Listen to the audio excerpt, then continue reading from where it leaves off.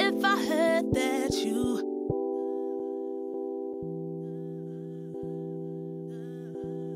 If I heard that you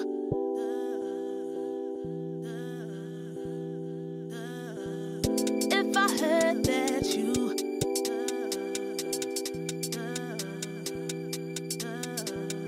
If I heard that you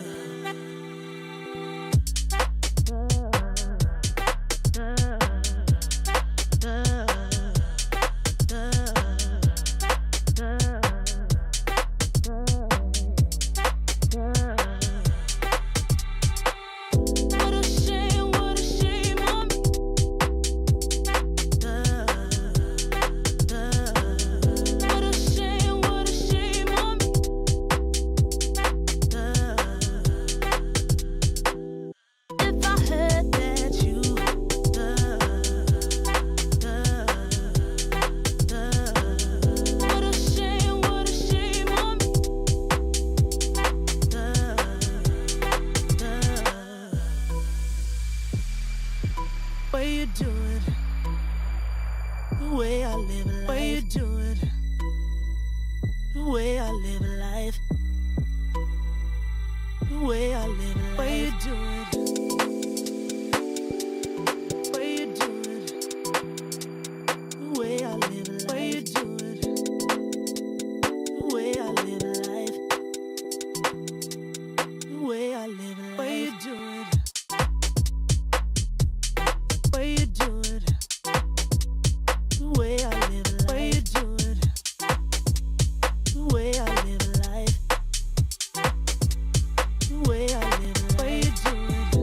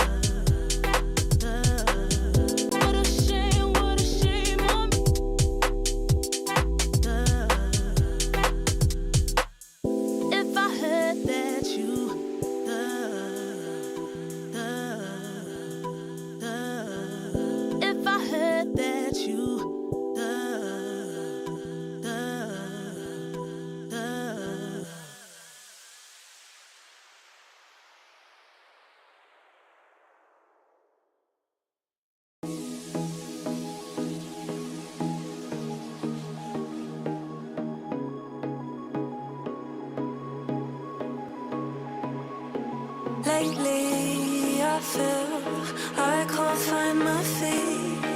Pushing closer, my heart skips a beat, and now I'm falling deeper than I fly. I can't control it.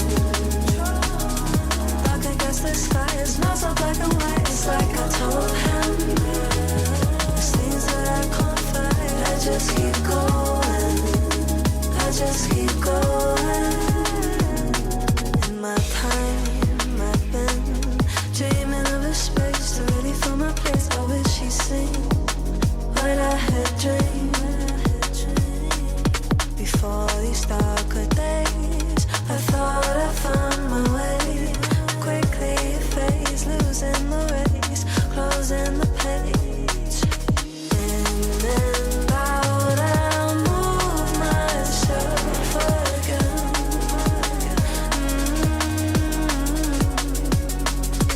Time moves fast, I feel my heart beating.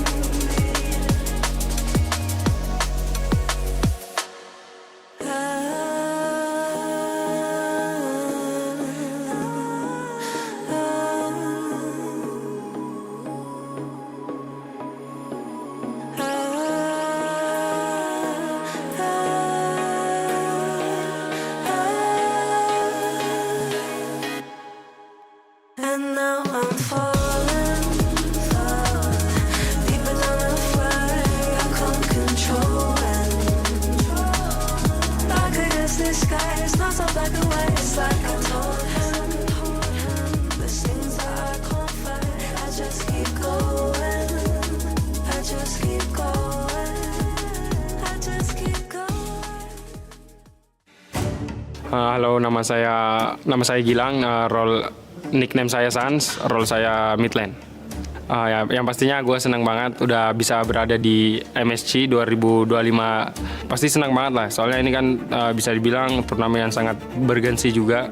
Terus banyak player-player yang lumayan cukup berkualitas juga di sini. Yang aku ingat kemarin juga lumayan cukup sedih yang kita jauh-jauh dari Indonesia terus ke Riyadh cuman buat kita pulang pertama. Jadi nggak mau pulang pertama lagi, kita pengen sampai turnamennya selesai.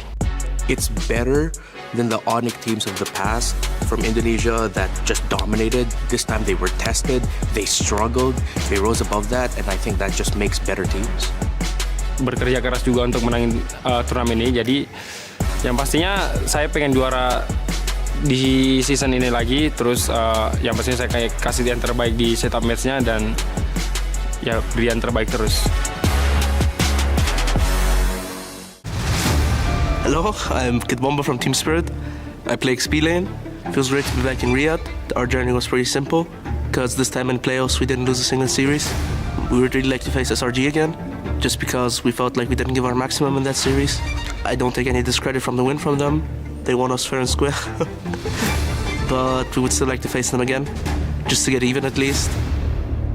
Team Spirit are incredibly battle-hardened. For 2 or 3 seasons now, they've been tested in their home region. And the last time we saw them in the M6 World Championships, they were able to make it to the top 4 spot.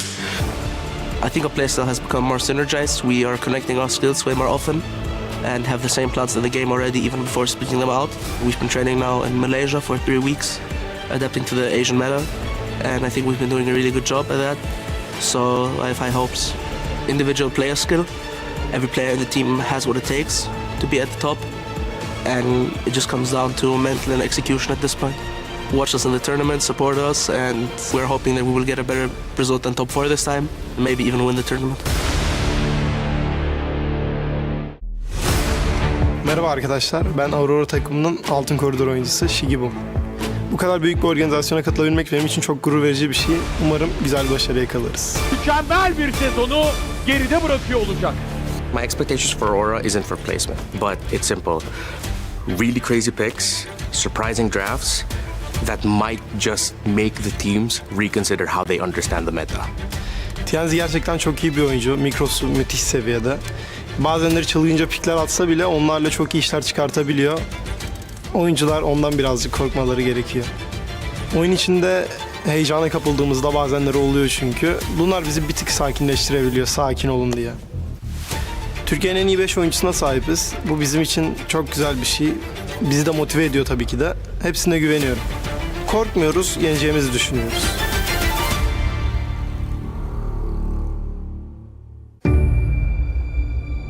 My IGN is King Kong. I'm from Onyx, Philippines, and I'm the jungler. Being in MSC is another achievement for me, a personal goal. Then I feel very exciting. Russo goes down, there was a blaze in the skies, but it's too late. The cavalry reclaim the throne. Our toughest run in MPLPH Season 15 was in the regular season. Around the first half, we are struggling a lot, and the way we handle it, Coach Why Not always reminds us to put a little more effort every single day, and we should make sure that each day we are progressing. I want to win MSC very, very, very, very, very bad. Heading into MSC, Onyx Philippines has had time to adapt, to grow, and to really develop their understanding of the meta. That I just see them like as Batman with prep time. Coach Why Not always tells us that no matter what, never think that we are in our peak, because it is very important that every single day we improve. Because once you think that you're in the peak, I think you would never learn more and improve more.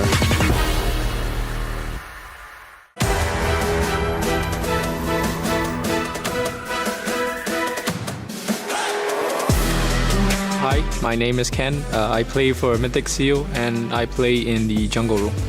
The toughest moment was in the grand finals because the first game we lost and everyone's mental was maybe a little bit down and we were all tired because we had to play lower bracket finals early in the morning. So everyone was tired and we lost the first game. So it was kind of like a setback. But we overcame it as a team. I told my team just don't care if we lose, just play one game at a time, and that's what we did.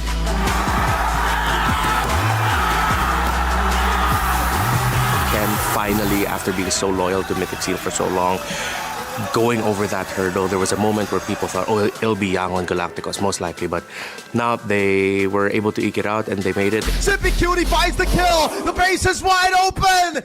After 3 heartbreaking runs, Mythic Seal have broken through the doors of destiny. They finally rise to the international stage at MSC x EWC. I just learned not to be afraid of losing anymore. I've had to grow a lot over the past year or so. And now, since I'm the leader and I'm the oldest in my team, I have to be an example to my teammates. But I'm really happy to be back, and I hope that I can really prove something here.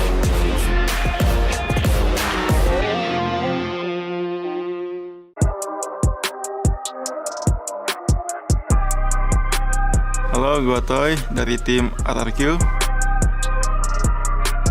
Perjalanan gue buat masuk ke EWC ya awal mulanya ya dari MDL. Gue masuk MDL dari season 8 sampai season 10. Habis itu gue bisa naik MPL di season 15. Terus bisa dibilang debut pertama kali di MPL bisa dibilang mulus, dan itu membuahkan hasil lah sampai ke EWC ini. Kalau buat ketemu sih, gue pengen ketemu Onyx ID dan PH. Karena yang di SL Malay, tim gue dipulangin sama Onyx PH. Dan di SL Indo, tim gue juga dikalahin sama Onyx PH. And di Grand Final Season 15, tim gue kalah juga lawan Onyx ID. Perasaan gue main di EWC tentu senang. Untuk pelajaran yang gue ambil dari lawan Onyx di grand final itu udah pasti mental, karena kalau misalnya mental kita nggak kuat ya gamenya nggak bakal bisa berjalan mulus lah. Jadi mental yang paling penting.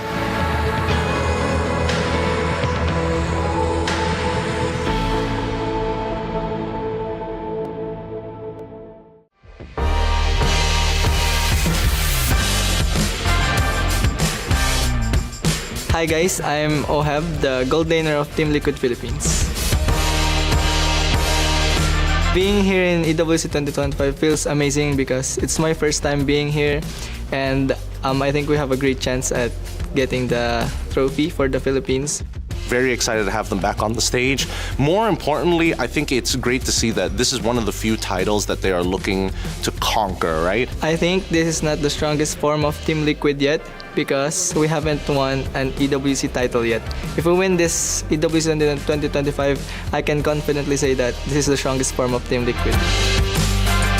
My team now makes me feel like I belong to the team, and we're so close and connected to each other that even if we don't talk to each other in comms in game, we just know what we're gonna do. This a new age in MLBB. Brusco goes down, there was a blaze in the skies, but it's too late. The cavalry reclaim the throne, stampeding through Stallion. I think this is the year that we might have a shot at winning the MSC title. My expectations for Team Liquid?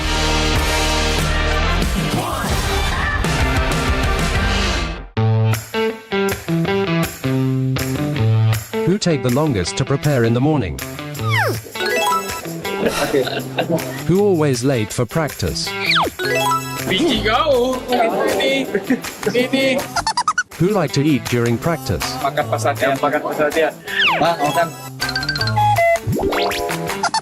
Who is the harder carry in the game? Who is the most toxic? Toxic musuh. Toxic bro. Different camera and bitch. Oh, toxic. Who has the most skin in the game? Skin. Ini juga. Because they top up 1 million. Who is always plays social media?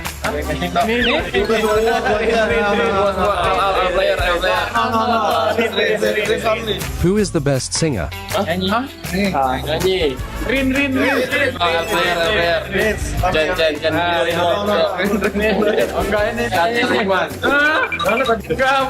Who is the best dancer?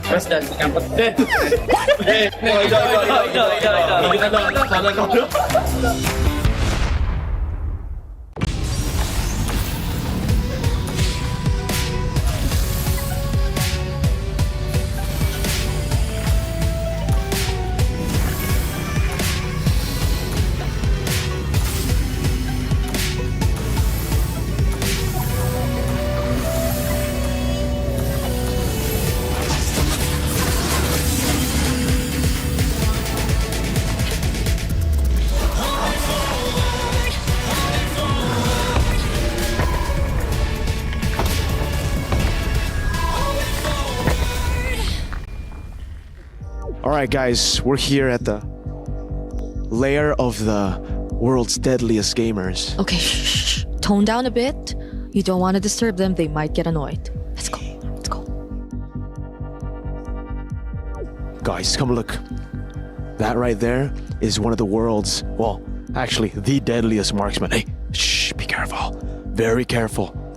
He actually sleeps like that though. Yeah, I can't believe he actually sleeps like that. It's completely normal. Completely normal. Oh, look at that. What the heck is the best XP in the world doing? Oh, I think that's their exercise? That's a weird form of meditation, bro. Yeah. It's physical warm-up, I guess. I don't know how it works, but it seems to be working. So, might as well not question it. Anyway, you know what? This is Knockouts Day number 1.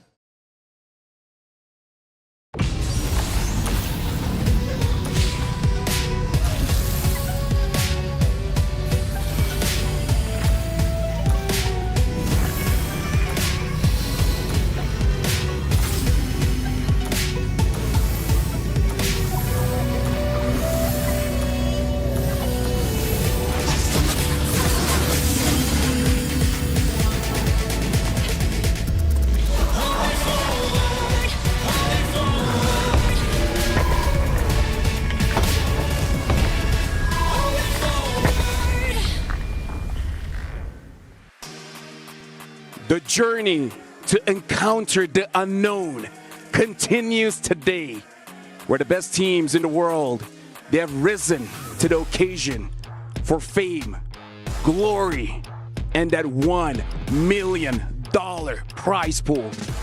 All of the best are here, and now they're competing at the knockout stage. Welcome to the English broadcast here at the MSC Esports World Cup in beautiful Riyadh. My name is Afel. Alongside with me is Destroyer as well as Leo. How are y'all feeling? I am happy to be back. A lot of people were saying, Leo, where are you? Knockout's about to start. I am here and I am for it. Destroyer, welcome. Thank you, guys. It's an honor to be here with such legends, Leo, Rafael. Guys, I really appreciate to be here in Riyadh. Guys, it would be amazing. Honestly, the honor is ours. But now, Leo, I got to talk to you about this because this has been a journey for about a month. It all starts with the wild card. Talk us about it. 23 teams started, and now we're down to 8, right? It started with the 8 teams who were hopeful to make it to the groups, and as mentioned, I was lucky enough to be there, honored to call that match, and your boys came through. Virtus Pro, short to say, ran through the competition. The Bears, the Bears, they made it real for the ESEA region. And actually, it's the first time when we see the wildcard team from ESEA region, they're going through it and they're taking over it. They're going further and to the group stage. That was a really amazing performance. For the first time in history, EC had 2 slots, you're saying? First time ever. Honestly, I gotta say, MSC this year has been absolutely amazing. Talk about MWI as well. North America actually went all the way to the grand final, so that was an amazing run. We gotta see here at MSC, can any other team really replicate it? Because so far, a lot of the Southeast Asia region really being at the top. I want to see if Aurora, maybe even Team Spirit, goes all the way to the grand finals. Oh, bumpy road. It would be hard. It would be hard, definitely, because their priority for most expectation and I guess for the audience is Filipino and Indonesia. Yeah, but here's the thing. We got to recap about what has happened this entire month. Hey, let's look back into the group stage with the Kadia top plays to really see all that has happened. And I got to say, there were a lot of surprises happening during the group stages. That's right. This year, not one of them. Liquid dominating, but Aurora, though. Aurora from Turkey coming through and taking down the M6 World Champions.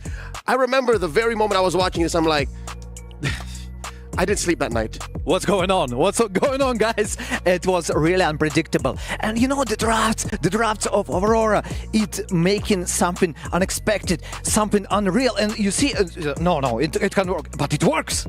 Honestly, I still remember the Atlas pick. Oh my goodness, I'm still waiting for the time that can be an actual meta. But yeah, a lot of upsets, a lot of amazing picks, a lot of emotions. And now we're looking at the reactions presented by Crunchyroll, where we see the victors enjoying. But at the end of it, we also see the losing team having a lot of heavy emotions as well. And to see the teams that are actually in control, the teams that have come through, again, the 2-0s, and the teams that had to say goodbye. You're talking about the Bears. Oh, yeah. It's emotion. This is esports. This is competition. That's why we're here, and that's why the audience like it.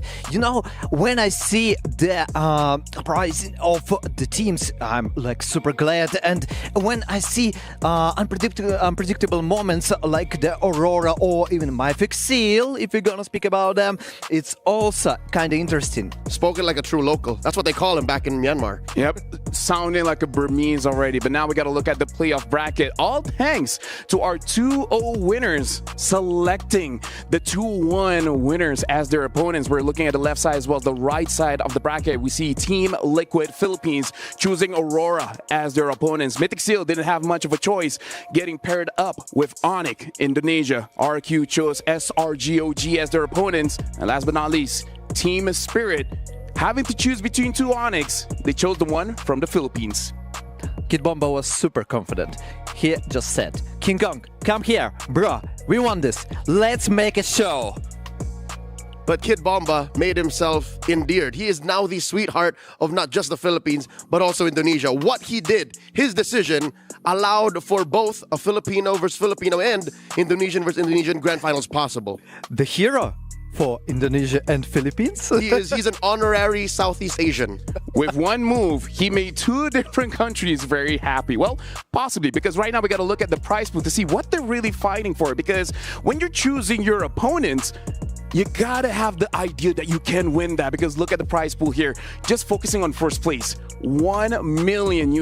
Now that is life-changing. That's just for the winner, all right? Everybody else gets a share, a cut of the $3 million prize pool. All the way, even to teams that have gone home, even the teams who played in the wild card, the top 16, the group stage teams, they've already gotten a cut of the 3 gigantaroonies that have been dished out here at EWC. That's kind of a lot of money. Actually, even if you leave now, you're gonna be rich. Oh yeah. You're gonna have everything you want. At least a lot of meals, a lot of drinks, and you will be happy. It's kind of like, hey, good news, bad news. Bad news, you lost. Good news, still got a whole lot of money. But now we got to look at the other reason why they're fighting. It's not just for money, but it's also for the honor of their clubs. We're going to be looking a bit of an update here for the club championship presented by STC, where we're looking at Team Liquid as well as Team Spirit, currently tied at 7th place with 1,200 points. Now, here's the thing, folks. Team Spirit, they already have a championship under their banner, but Team Liquid, despite having that many points, they have not won yet. So, unless Team Liquid wins here at MSC, technically they're not qualified to even go for the club championship. Concurrently, alongside the midseason cup here, chess is running, and Liquid has a solid chess roster. But also, just to acknowledge the elephant in the room, the kingdom in the room, what if it's not Liquid or Spirit who wins this whole thing? What if it's RRQ? RRQ's on the board.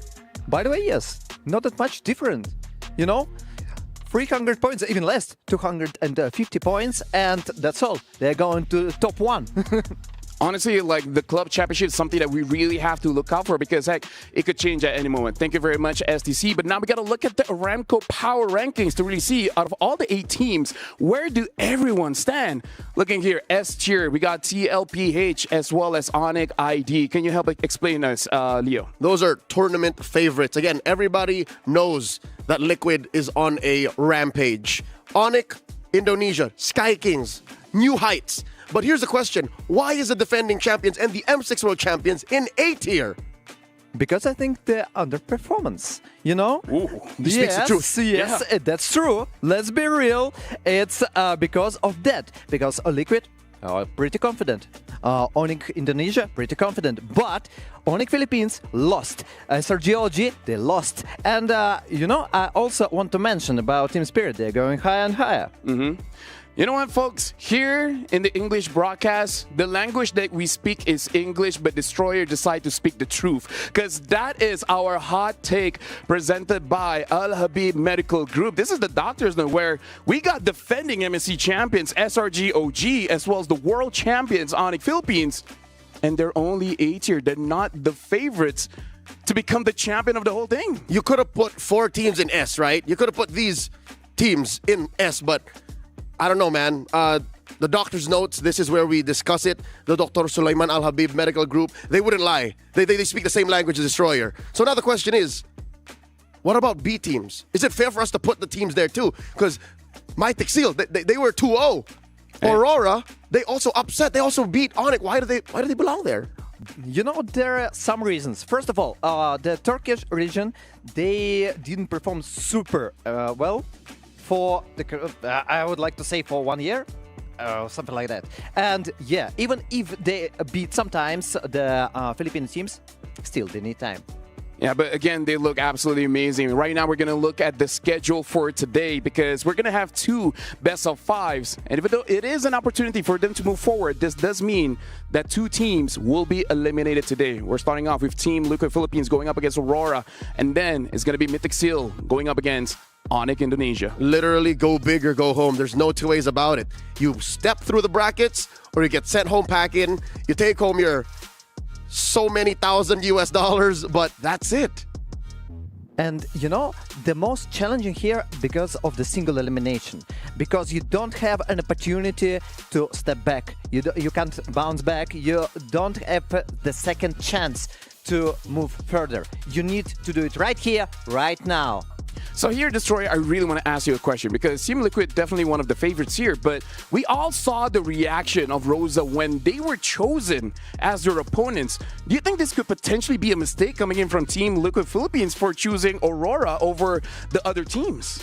I just saw the expression of Ross and he was like, what? Guys? Are you sure you want this? Are you sure you want this? We are the only region that can beat you. I think it's more that. I think it's more that than, oh no, we have to face the defending Filipino champions, MPL Philippines Season 15. They took down M6 champions Onyx all the way in 7, and now we have to fight them. Look at that. Look at the aura that emanates from Aurora Gaming. They're taking the trophy, and I don't think they're going to let it go so easily. Not in the best of 5. Not like this. I'm pretty sure that this will be 5 games, 5 maps, because yes, I'm confident. That's I'm also confident a hot take. as they are, you know? And you know what? I'm feeling comfortable in my chair. I don't mind staying here the entire day because, hey, this is the knockout stage. Once you're done, you're done. No second chances. And if it means we get to see the best of the best in the realm of MLBB esports duke it out, I'll go all the way. If they can go 7, if only. But no, I mean, it's just 5. It's Sorry. Just 5. I mean, like, here's the thing, right? We're going to talk about this a little bit later, but this MSC is probably one of the most balanced MSC by having a lot of heroes all across from Wildcat all the way here. But now we're looking at Team Liquid, Sanford, Carl TZ, Sanji, JP, as well as OHEB. Which of all the 5 players that we really have to look out for? I think it's the chef, is the team captain. It's Sanji. He was very, very vocal throughout the group stage. You saw that whenever they won, he was the first to stand up. Whenever they won, he was the first to congratulate everybody and scream at their opponents across with love, with sportsmanship. So I'm thinking like this is Sanji's era. Like there's an MVP season for all of them. This is Sanji's. So you think that it will be an easy trip for him versus Rosa? I don't think it's going to be easy. I think it's going to be fun. Oh, definitely. Yep, and now we have Aurora Gaming, Lunar TNZ, Rosa, Apex 47, as well as Sigimum. Let's talk about this. What do you think Rosa's chances are going up against Sanji? I'm thinking that he's pretty confident about his picks. Also, you remember his expressions when he was interviewed, and there was information like, you got a pet champion pool. He said, what? I'll prove you. I'll make it real for the Turkish region, and we'll show you that I got a lot of picks, and you will be surprised. I mean, here's the thing. We're only minutes away from starting the first best of 5 of the day. And then we're going to see, hey, is it true? Can you only win with Selena? Looking at the stats, it does look favored for Aurora once they get the Selena, but I'm pretty sure they had a few days. They had a few days worth of break to really study Team Liquid. So I'm pretty sure they prepared something else. Heck, maybe they have their own chef just to make sure they got something new, something fresh. And right now, you analysts, you guys already see the stage already set up. We're only moments away. We're at 8 teams. The best that the world has to offer is fighting here for $1 million. Let's encounter the unknown.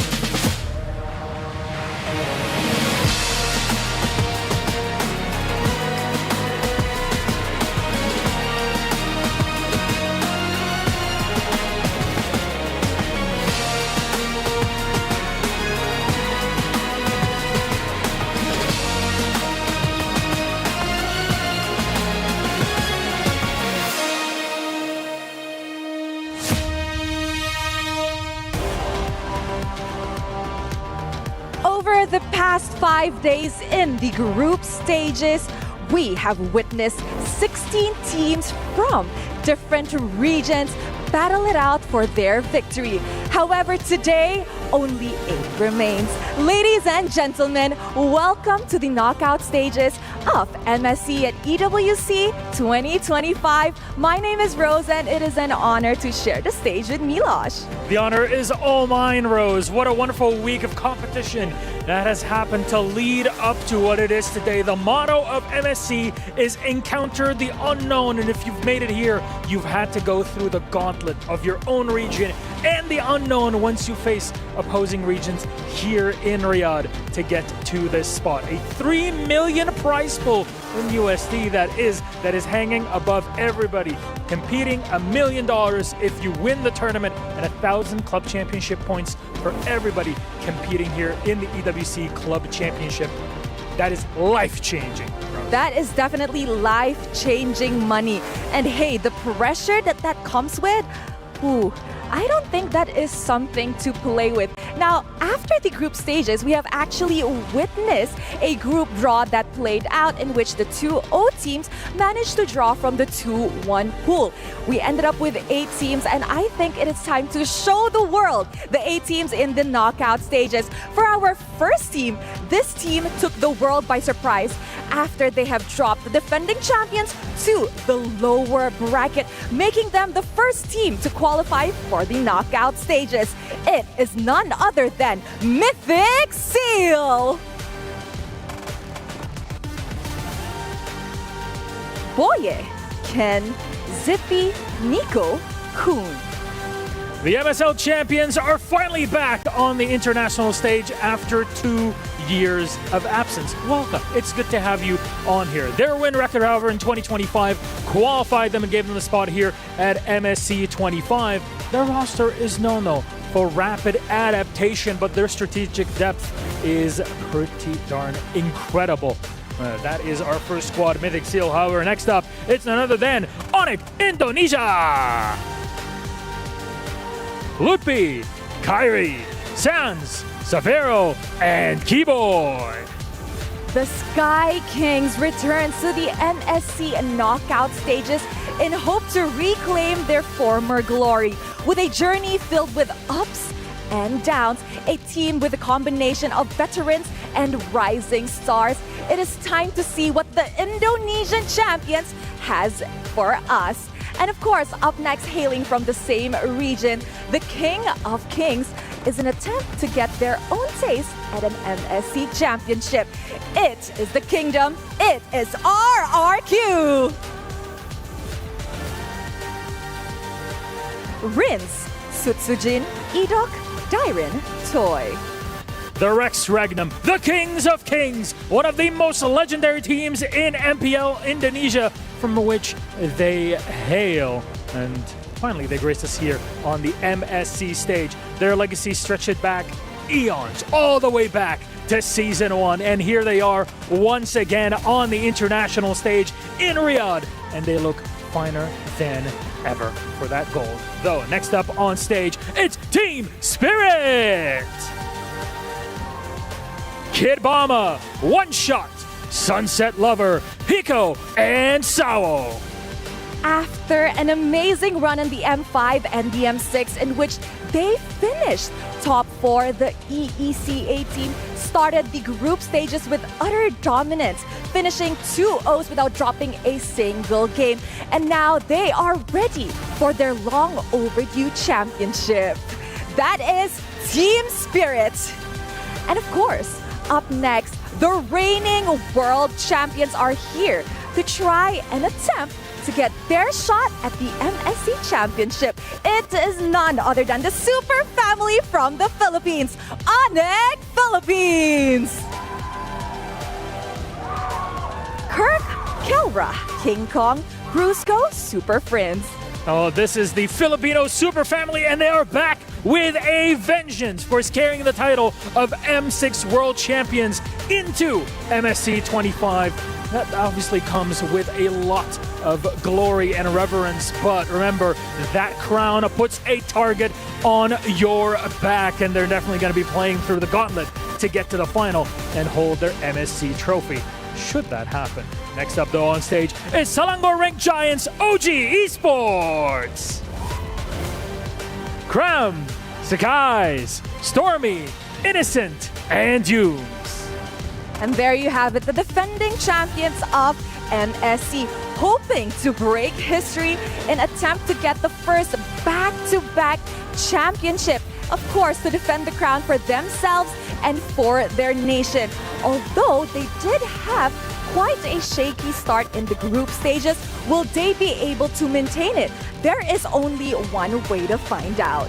Are you telling me at this point, Rose, that not only do we have the tippity top of every region, but we also have the reigning M6 World Champion, the reigning MSC 24 champions, and they're all competing in the same bracket for one crown, one trophy?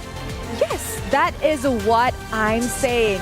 But earlier on, we said that there were 8 teams. However, we have only introduced 6. And that is because the last 2 teams will be kickstarting our knockout stages. And of course, hailing from the Philippines, the Filipino champions, the Cavalry, it is Team Liquid! Oheb, Carl TZ, Sanji, Sanford, JP. Entering MSC as one of the fan favorites, they have lived up to the hype by finishing the group stages without losing a single game. Fastest total game win time in the group stages, and a team backing Carl TZ to complete his trophy cabinet. It is the Cavalry, it's Team Liquid! My God. This is incredible. An incredible hello from the players that are even here cheering on their Filipino brethren. Though, next up on stage is the ones and only from Turkey. It's Aurora Gaming! Lunar, Chenzi, Rosa, Sigiboom, and Apex 47. The Sultans of MTC have entered the MSC stage, forming the region's all-star studded roster. Their goal is clear, redemption from M6. And for that, you'll have to keep a keen eye on their drafts and their early game aggression and pressure. It's good to have so many people cheering on our teams, even on a day where they're not even supposed to be cheering through it.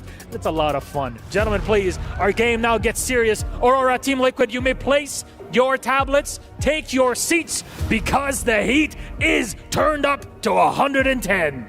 Oh, definitely. I feel the heat and I feel the energy from the players at the Amazon Arena. Now, I'd just like to remind everybody that the knockout stages is a single elimination format.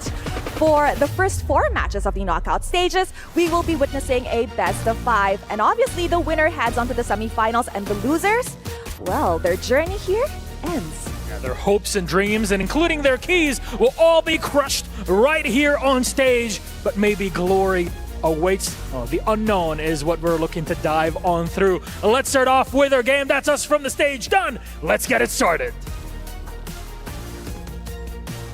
Thank you very much, Rose, as well as Milosh. Thank you very much for inviting the teams onto the stage. Nothing is granted, everything is earned. And you heard them right, folks. Best of 5. Winner, semifinals. Loser, the journey ends here, and the keys get crushed. Shout out to the drummers as well. Amazing performance, inviting all the teams. Now we're seeing both teams here on stage, Team Liquid as well as Aurora. How you feel, Leo, looking at them? You think they look prepared? Liquid is never prepared. If anything, even in the face of failure, Liquid goes in 150 miles per hour. Aurora is the enigma I'm not sure about. That's why when you're talking about keys to victory, I think this is straightforward for Liquid. You got to draw the line between cheese picks and power picks. Both work for you. Prove that there are more tricks up the Thorn Queen's sleeves. Check what they've got going. See what MTB and Dex are cooking, and secure a fast-killing hero for Sigiboom and own the lane that you're in. I think that's for both sides. Yeah, I gotta say, kind of looks like for Team Liquid, they just gotta make sure that they set the tempo. Don't play in Aurora speed, and I kind of feel like that's a pretty good way to approach the match going up against Aurora. And if you're speaking about the Aurora, you know, I like the Apex 47 expression when he comes. He's smiling, you don't know. He's happy, you have no idea. If he's upset, maybe. And so the keys. Draw the line between cheese picks and power picks. Yep, so these keys of victory are indeed for both teams. Liquid, Aurora, and both. And honestly, it's really about what are the surprising picks that could come up here. And I kind of feel like it's, especially for Aurora, what else does Rosa have up his sleeve? Because honestly, looking at all the things, like he's been using the Lilia, he can use the Farsa, he can use a lot. And for you guys at home, make sure you guys keep logging into the game because you guys don't have much time left for the All-Star event. It's all the way up until the 5th of August. So make sure you guys slay the Lord as many times as you guys can because the thing is, complete the quest and you guys can grab yourself a free Popol and Koopa skin. So good luck to you guys. There's not much time left. And now let's go back into the match here. I'm waiting for the draft because I really feel like for Team Liquid, I think it's all solved. But for Aurora, they might have to be creative here going up against Team Liquid. First of all, I got Popol and Koopa skin. The second thing I want to mention... Congratulations, by the way. Yeah, Congratulations. Yes, thank you. And the second thing I want to mention, if you mentioned that Rosa can actually pick not only the Selena, but also Lily. It's a signature pick of the Rosa, and he knows how to use it. Actually, we are going to the draft phase, so let's go, guys. Yep, Team Liquid will be first pick. Aurora will be second pick here. Now, Team Liquid, they ban out the Fanny as well as the Selena, and Aurora banning out the Yi Sun Shin as well as the 1-1. So even with the bans here, Leo, it does look like they want to make sure that the tempo doesn't go so fast for Aurora. 2 mid-lane bans here. What do you think about this? I think they're really just attacking Rosa. They understand and they know that it is in the hands of the Thorn Queen how well Aurora plays. Now, check this out. This opens up so many power picks for Liquid, right? You have a first pick Lancelot, a first pick Kimmy, a first pick Arlott, and yes, Kalia. They usually ban it, but here they left it open. I wonder if that's the direction they're going here. Yeah, now we're looking at a head-to-head here for Sanji as well as Rosa. Looking at the average KDA, very different. 7.75 for Sanji, 3.20 for Rosa. Looking at the damage as well, like it's amazing coming in from Sanji, almost 3,300, but Rosa is not far behind, especially considering the heroes like the Jushin. But now jumping back in, TLPH, they first pick this Lancelot against Aurora, who now has the Phoveus as well as the Kalia. It's a perfect pick for the Cartesia, and I really expect he will perform well. Especially, you know, I checked the statistics, and for the Lancelot, it's nearly 50%, but if you are speaking about the Phoveus, it's around 60%, and the Kalia, if I remember right, around 70%. So Aurora is just trying to focus on the power heroes. I love how Aurora jumped on the Phoveus. It essentially blocks one of not just Liquid's power picks, but even in the meta itself, Arlott. By picking the Phoveus, you kind of stop the Arlott from coming through even in Rome. So Liquid answers back with a resurging hero in Gatot, and of course the Zushin. One of the only mid laners left. What does this leave for Rosa? A Lilia? A Valentina? I don't see anything worth stealing yet. I kind of feel like you need either burst or survivability because going up against the Lancelot is not easy. So you're saying Zetian? Hey, maybe. That's the only one left. Hey, if it's Zetian, they probably will wait all the way through because right now we got to look at the picks here. It looks like Aurora, they are countering what TLPH has shown. Oh, you pick up the Lancelot. We need a way. We need crowd control. So we got the Kalia as well as the Phoveus. But now TLPH having the Gatot as well as the Jushin, it does look like they want to be able to fight at any moment of the game. And that's why we see the response here with Kimmy. If they want to fight, hey, Kimmy can fight back. I would have liked the Zetian better, but hey, Kimmy does well. Kimmy is still very much in demand, although her win rate has dipped. She is sitting at about 56%. That's not so bad.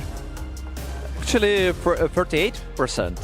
Kimmy win rate, yeah. Just the group stage. Yeah, Oh, no. This is all of MSC. Yeah, but She's that's at what 56. we're talking about. Yeah. The group stage is 38%, and actually I think the Kimmy is a little bit overrated here.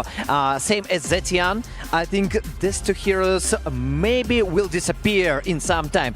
But here is a good pick because they banned Baxia, and it's also a decision making. So right now I gotta ask you here, Destroyer, this Amon ban, what do you think about that? I think it's a target ban, definitely, because they already showed Aurora knows how to play. Tinze actually performed well with this hero. But I think it's also an opportunity for the Team Liquid to remove the additional damage dealers, because Aurora right now, they need damage. Then the kind of damage that they need exactly is physical. But luckily, they still don't have a jungler, and they still don't have a sure gold laner. Irithel is still out in the wild. Granger is also still out in the wild. So there's many choices left for Aurora. I think Liquid are just kind of cordoning off the heroes that they're afraid of. There's the Hayabusa. Yeah, honestly, Hayabusa getting bad, good bad. We haven't seen a lot, but we know it's still very strong. Other assassins, we're still looking at something like the Joy, which is still getting picked up here and there. My real question right now is coming in from TLPH. I wonder what OHEB will pick up, because I look at the very good early to mid, but just to be safe, I kind of feel like you want to make sure some kind of late game scaling is still there. I think first priority for Team Liquid to ban enemy assassins is super good, and there are not much heroes left actually. If we speak about more utility, I don't think that they're gonna pick Fredrin. I still think that they need the damage. So Aurora is saving TNG's pick, an assassin here. What could that be? Liquid picks up the CC. Very solid performance so far. They're used to banning it, so they understand the power of this pick. Now what does OHEB play? You have Granger, Irithel, Harith. He does well with the Harith. Oddly enough, he's one of the few people in all of the post 1.9.90 hotfix meta to do well with the Harith. Actually, Harith got a pretty high win rate, but not that much picks. But I think that would be much better if they took the Granger. Yeah, no, Harith sucks right now because of the Phoveus. And you're overloaded with your Purify because of the Granger Kalia. So yep, they'd rather do this. Infinite scaling. Now what does TNZ play? Honestly, at this point, I might even consider that utility. Even though, yes, I agree they do need damage, but when you have a Kimi, you kind of want someone to just stay in the front line, and Kalia is not really a frontline hero. Yes, but you got Phoveus. You got an amazing front lane, a lot of dashes from the left side, and you understand that you can sustain in the fight. Also, you need to burst damage right now, right here. You want to take the Lancelot, for example, at the first target and just remove him, and then fight 5 versus 4. Mind you, TNZ has already played the likes of a Gushan jungle, a Guinevere jungle. By the way, Guinevere, right here. I it's think a I good like it. chain control. It's got to be utility Gwynny though. Yes. It's not damage Gwyn. Liquid kind of locked out that Fredrin because of the CC. Instead it's a Joy, so still damage, still assassin. I mean, like, they need a way to deal with the Jushin as well as the Granger, so really understand the picks here. Destroyer, what are your thoughts on these both picks? If I don't look at the nicknames and just decide about the picks, I still would stay with the Team Liquid because of the combination with CC and Gatot. The curtain call makes it. If that Joy was only a Fredrin, I think it would have been a better double marksman lineup, but no, they couldn't Fredrin anymore because of the aforementioned CC, so I'm all in Liquid too. All right, thank you very much, gentlemen. Thank you very much to our analyst, Destroyer, as well as Leo. This is going to be the first game of the day, and with that, I'm going to be throwing it over to our casters. Thank you for the throw, and thank you for the opportunity. Joined here on the desk, this is Trex and Mirko, and we're jumping in to not only the first game of the Knockout Series, but the 500th game of MSC. This is Aurora going up against Team Liquid. How you feeling, Mirko? Hey, feeling great here, Trex. Again, getting to cast with you. It's been a while since we've casted together. It's great that we get a chance to, again, cast the 500th game at MSC all the way from the start in 2017. Early aggression. It's going to be a shot down, first blood to Rosa. Already 30 seconds in, 40 seconds in, and we were already talking about the mid lane clash. JP taking a bit of damage, should be okay, but the mid lane clash is already there right now. Really comes down to the mid prio, dude. Like when you have Kimmy, when you pick up Kimmy, it's already kind of guaranteed mid prio. You add in the Kalea, that KK combo is a bit too much to handle, especially considering Liquid don't really have the best of clears and trades early on with the Juicin and Gatot. They kind of have to just play for the turtles, neutral objectives, play with that utility later on to set up for the carries in XP and Carl in the jungle. Yeah, I mean, taking a look at the mid from Aurora Gaming with these emblems, we've got Wilderness Blessing, we've got Speed, I mean, Quantum Charges around the map. They want to move fast, and we're already seeing the aggression come off early. And against a team like Team Liquid that likes to get aggressive as well, this is something, personally, I didn't really expect. You can really see the respect, though, given over to Aurora. They know, Team Liquid, that they're going to be in a tough spot here without mid-prio. Firmness, tenacity over, the double tenacity, the Brave Smite too, just all around sustain. And for Aurora, they really want to lean into that power. Sigibu in the bottom lane to be caught, has a flicker, gets away, but gets taken out by Carl Teasy. Very well done by Carl Teasy. Securing a kill early on the Lancelot's going to be huge. Aurora, though, still trying to... I mean, it seems like Aurora, on the other hand, sticking together, looking for this turtle play. They have to go for a trade on the other side of the map, you know. They just lost their gold lane. Luckily for them, it is weak side. Tianzi might have to use a Retribution here. JP's walking up. It'll be the Retribution straight into the engage. No electrifying beats, full stack. Carl Teasy on the other side, picking up the purple buff as he runs back. But Tianzi stayed a bit too long, gets caught by Sanji. That's huge. That Team Liquid still up on gold. They lose the turtle, but they gain so much more. Earlier, they get the kill into the gold lane. Now killing the jungler. Two heroes that you don't want to lose this early on for Aurora Gaming. Team Liquid taking a more divided approach to these fights, not wanting the big grouped up fights because it seems like Aurora kind of wins out in that a bit. But as long as they can single people out, they're winning. And you can see the instant punish, the capitalization right off the kill over to Tianzi. A green camp taken, the purple buff earlier traded for the turtle. It's immense value for the Lancelot in the jungle. Carl hasn't even taken his own orange. He might just be 2 levels ahead despite losing out on turtle. I mean, he gets the kill, doesn't need turtle. Who needs it when you're farming elsewhere on the map right now? Aurora Gaming, though, I think after losing Tianzi, all right, maybe we do need to slow it down a bit, but still, Rosa, I mean, just so aggressive, and this is what you get with the Kimmy. You get the ability to kite, you get the ability to constantly just stiff arm your enemies away, but watch out for Sanji, should be okay. Things back to a stalemate. Where do we go from here? Do we think it kind of hits the brakes a little bit? Yeah, definitely. Like Aurora were really trying to push in the pace early on with their mid-prio, but unfortunately they just don't have the winning lanes, right? Maybe up top for Turtle 1. Turtle 2 onwards, though, it's going to be tough as the CC continues to scale up. The Moskov is more of like a dead lane. At least that's what you want as Moskov. You don't want to trade in for the most part. What you want is just to farm up, to wait for those 3-item power spikes, and to just play safe weak side. Good taunt over. Rosa gets away.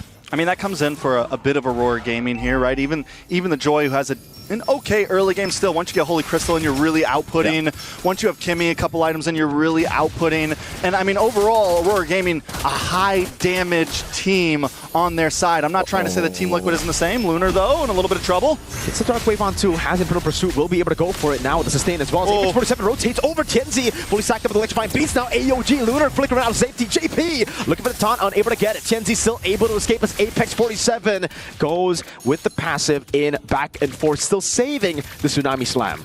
The damage from Rosa is already chunking away at some of the squishies, but coming up on the turtle. Lunar with a jump now. Oh, he's going to be caught. Great Phantom execution and a liftoff from Sanji to get the kill. No Lunar. Apex hovering around. Rosa caught in the bad spot. Has to flicker, but Sanji walks up the Crimson Beacon, forcing the flicker out, and it will be free for TL. All right, so turtle for turtle. 3-1 in terms of kill. Team Liquid definitely starting to hit their spike, hit their groove. It took a second for them to warm up. But at this point, Aurora Gaming having a little bit of trouble. Lunar taking that kill, EXP lane. We're going to see Sanford start to pop off a bit more, rotate around this map. And this is where Team Liquid wants to be overall. Yeah, Tsunami Slam going to be locked in there. Sanji still able to survive. Apex 47 caught, has to flicker. Back as Tianzi utilizes the electrifying beats defensively.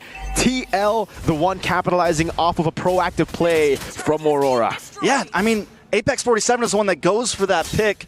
But I just don't think this is the time for them to maybe do that, especially when Team Liquid is as grouped up as they are down in the bot there. Aurora Gaming needs a bit more time. You mentioned it earlier, the Moskov needs to get a couple more items in, but Team Liquid, I think, smells that. They know the blood's in the water, and now they're going to start pushing the envelope a bit. Just the whole team in general, I feel, right? The Joy, Kimmy, and Moskov, all of them want to wait for the power spikes. Apex lifted up to the air, into the shots there. Sanford just holding him down. Oheb gets a kill. Now JP caught in the back spot. Dive in the back. Rosa able to escape. Sanford will get taken down. A trade in the end, but Sanji is on a killing spree. Yeah, a beautiful trade, especially the fact that the kill goes into Sanji's hands. Sanji's just looking clean. The tower falls as well at this point. Team Liquid just steamrolling right now. It's 3.3k gold lead. It's raising about 1,000 every second. Carl Teasy versus Tianzi. Carl won't go for it. He already used the Phantom Execution earlier, and Aurora will have to start leashing for Tianzi. He's fallen quite behind now, 2 levels down. Great reaction from Sanji. Crimson Beacon to evade from a possible Tsunami Slam pickoff.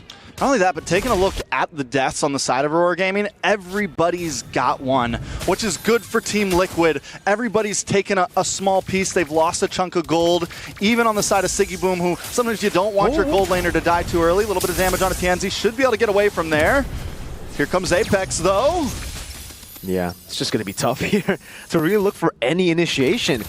Should they even be looking for initiation, though, right now? I feel like, yes, kind of play the stiff arm game, kite away, but let Team Liquid come to you at this point and look for counterplay. Yeah, purple buff stolen. AOG, Apex the flicker out, but actually still gets covered AOG. Tsunami Slam bring in JP in the turret range, but he still has Revitalize, and Lunar will fall. Carl in the back with a puncture, dives in all the way. Rosa kiting out, gets out, but Oheb walks in, forces the flicker, shoots to death Sonata. Moscow on the other side, though. At least Siggy Boom gets a tier. Not even.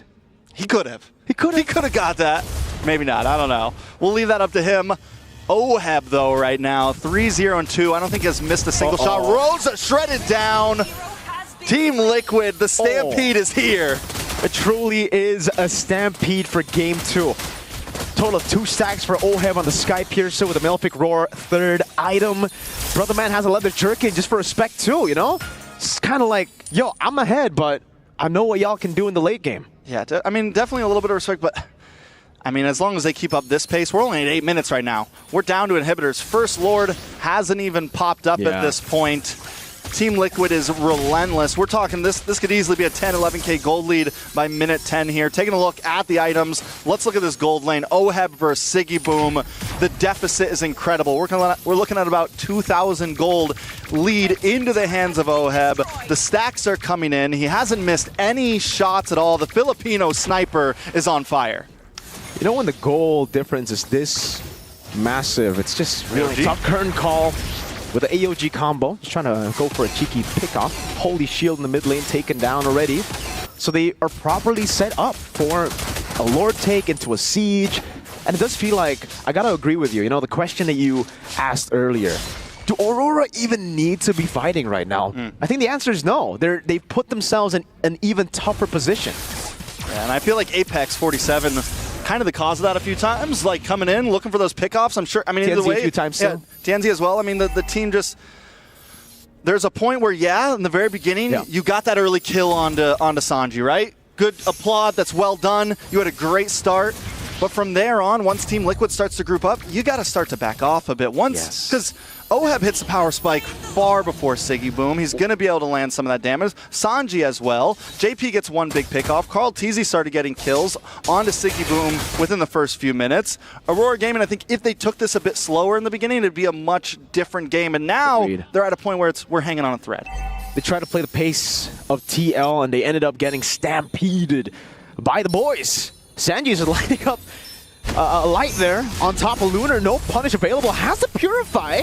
And actually gets caught in a traction pull. Sanji way too aggressive. Electrify beats it to bait. TNZ gets shot in it. Now it's a Tsunami Slammer to Carl, but the AOG follows through. A good Thorn rolls over. Now it's a chase from Lunar. Jumping on a Carl TZ, but he's still able to escape as Lunar flickers the wrong way. Try to go for the chase. Try to read into the Ghost movement, but gets punished by Oheb. 10K gold lead by 10 minutes. Lord coming down. Only no Holy Shields left standing. Phantom execution forward. Sanford just playing with the yo-yos, forcing out the blink and gets shot down by the Filipino sniper. Oheb picks up a kill from downtown. Now the mid lane, they're going to go for it again. TNZ stacking it up. Sanford able to dodge away from the traction pulse. And when doing so, Rosa gunned down again by Oheb. With the sidestep shot. Oheb on fire, Sanji on fire, Carl Teasy dancing in the base right now. My goodness gracious, this has been a stompy stomp. Another wave to play with the mid lane. That's Sonata not landing. Apex gets to base in time, but it really just feels like it's inevitable at this point. Another base turret falls and Aurora are just being suffocated in their own base. Carl Teasy just picked up the Malefic Roar just to rub some more salt into the wound right now. Picks it up before the side of Aurora can even really get any defensive items in. Taking a look at some of those items, I mean, look, barely any physical defense. All we have is the Dreadnought armors, not even full antique cuirass on the side of Aurora Gaming. It is a problem for Aurora. It's a big problem because Now we see the Dreadnought armor. Oh, sorry, now we see the Anti-Cuirass built up by Lunar.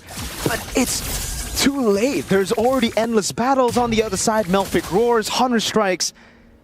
Oheb's practically dealing true damage at this point. He's been dealing true damage the whole time. The guy's a monster. I mean, and this is one of the things you have to worry about with the Granger. Even though a lot of people, I think, felt like it fell off in the meta a bit, I still think it's very good, and in the right hands, it scales exponentially. Rosa? Oh, able to escape now, but Sanford pops in the curtain call. That's going to be traction plus with AOG! Locks Rosa down. Oheb is legendary. Throwing Rosa in the back. That's going to be a 2-man stun with the Spirit of Misery, but Apex 47 flickers out of safety still. Going to get taken down by the GOAT. Carl Teasy with a double. Tienzi falling to Oheb. 4 members down. Only Lunar left to defend. Game 1 seems like it's over. A dive into the base. A double again for Oheb. And it's GG for Game 1. 12 minutes and 35 seconds, 15K gold lead into the hands of Team Liquid Philippines. That wasn't a stomp, that was a stompede. That was a stompede. We're gonna need Oxford to put in another word in the vocabulary in their dictionary, because truly, we saw a stomp. We've seen stomps in the group stage. We've seen stampedes. That was a stompede. 15,000? 15,000 in 12 minutes and 35 seconds. What a way to end that series. Aurora definitely going to need to look back at the drawing board after that one. Yikes. Again, I guess we get to see it for a bit longer here. It was just, yeah, early start for Aurora, but that was it.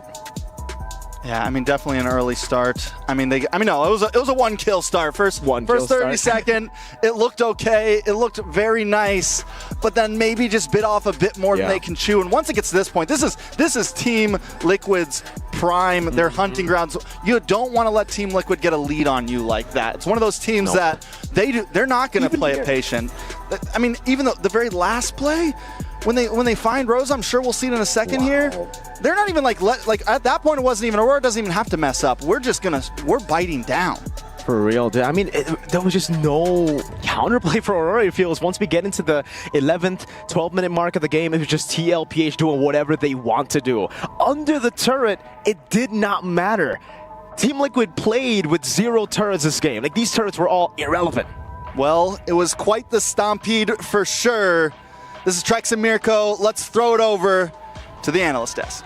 Thank you very much, Trex, as well as Mirko. Yeah, that was kind of a stompede because 15,000 goal difference. Now, that's huge. And we got to dive in deep for this one because, unfortunately, that's just how we're going to start off the day. It's going to be a stomp. Was it about the draft or was it really about the gameplay here, Leo?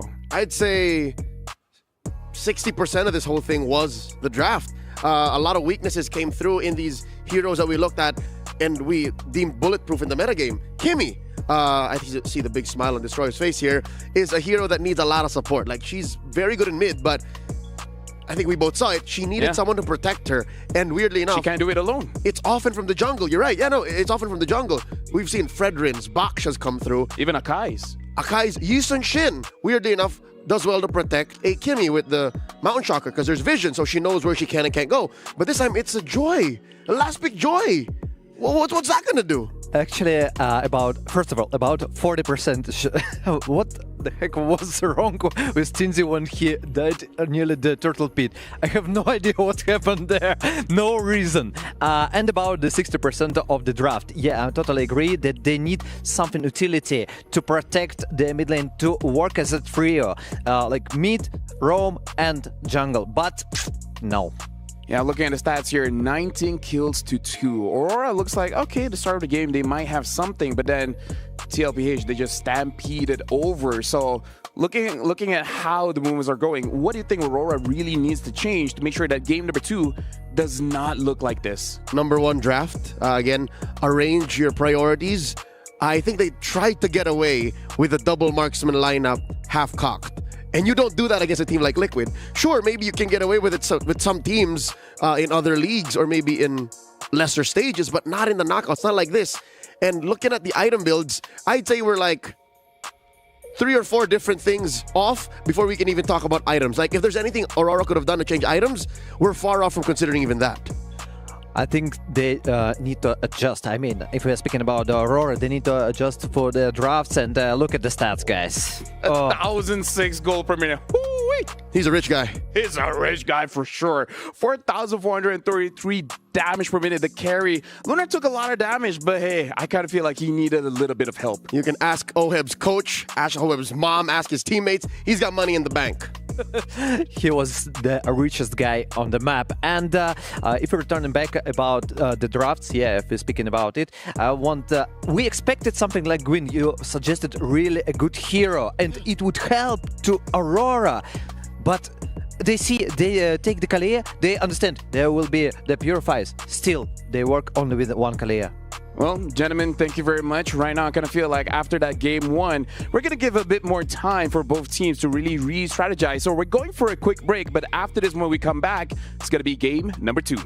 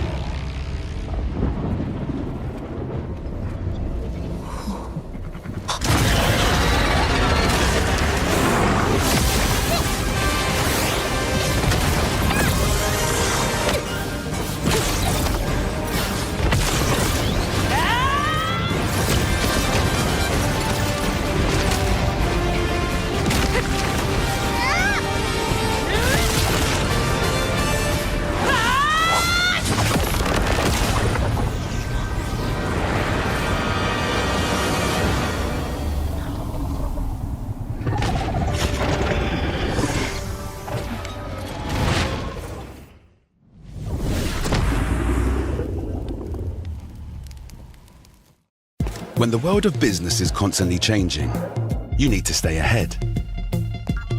So what about AI to generate new possibilities? Machine learning to predict what customers will like. Or expand your business by forecasting delivery routes with real-time data. With the power of the cloud, imagine how AWS can transform your business.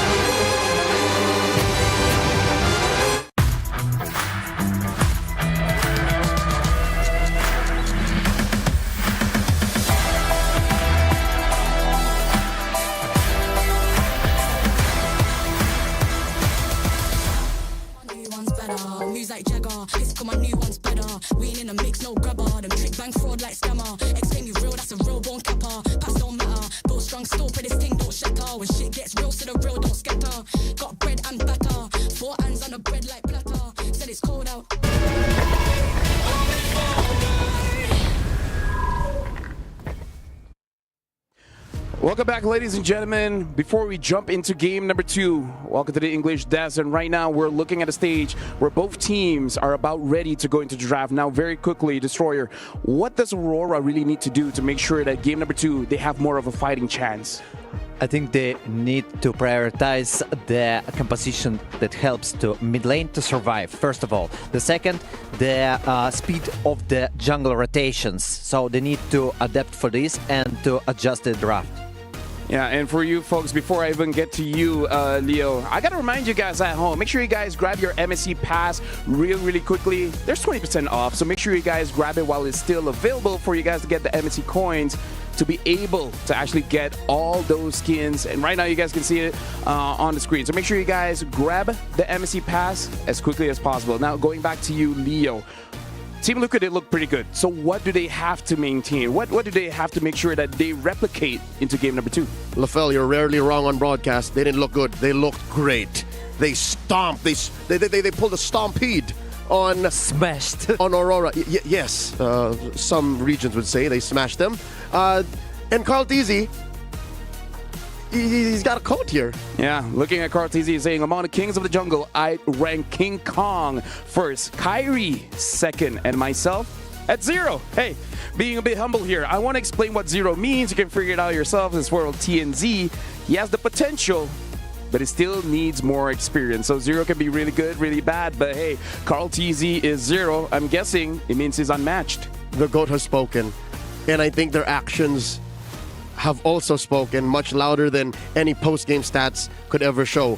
And if you watched it again, there is one principle that they have pulled through that made Aurora just crumble.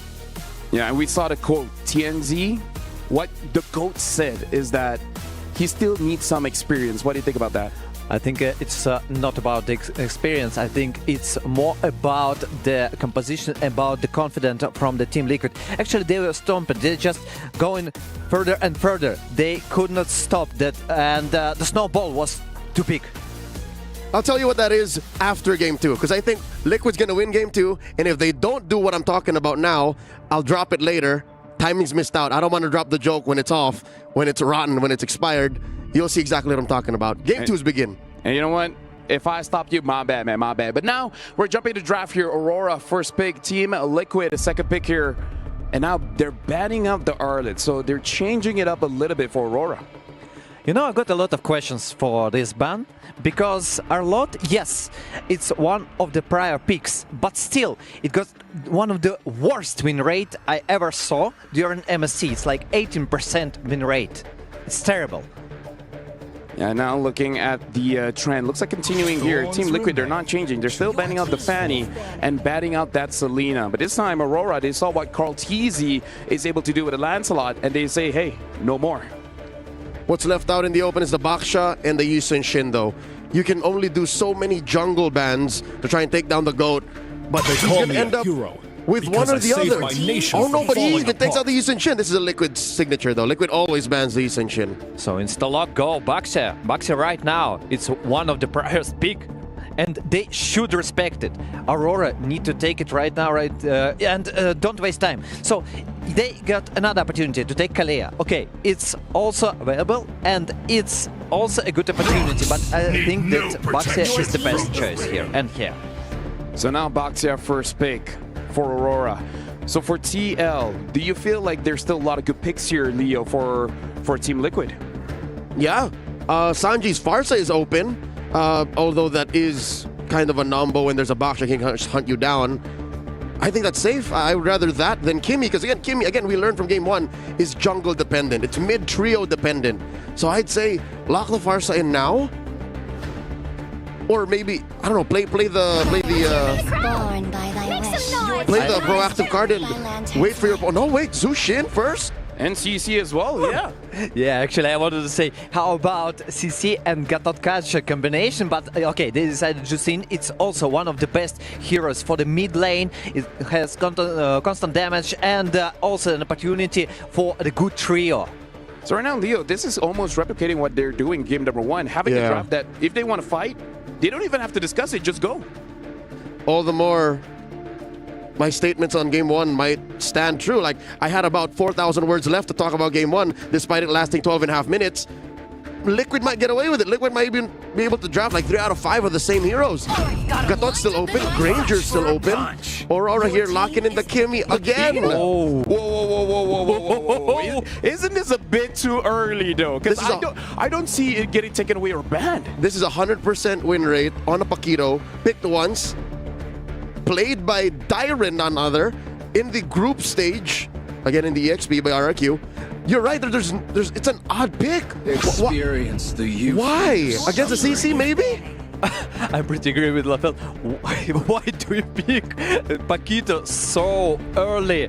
You got plenty of time. There is 1000% nobody gonna ban it, and still they want this combination. They want an aggressive movement, and I think, by the way, it's still flexible. Yep, still pretty flexible, but looking at the bans here coming in from Team Liquid, banning out the Amon, it looks like they're thinking this Paquito is going to the EXP and Boxa is going over to Rome, so they're really looking at TNZ as probably going to be one of the main carries for the team. TNZ still has a couple left. Again, the Guinevere, as mentioned, still possible to pick. I don't think they're going to let him pick the Hayabusa, so it's going to be Amon Hayabusa again. Maybe it's Paquito jungle. What do you think about it? It's been years since we last saw Paquito jungle. Yes, but it's been years since we saw Atlas. Gushin, you know? You know what? You got us there. You got us there. Pretty good point. Pretty good point here. So now Team Liquid find a ban. In the previous game, they banned out the Hayabusa. Will they do the same? Because they're going to be the ones picking after this. So, hey, maybe open up for yourself so that you can take it away. Right now, we're only seconds away. It looks like the final ban is going to be Hayabusa. They're going to open it up. They're banning out the Hayabusa. So that does mean that they have some other options in the jungle here. The question is, what? Call can play almost damn near anything in the jungle, right? But what is left in the metagame that deserves to be picked here? Fredrin's still out there. Assassin is the Joy. The Joy is still out there. Fredrin looks better, actually, for me. I think the utility jungler should help them. You know, you want additional crowd control, you want additional sustain for Liquid, for their composition, you want long fights.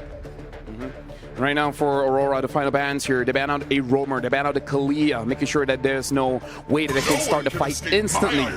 And now looks like they're banning out the Badang as well, making sure that their frontliners doesn't get punished. TL has an option of picking up their Roamer or the jungler here. Kind of feel like picking up the jungle will deny and actually force out maybe this Boxia to eventually go to the jungle, which, you know, it's a good pick. But is it a pick that Aurora is comfortable with on TNZ? For now, Aurora got 3 flexible picks. Actually, 3 heroes, and all of them can go anywhere. Okay, not anywhere, but for the several lanes. Yes, multiple lanes, absolutely. Team Liquid should understand it, and they should understand that Aurora making surprise. They're tricky guys. Coach RC, Coach Tic Tac, forced to wonder. That's the Roamer right there. Team Liquid Philippines lock in the Matilda, put it into the hands of JP. So we don't know what Call is going to play. Here's the thing. I would feel weird if it was a Fredrin. Fredrin Matilda's a good combo, but I don't think that's enough damage for them. Aurora, pick up the Angela, often banned here in the metagame alongside an Iritel. So we now know where everyone's going. Actually, still questions. Baksha can go to XP lane and Paquito can go jungle. I think it's Baksha jungle. Yes. Safer that way. It's safer, but still, it's Aurora, you know? You're right. They can do everything, and they making surprises. And maybe they're trying off guard Team Liquid.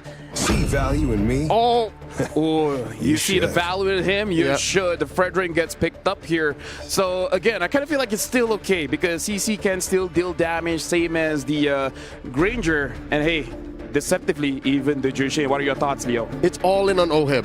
He's the only real reliable source of damage, but you're right, there is some damage in the CC, some finishing power in the Jushin.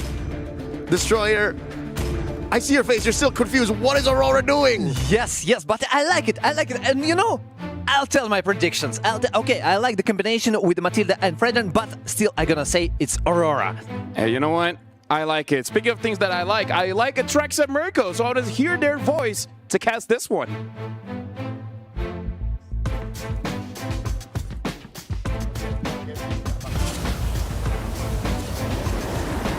Five, TLPH up 1 game. Now, Mirko, TLPH's draft, we both kind of decided it's by the book, it's textbook. They're coming in this series very, very clean, but what about Aurora? Hey, this is technically also a very meta draft. It really depends on how you see the meta, right? Baksha, Angela, Irithel, this has been a thing for the longest time, terrorizing our ranked games. For you guys back at home play ranked games, you know how terrifying this composition is. But TLPH just have so much disengage, so many ways to kite away. Just look at their movement abilities. this could just be the downfall too. If they are able to bait some big resources over, it could change everything.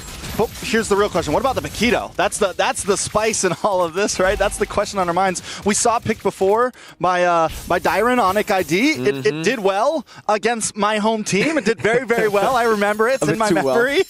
Well. But, how do we feel about this? Man, I agree with LaFell. I feel like it was too early.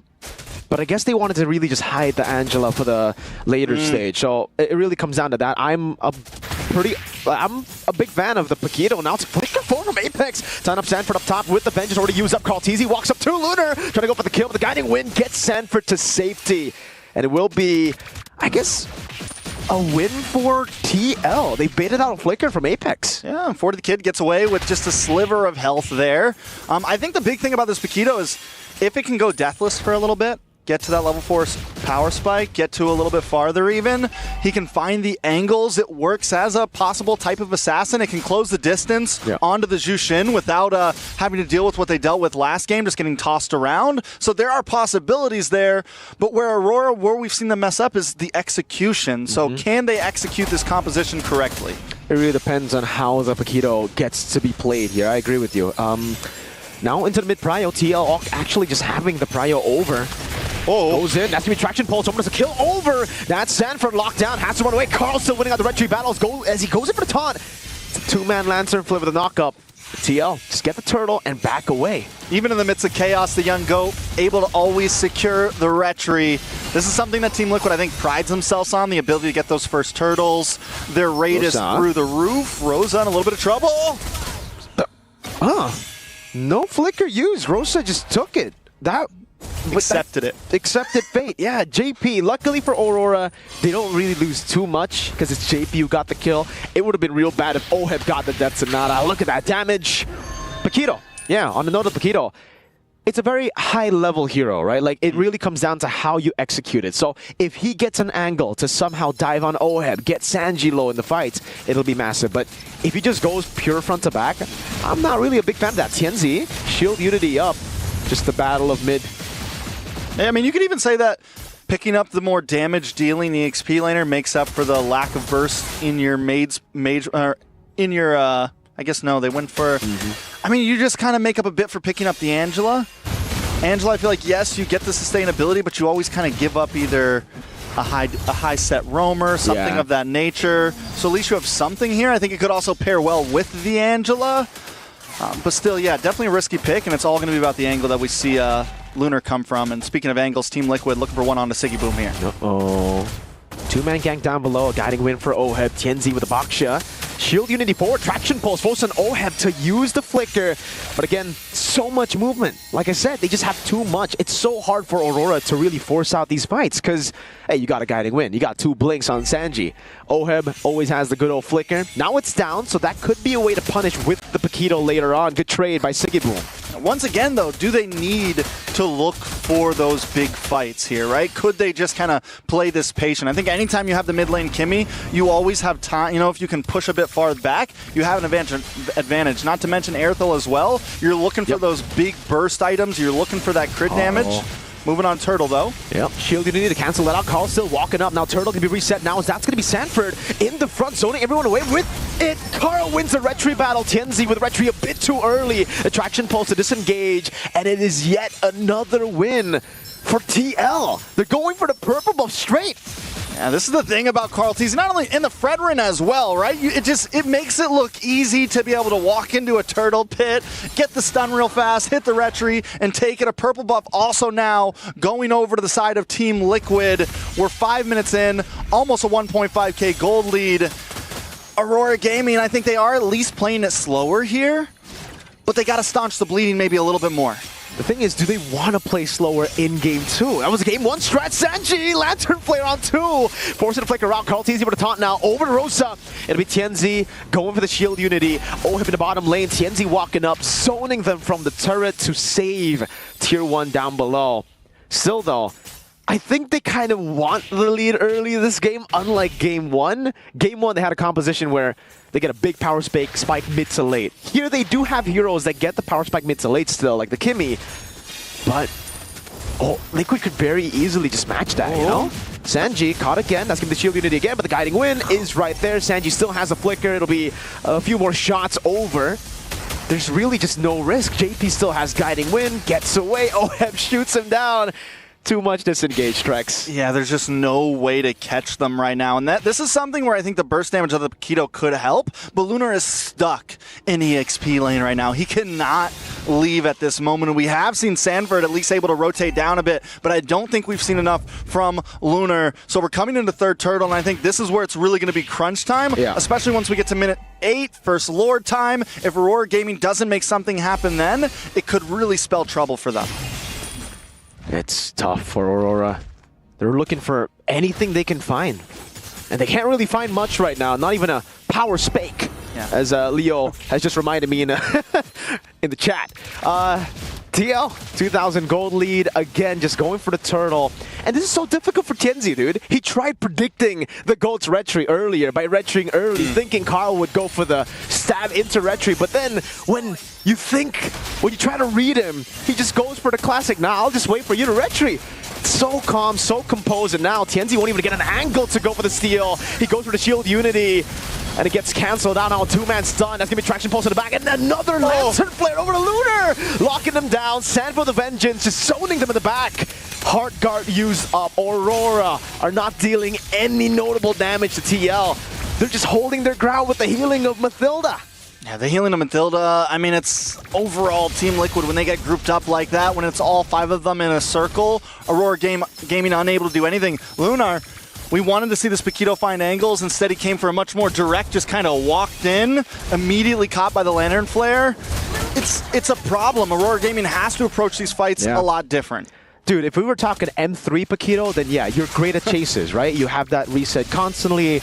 I just remember Edward chasing Mobazane down for a long time on a Paquito. But here it's different. Like in this patch, it's different. Paquito is kind of like what you said, a burst hero.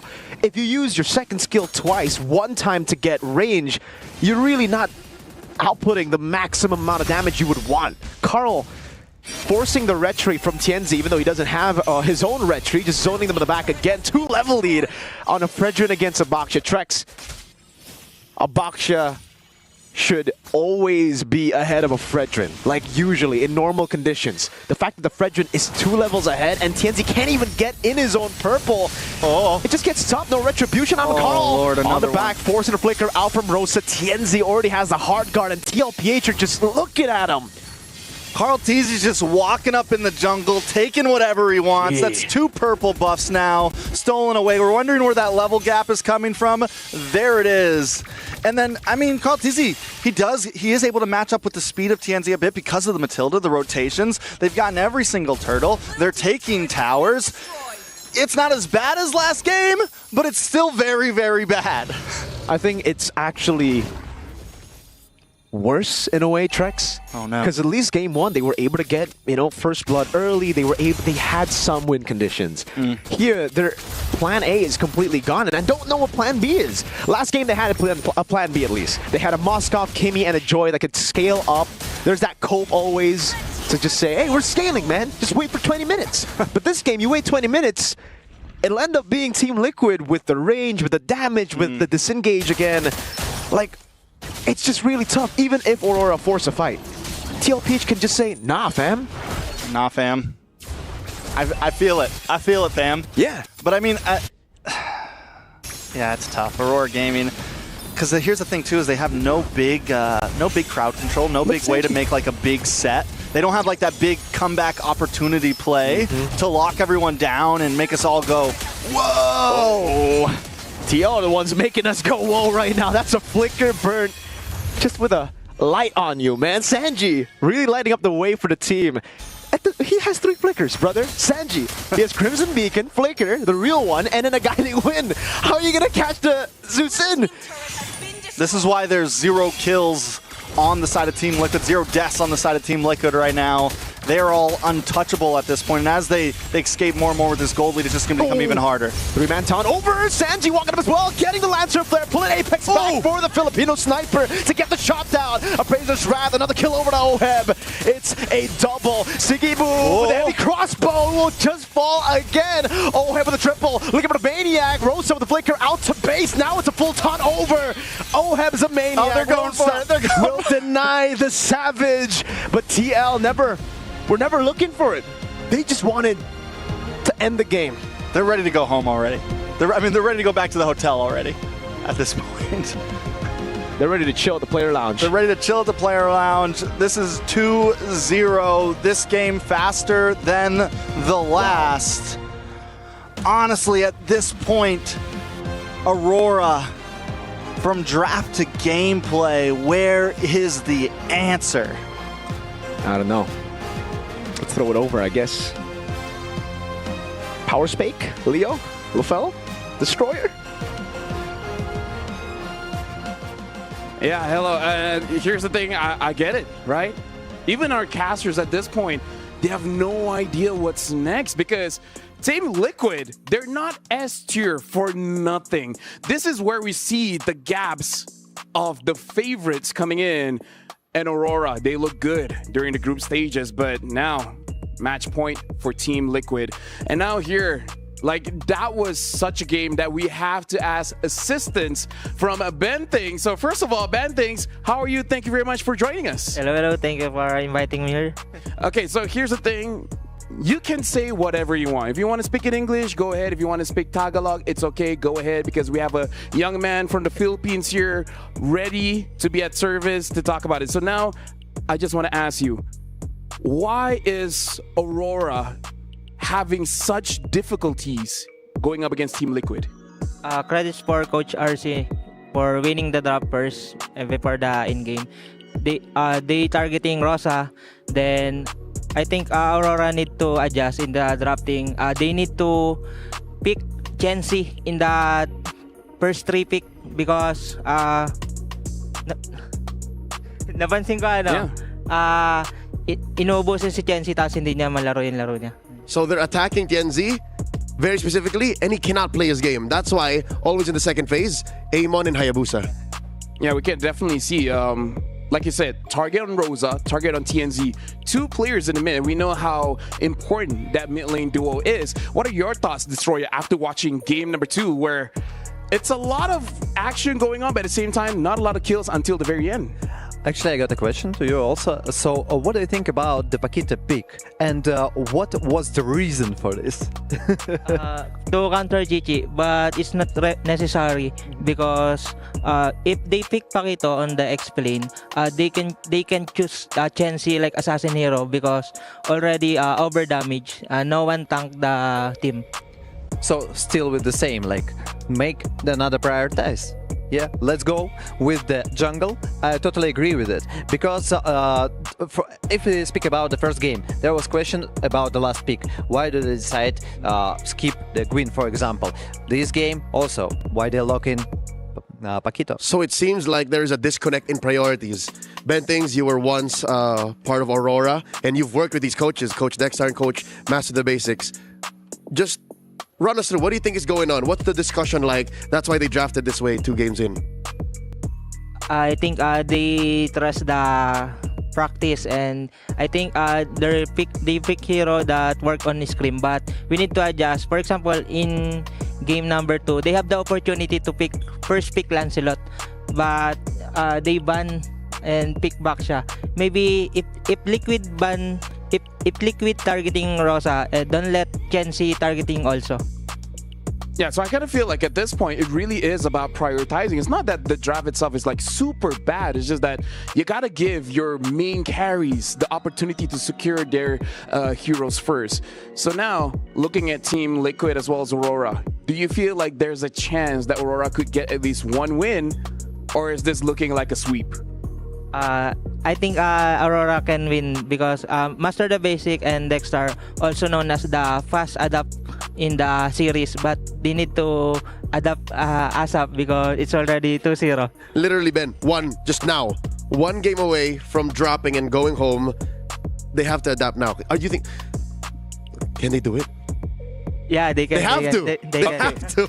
Okay, here's the thing. Like, if we're talking about can they, I think the perfect question is, does Liquid have any weaknesses right now that Aurora could exploit?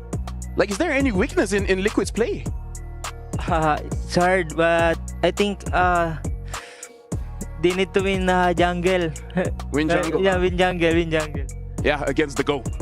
It's not going to be easy. Actually, I see the key. I see the key from the words and work in jungle, prioritize jungle, and this is the key for the Aurora to win this game versus the Team Liquid.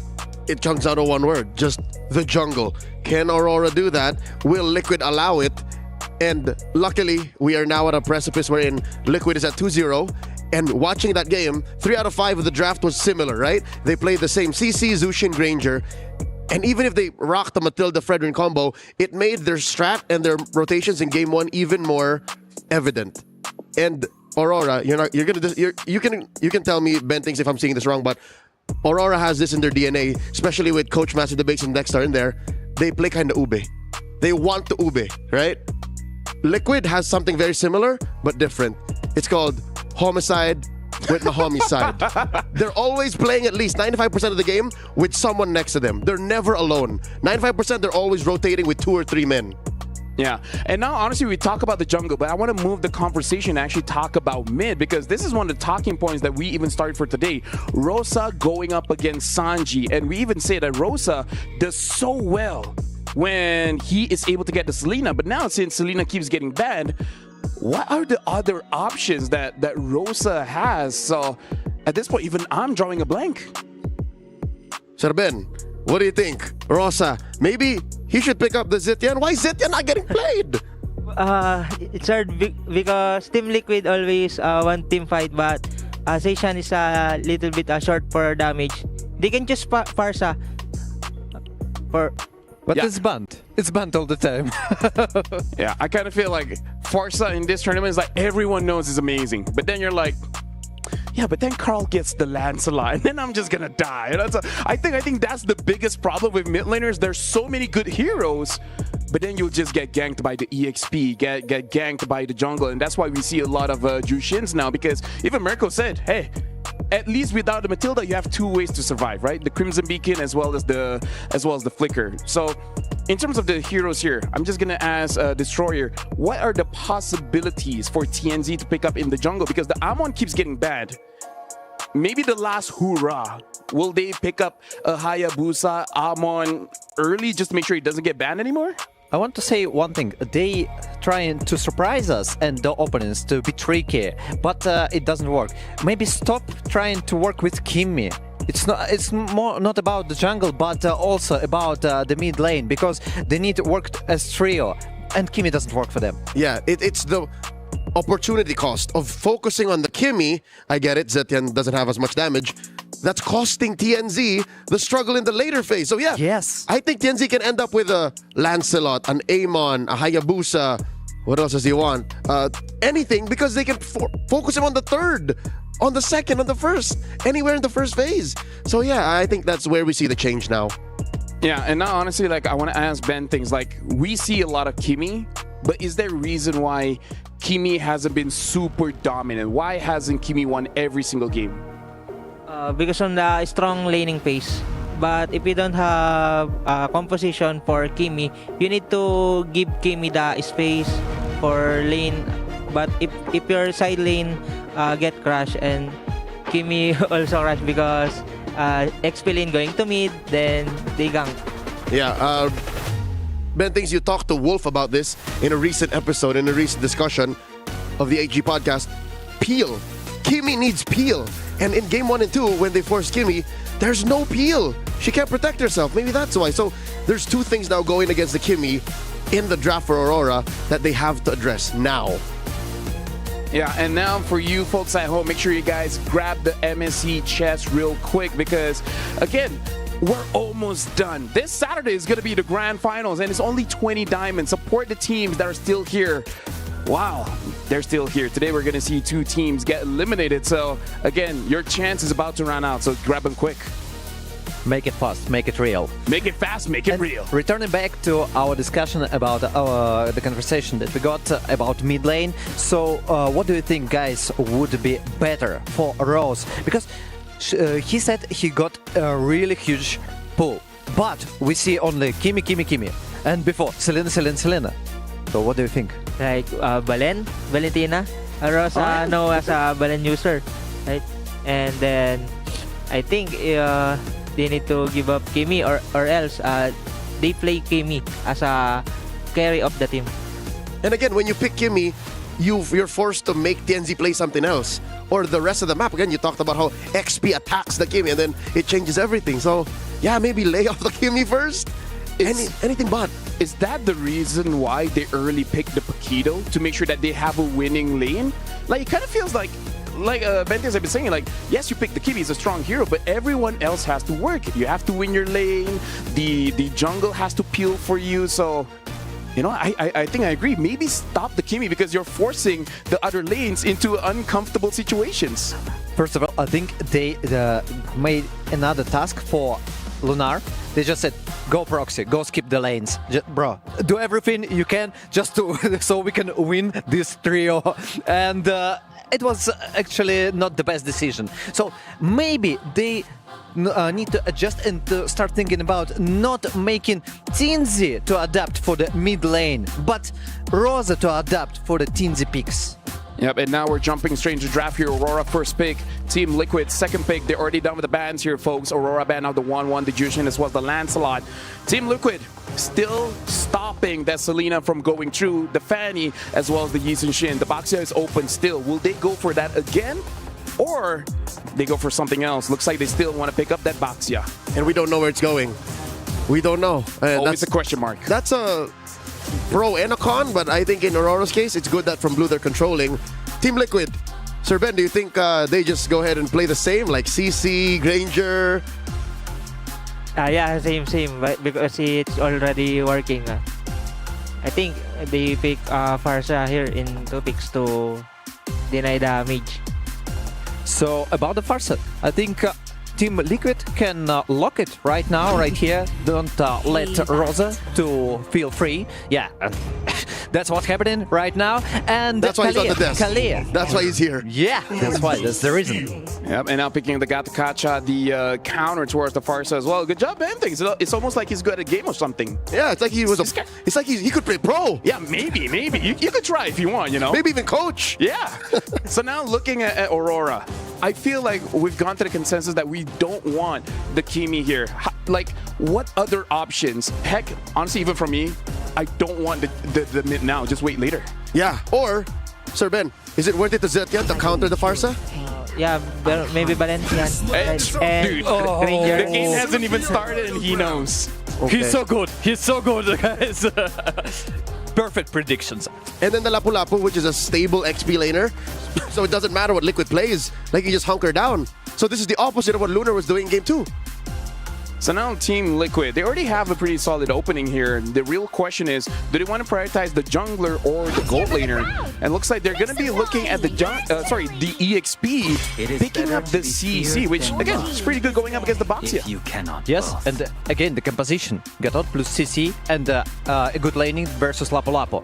Super amazing picks from Team Liquid and Aim and Ban. Again, what's happening again? Again, we are working to make TNZ uncomfortable. It's impossible for TNZ to play the game he wants. Again, we were saying how in the first phase he should do it, but it looks like he'll end up with a Baksha again. And then I kind of don't like that. Experience the euphemism. We addressed half of the problem, Sir Ben. We addressed the Farsa situation, the Valentina in Rose's hands, but where does TNZ go from here? Does he just pick the Baksha? Does he live with it? I just hope he doesn't pick up the Gushin. Yeah, maybe, but he also have like a Lemort if they want to pick something damage from Tensi. Or a Gwyn? A Gwyn, yeah. Good pick for Farsa. Okay, this time they ban out the Kalia though, so the Hayabusa is open, but hey, maybe they could pick it up. Haya Red 4. Yeah, possible. It's a good possibility, but also I liked things about the Gwyn. Again, you got a lot of CC, but and also you got damage. You also got already got the Valentina. You already got the Lapu-Lapu. and you can engage in the backline. Yep, you can chain CC from out of nowhere. Sir Ben, do you like the Gusion? Oh, do you like the Guinevere? You don't like the Gusion. What about the Guinevere? Guinevere or Leo, but they need to ban Harit for Oheb or else. Your team is picking. They didn't. They ran into the red for Haya. I like this Haya ban because now it's basically asking both junglers like, okay, now what's up? Like, I don't know. I really want to see Aurora with something damage-oriented for TNZ because the best game that Aurora has is that, yes, they have the Selena, but it's really about making it so that the jungler moves faster, right? Get your buffs very fast, go towards the enemy's jungle, and then get something out of that. So, I don't know. I feel like the knockout stage, Aurora is not playing their own speed. It's like they're slowing things down for themselves. I got a crazy idea.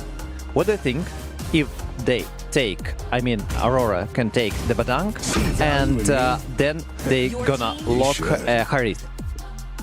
A lot of crowd control. I'll explain. A lot of crowd control. You can go on the back lane, easy jumps for the Harit, and a lot of protection. That's what Ben Things was talking about, stealing away the Harith. Yeah, containing his... But they pick Freddy. Maybe they pick Moscow from side of Aurora to... Yeah, one of Sigibom's best hero as well. Like, no matter how bad the game looks, he will be able to do something. But now it looks like they're picking up the Matilda and the Ixia. Yeah, we saw this in the group stage. We saw this in the group stage. It looked pretty good. Can it work here, though? Overall, it's a good composition, but not versus the CC and Gatotkacha. I think they can go to the backline. Yes, you got Matilda that can save Ixia, but still a lot of questions. But overall, the comp, I liked it. Sir Ben, what does Ohe play? Harit, or we want to see a new hero, Claude. Harit or Claude. Like at this point, just pick something new. Hey, we haven't seen, I don't know, Carry for a while, whatever, right? Let's go. And it looks like they're going to be picking up the Iritel. So, looks like same old, same old. So, before we throw it to the caster, Ben Things, what do you think about the draft for Aurora as well as Team Liquid? I think Aurora are getting a good draft for because no one, only Iritel go for the backline, but they have Matilda to sustain the damage of Iritel. I think it's a good match. It's a good, yeah. Thank you very much, Ben. Thanks. Thank you very much to our analysts. This is Aurora's last chance to extend the series and the final chance for Team Liquid just to end it out here. Thank you very much, analysts. Now we're going to throw it over to Trex and Mirko. We are back for possibly the final match of Aurora Gaming. Mirko, what are the odds here? Hey, the odds are looking pretty good for TLPH to end it right here, right now, because Aurora have gone for a desperate draft, I would say. This is in there when it comes to pocket strats. I mean, definitely some pocket strats. The Ixia, the Matilda. It's definitely a throwback, and Team Liquid stands at match point to get out of the quarterfinals and move on to the semis. Aurora, so many times in MSC, just unable to break this top 8 curse, man. Can they do something here? It's definitely going to be tough. They're putting it all on the lines. Yep. The Ixia did work out well for them previously. Is it going to work out against a team like Team Liquid, though? It's going to be tough. Aurora already taking an aggressive stance like what we saw last time, or at least in Game 1. Yeah. It was against a similar composition. Sanji with a cheeky steal. He's waiting in the bush now. Wins out the trade against Rosa, too. All right, now the big question for me isn't really if Aurora can pull it off. It's, are they tilted? Game 1, Game 2 was such a big stomp from Team Liquid that morale might just be at an all-time low for them. I feel like Aurora Gaming is a team that can maybe, put that aside, come into this game strong. It's not only if they're tilted, is Team Liquid going to let it happen? Because right now, Team Liquid isn't making any mistakes, right? They are just playing clean. They are playing their game, and Aurora is going to have to just straight up beat them. It's going to be tough overall on the map. A little bit of action in the mid trades. Yep, back and forth. Oh, a lot of damage over to Apex 47. JP pops in skill 1. Sanji gets a kill with lethal ignition. Up top is 1v1. Oheb winning it out. Sustained battle. Sigiboom coming in as well. Oheb popping the sprint in. This isn't really what you want, right? Like the Ixia, you want Ixia to be winning in lane. You want... Oh, that's going to be the dive from Rosa over. So at least there you go. That's what we were talking about. Good gank over from Aurora. Very well done onto the gold lane as well. This is something that Aurora Gaming hasn't had an advantage on in the gold lane in the past 2 games. If they can get Siggy Boom to a nice spot, it'll be good for them. TNZ walking up. That's going to be Carl again winning a direct retreat battle. TNZ a bit too early, but has the anti-regen place on JP. Revitalize won't help him too much. Aurora finally in the lead. Take a look at Sanji, who's still waiting in the bush up top. I think he used the Feather Airstrike earlier to get Siggy Boom that low. I mean, I will say this time Aurora Gaming is coming in strong, taking the lead in the gold lane. They do lose Turtle, taking out JP though. This is the best we've seen them so far. This could be a solo kill. Sanji's going for it. Siggy Boom ooh, will get away. Pops into full barrage, getting a bit more sustain. But this time, it's still TL. It's a 2-1 lead to Aurora. The Turtle, the individual laning, bottom lane might just be a solo here. Sanford popping in the Vengeance, Bravest Fighter used by Lunar. It's going to be a close one here. Sanford just kiting around. Won't be a kill in the end. And TNZ just goes back on JP. Shield Unity, Chain CC, and AOG to respect it all. I gotta say though, Aurora Gaming, there's a couple plays here, even with that last one, with the barrage up top. I think a game or 2 ago, Aurora Gaming would have fully committed, taken the guiding winds and tried to get the kill, but they're playing a bit more patience. They know what is on the line here. They know the only way to move forward is winning 3 games in a row, and that has to start right here. They got to start winning turtles, because TL are just going to balloon up. The snowball is going to get scary for them. And yes, Team Liquid technically don't have any dive aside from the Iritha, like Benthigs mentioned, but they do have an artillery nuke in the Farsa. Sanji's gone quite a big lead from the start of the game. Again, first blood over, they got the lethal Wanderer, and if it continues with turtles, I'm expecting Sanji to get rid of Siggy Boom before he can even pop in full barrage. I mean, I don't know, I think we also need to see, one of the things we've lacked to see a few times, Lunar on this Lapu, he's one of the answers to this Farza, right? And he needs to be involved in these fights, I think, earlier on. And Sanford knows that, listen, my 4 guys can handle your 4 guys. As long as I keep you down here, we are winning. And Lunar might just have to give up lane just to get involved, but even here, he's unable to look at the bot lane. It's a problem. Sanford has him in check nonstop. Yeah. Can't go away. Carl TZ holding onto the Turtle. Feather Airstrike going to be popped in. Rosa go for the cancel here. It will be the cancel over to Sanji. Now as JP gets the AOG. Locks him down. Rosa still in the back. Stealing the heavy crossbow. Sanji with flicker forward. Siggy Boom getting the kill back. Rosa still running away. Oh, head with the chase down. Rosa gets out in the end. Siggy Boom waiting in the bush. Putting out the damage down. But Carl TZ's right there. Good flicker out from the taunt. And it will be just yet another trade. A kill on JP for Team Liquid Turtle. I don't think Carl TZ has missed a single turtle in the past 3 games. He's 8-0 right now in terms of turtles. This guy is a monster, especially on the Fred run. A little bit of action up top and in the mid side. Full barrage! Oh, with the circling eagle in the mid lane. A solo kill. Sanji getting the pick off onto Rosa. TNZ looking for the pick. Won't be able to land that second skill. Siggy Boom hit him with the skirt. He hit him with the drive-by. He hit him with the hit and run. Pulled up, shooting. Very well done. But the thing is kills just aren't going to win the game. It's a great start there, staying in this. But as you said before, Team Liquid still getting all the neutral objectives. You have to take a look at the mid lane again, because Sanji on the Farsa might just be the main win con in this game with Sanford in the XP. We haven't seen him active around the map just because, like Trex mentioned earlier, it does value the team more for Sanford to stay in XP, holding Lunar down. That's one of the big angles that Aurora could utilize to actually win turtle fights, to have that AoE, someone who can dive into Sanji with no one being able to peel for him, because it's anti-CC with the Bravest Fighter. Speaking of, we finally see Lunar come up a little bit. He is going to go back to lane up on the top side. Apex 47 keeping tabs on Team Liquid here. But this is the best we've seen Aurora Gaming in all 3 games so far. Yes, Team Liquid still has a lead in gold. Their lane is clean. Their neutral objective taking is clean. But Aurora Gaming, this is a stalemate game right here. And the moment that Lunar can get involved, it could maybe tilt into the hands of Aurora. A whole lot of damage there. Was that really just Iritha combo that got Apex that low? Hey, that's a lot of damage. That's big damn, as Nice who likes to say. Yeah. Half HP off of Lunar, 2 from Sanji, now with the poke as well. TNZ popping in the shield unity as Sanford pops in the curtain call. It's going to be all in over to Sanford. Has the Vengeance, pops it into the backline. Lunar pops in the Bravest Fighter. Doesn't get the sun. Sanji just kiting away now, able to escape for a bit. But the Bravest Fighter with a few of those glooms from Apex gets the job done. Rosa still cutting away against JP, canceling out the AOG, but he still gets it down, and Lunar was isolated. Full barrage, they kite away against it. A guiding win to save Siggy Boom.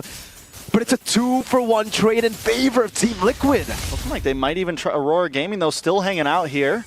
Might be able to defend this tower. They're in a bad spot.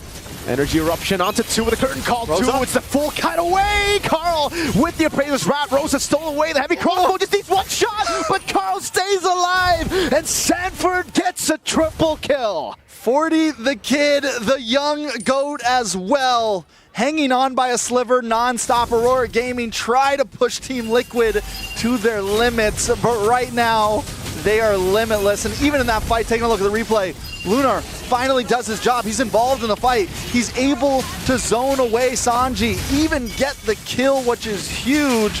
But once Aurora Gaming gets split up like that, they focus down on the JP, and he's like, listen, I got the AOG at any time necessary. Man, the fact that they tried to clear bot instead of just giving it shows you just, I think, the experience gap here. Liquid knew that they were going to do that too. Well, I think Liquid, they just wanted to get a turret, but they saw 2 extra bonuses down below. Became a buy one, get 2 free special for them. Actually, just buy one, get one. In it, you know what I'm saying? They got the whole package. Exactly. It's a happy meal. Happy meal for sure. Team Liquid is happy, and what was looking like a very close game is now tilted into 3.5k gold lead. Ixia was ahead in gold for a minute there, now has fallen behind. Taking a look at the junglers as well. Carl Teasy starting to escape with a lead. Anti-Karasin, Radiant armor in. That's a tanky, beefy boy already at 8 to 9 minutes. That's a lot of words, man. Tanky, beefy boy. TBB. Stout. And Sanford is just taking turrets for free in the side lanes, dude. Oh, Apex read out for their airstrike. More like a nuke on the hands of Sanji yet again. A stolen one, but the AOG cancels it out, and Oheb should be able to go for the steal. Oh no, Tienzi actually used a red tree. Sanji caught again, has the wings by wings, and he gets away, flies out from the sword of Lunar. A chain CC over to Lunar now with full barrage coming in, but TLPH could just run around Sanford. He's just tanking everything. Lunar barely able to survive that bonk from Carl Teasy. It was a long battle for Tier 1, and ultimately TL gets it done. Carl Teasy, fearless in the face of a full barrage. He just took it. So he did just take it to the face, unfazed. And then Sanji, I mean, Lunar pulled out every trick in the book. Everything. Used the flicker and all, missed. We're talking by a frame or two. This is why Team Liquid is, I mean, and we saw it before, they were almost impossible to touch, even when they had the Matilda. And even here without that, the wings by wings, everything they do, every small movement has just been on point. Aurora Gaming, once again, not as bad as the last 2 games, but they still got to find an answer. Man, TL are putting Aurora in the spot. They're forced to make the desperate plays here. But the airstrike coming down, Apex getting low, Lunar too. Dude, isn't Lunar like a tanky person now? Like what? One feathered airstrike, he's already taken so low. Yeah, and at first I thought maybe that feathered airstrike was too early, but with the amount of damage it's already doing, it works very well. Look at the zone as well from Sanford. JP looking for the taunt. Won't be able to go for it, but should be a free one here. Tienzi popping the poisons already. Wait, I'm not sure about the circling eagle. Sanji walks away, or sorry, flies away with the wings by wings. And again, Aurora are just left with nothing. They couldn't trade. They couldn't even get a tier 1 down below. And that's where I think some of those small mistakes are coming in. Like maybe they shouldn't have even tried to go for the steal there. Maybe look for some map control elsewhere. Look to slow down the push that no matter what is going to come at you here. They are still yet to take a single tower. Team Liquid with the chokehold, ready to make Aurora Gaming go night-night. Uh-oh. Shouldn't be a possible kill angle here. Lunar shows up. Carl Teasy again, 2 levels ahead. Steadily across the board, ladies and gentlemen. Carl has just been dominating this jungle matchup. Takes it away too. Doesn't even give Tienzi an opportunity to go for the retribution. The curtain call from Sanford, doing a whole lot of damage over to Tienzi. Another eruption to lock him down. Lunar forced to dash away to safety, and it will be a free tier 2 as they set up for it. But the airstrike battle, Rosa dodging away. But that's a big resource spent now for Aurora. They're going to have to deal with the Lord without the feather airstrike steal. Tienzi, I don't know if you want to go on Sanford, man. Yeah, he's not the one at this point. They do melt down the Lord, though, which is huge. I mean, they don't lose any inhibitors. At the 12-minute mark, Team Liquid not done yet, though. They're going to try to keep pushing in here. JP looking for an angle again. The Circling Eagle will cancel out. Oh, full dive on Apex. Almost a kill. Sanji. Wings by wings. Concealed play already. Feather airstrike now come down with the full barrage. Oh! Locks him down. Siggy Boom getting an amazing angle. Now Lunar trying to lock him down. But TL get away. And they get a free turret with minions. I mean, Aurora Gaming does at least get Sanji. It's something in the midst of it all. They're passing the minute mark of how their past 2 games went. So we are in uncharted territory. Rosa, though. What? That's an unfortunate Kumar moment right there. Oh, we're just waiting. Nuked him down. Now go for Siggy Boom. Has a sprint too. It's done over, but he's just too fast. TNZ goes for the shield unity. A good taunt over for Carl TZ. Cancels out the shield unity. Circling Eagle in the back line now. It's going to be Sun as well. Lunar picks up a kill. Carl TZ next to the chopping block with Sanford looking for the plank again. Appraiser Sprat locking Siggy Boom down, forcing him away. And it will not be a full capitalization by Aurora. You know, I will say that as the saying goes sometimes, when you're this far behind, a trade is a good trade. Aurora Gaming does at least any trade is a good trade at this point. Aurora Gaming not only gets any trade, they're able to take out Oheb and they're able to take out Sanji, the 2 major damage dealers, and this puts them in a decent position. Yes, they lose 2 inhibitors. It's going to make this very tough, especially since they like to play the style of being grouped up. They need to send someone down to control this long lane, because if they don't, this Lord's going to be even harder. If they even want to try to contest it, there's still a lot of boxes to check for Aurora, but they're not dead yet. They're not. Usually, I mean, I still agree with you, but usually when you get these carries, you get bounties. They didn't. Sanji didn't have a bounty. Oheb's 1 in 3 before he died earlier. Now was 1 in 4. The bounty is on Sanford. So 7,000 gold lead was kind of built around objectives. The comeback, the way you can come back usually is through bounties because the enemy team stomping you through team fights. But TL have played such a good game in both team fighting and objective control to a point where they can afford to lose their carry sometimes and be like, all right, we got a baser. That's actually value for us. You don't get gold. We get a permanent structure taken down, a permanent wave pushing into you, and Carl can just do this. He's already won all the retry battles in 50-50s. Now, especially with this JP! With the AOG! Locks 3 down. The Feather Airstrike comes in and Oheb just cleared it up. Now it's a full lock over. Sanji with Flicker out. Full barrage gets 1 at least. What a set from a Gatotkacha. Oh, Feather Airstrike does come down. Team Liquid backs off. 2 for 1. Lord coming soon. Aurora Gaming. It's like we just want vision on the Lord. We just wanted vision. We weren't going to try to take it. Yeah, you asked for vision, you get shot, bro. Oh. Hey, JP, calm down. Calm down, bro. Just relax, all right? Relax, guy. At this point, Team Liquid might be able to end this here. Oh, man. Aurora holding it down. Again, TNZ with a shield unity canceled out by Carl TZ. It'll be the curtain call as well. Sanford caught low, full barrage again with a flicker forward. Doesn't get a kill. Carl goes in for the Appraiser's Wrath. I thought that could have been massive. Could have maybe taken down some of the carries. But Aurora hold again. But still, there are no shutdowns. I mean, even with no shutdowns, I gotta give it up to Siggy Boom right now, man. The full barrage is starting to output. It is starting to put up the damage. Watch it pop up here in a second. All it takes is one of those hits.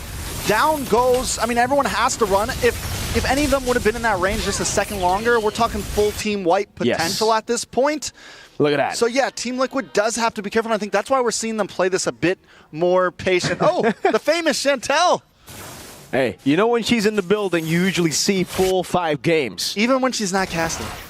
Hey, so that might... TLPH fans, if this is ultimately a comeback from Aurora, you blame that woman right there. It is definitely her fault. It's her fault. It's not JP's fault. It's her fault. It's never Chantel's fault.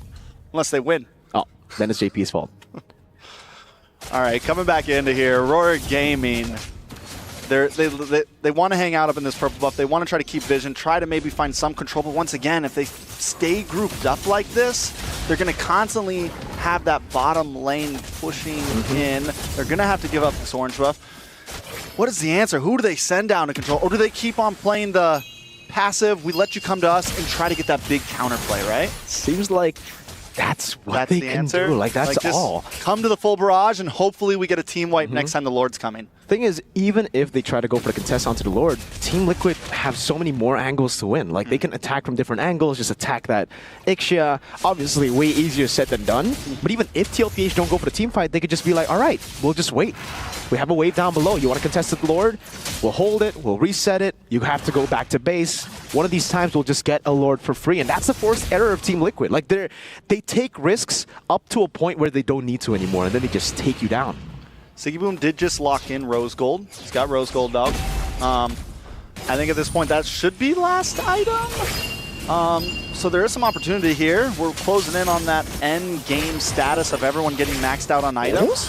Aurora Gaming starting to finally output some damage. Look at it on to Carl TZ. Wow, I thought they would have actually just gone into Carl, but I guess they had to respect the possible AOG coming down as a re-engage tool. So they decided not to. Hey, but Aurora Gaming got... Nope, I don't think they got that purple, actually. Did they get the purple? Did Oheb steal it? Could have been Oheb. Retry down for Carl. Non-stop.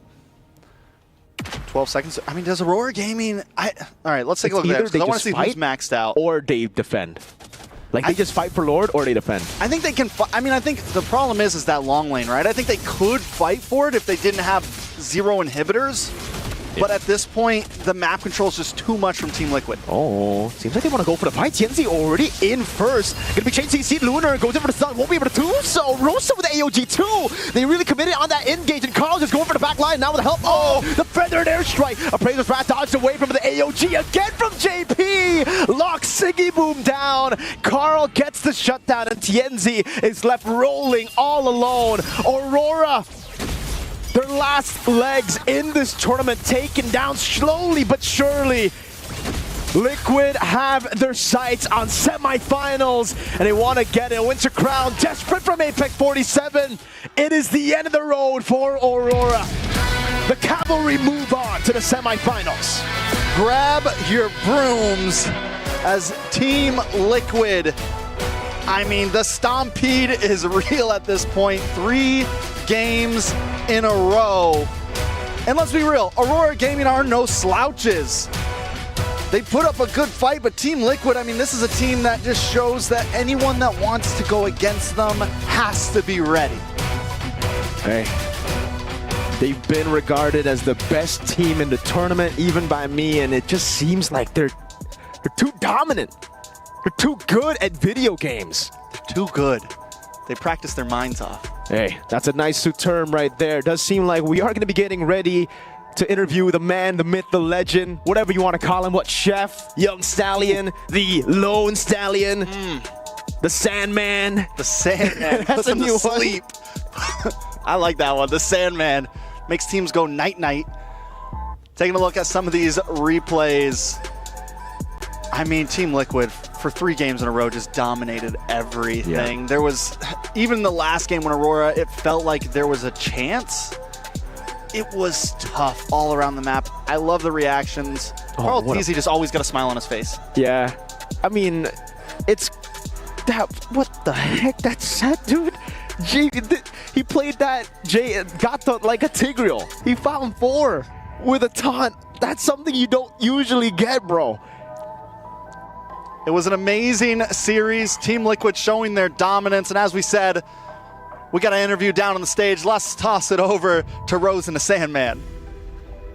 Thank you so much to all our casters. And of course, Team Liquid continues their journey, heading on to the semifinals. And with me, we have Sanji. Sanji, how are you? It's good. Solid. Good. You're good.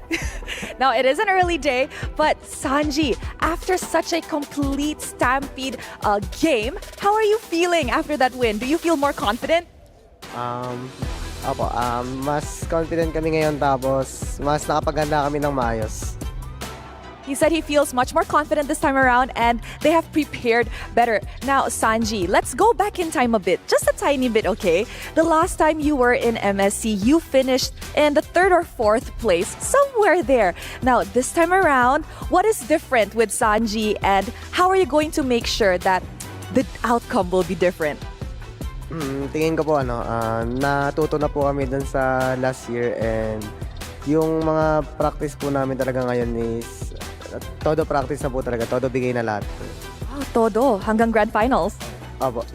He said that they've actually worked on their mistakes previously. They've done a lot of practices to ensure that whatever they put on the table this time around will push them to the very best. And you know what? Maybe get them a chance at the grand finals. Now, Sanji, for this matchup, I heard that before you mentioned in the mid lane, Rosa is better than you. After this matchup, where do you place yourself? San ka na ngayon? Feel ko, panguli pa din. Humble?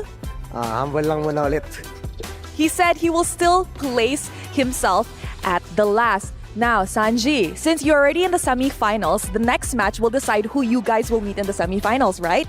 Between Onyx Indonesia and Mythic Seal, who do you think will head on over? Tingin ko Onyx Indonesia. Kasi nung nakalaban namin sila, sobrang intense din nun. Tapos sobrang last din talaga nila. He said that he thinks Onyx Indonesia will head on to the semifinals because when they met up in the group stages, he feels like they are quite good and sends an overall a very good match. But you said just now you're still at the last in terms of mid laner. But I heard that you said you're better than Sans. Oheb said that. Oheb said that. Nako, Oheb. We're coming for you soon, but is there anything you want to say to Onyx Indo before you guys potentially meet in the semifinals? Good luck and I think tingin ko mananalo kayo dyan sa Mythic Seal. Okay, he said to Onyx ID, good luck, and I think you guys will win your matchup against Mythic Seal. Thank you very much, Sanji. Congratulations on heading on to the semi-finals. And with that, let us show it back to the panel to break down what happened in the Stampede game. Throwing it back. Thank you very much, Rose, as well as Sanji. Again, that was an amazing game, and congratulations being the first semi-finalist for Team Liquid. But also, we do have to say, unfortunately, this is the end of the run for Aurora. It was a good run, but it does look like history repeats itself. They got to the knockout stage, but that's as far as they went. GGO played to the lone representative from Turkey. Could have sworn they were going to go further, but Liquid picked them. This is the reason why Liquid picked them. It got kind of personal, and now it's about to get really personal because they're about to crush their key. No, please, no, don't do it. Oh, no. We haven't seen this in the group stage, but now on the knockout stage, we're going to see it. This is officially the end of Aurora's run with their keys getting crushed. Dreams, hopes, everything. Oh, just see how they smashed it. Sanji running through Aurora, the Stampede, 3 games in a row, did not flinch. Now with that singular crush, you see him wince. Yeah, he cringed a bit. By the way, that is loud.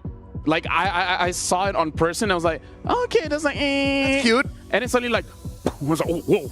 Like, it's legit pretty loud when it's done. But we got to break down what happened in game number 3, because out of all the series, this is definitely the closest, because the Ixia really does work well. But at that point, I don't know. I kind of feel like Aurora has already lost steam. That's what's difficult.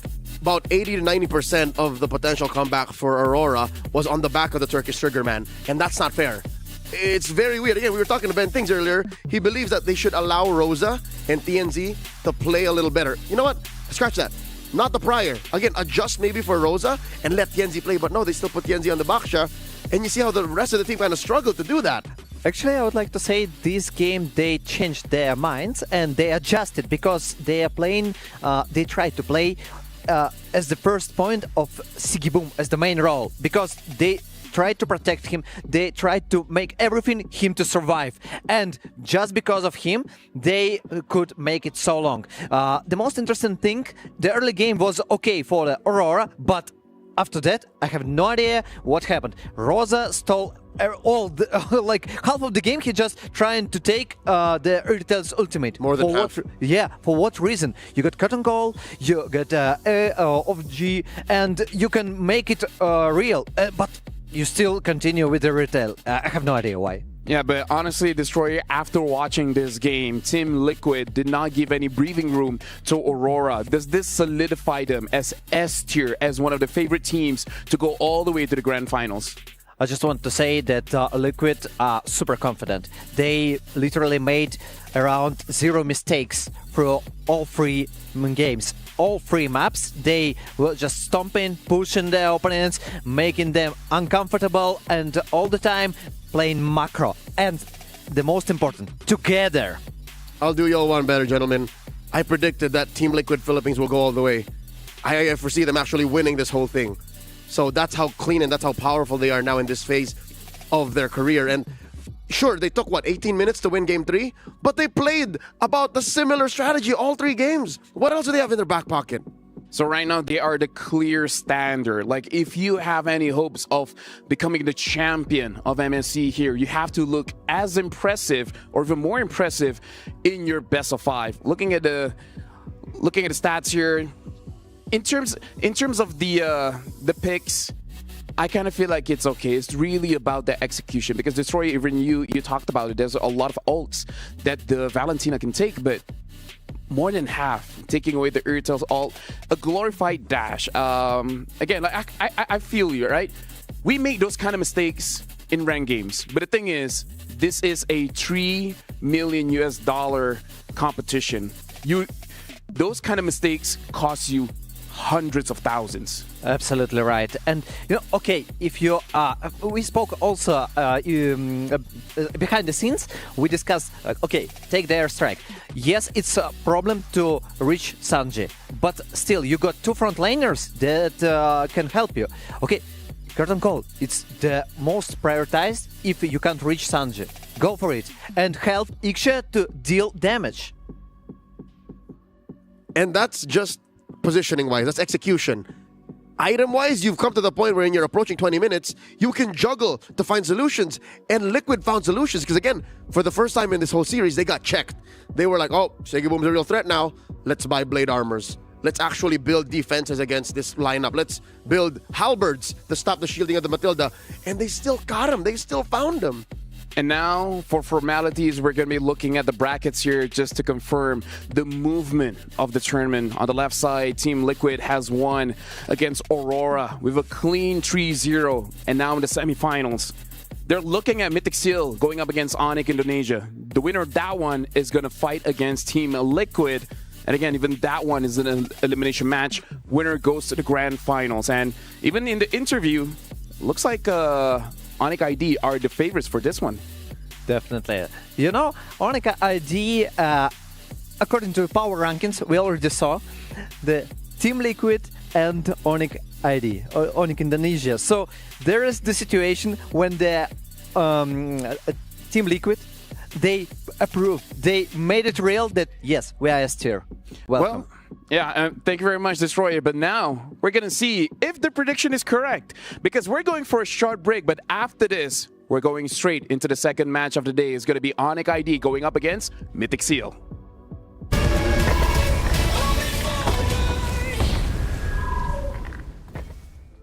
Welcome aboard Metro Zero. All souls must remain inside the train at all times. The terminal station is Evergarden Station. Zero is pulling in. Look alive. Car 4. Clear. Car 5. Clear.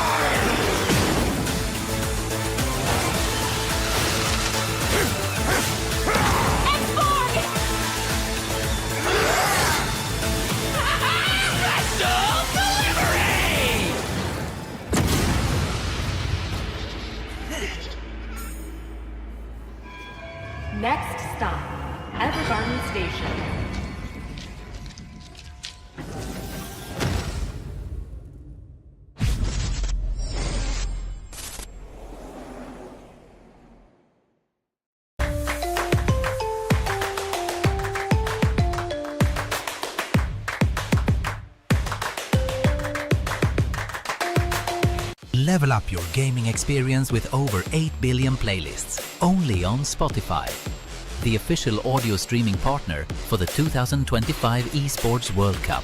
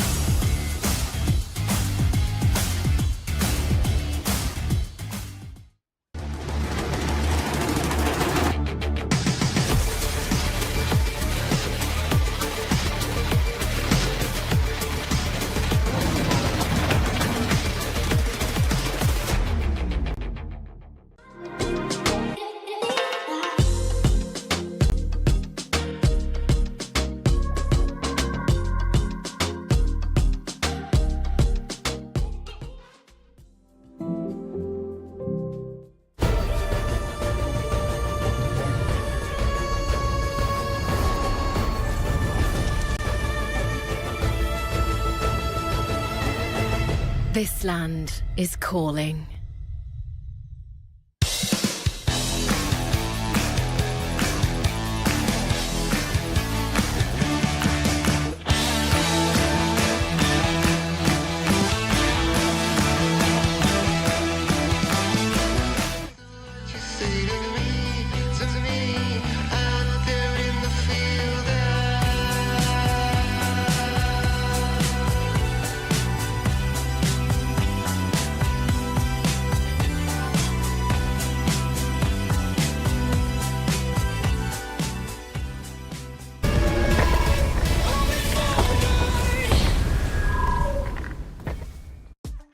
The opening of the knockout stage is where the favorites, Team Liquid Philippines, showed dominance against their opponents, Aurora, winning a clean 3-0 and now makes it to the semifinals. Welcome back to the MSC here at the Esports World Cup.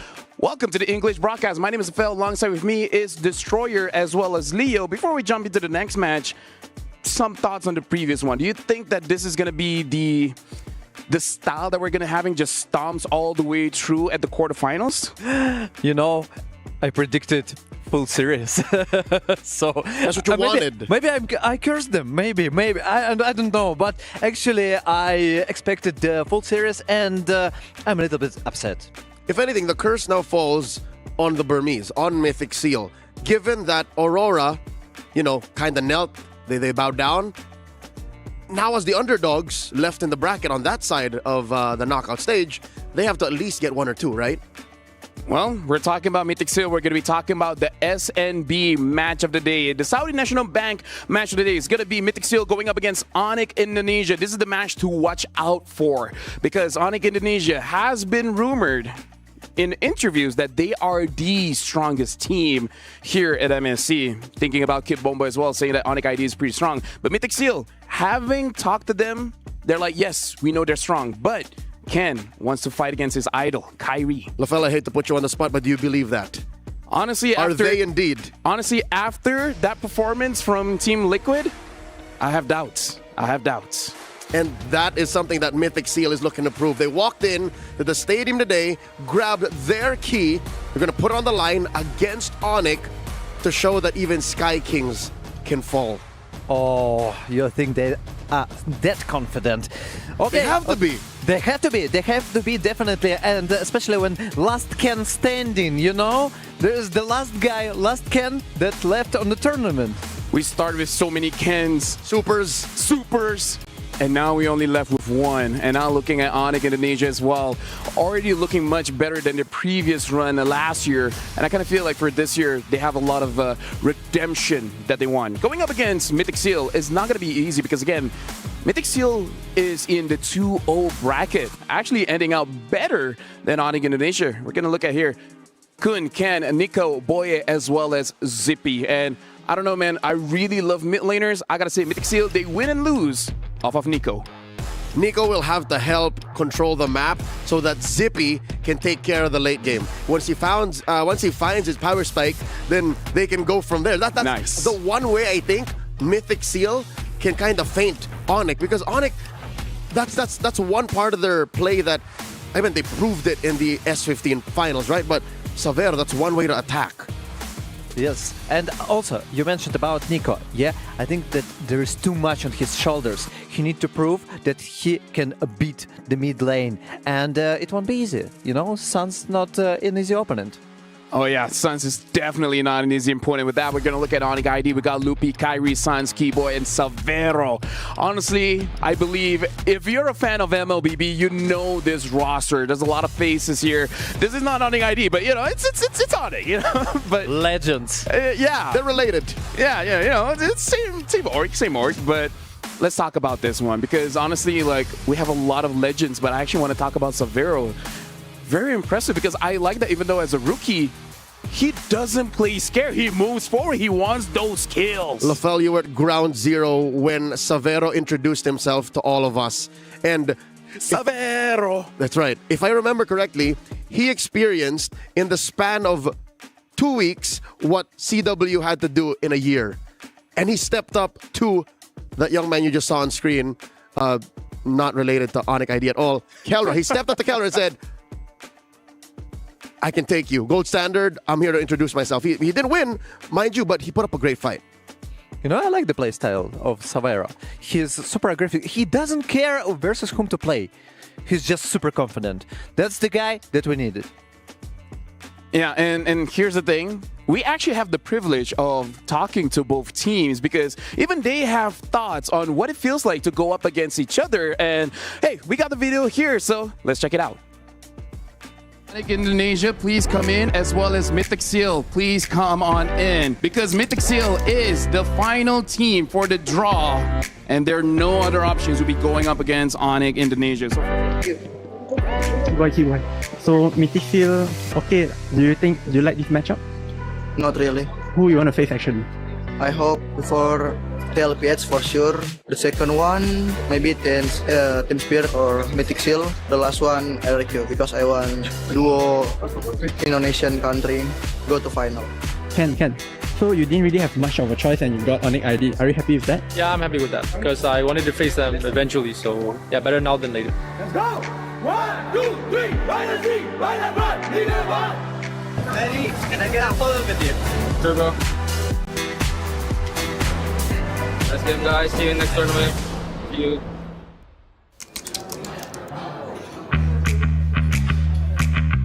Normally, we just wake up, we eat breakfast together, and we play some warm-ups.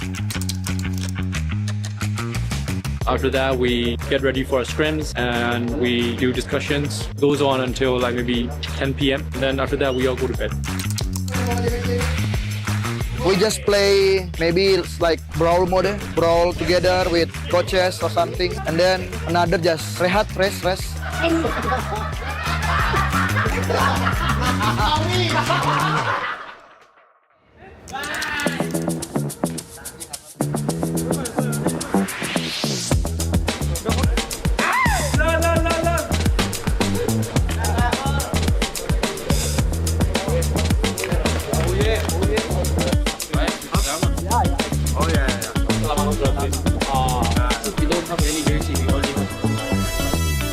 Yes, I do think we have what it takes to bring our country to the next level.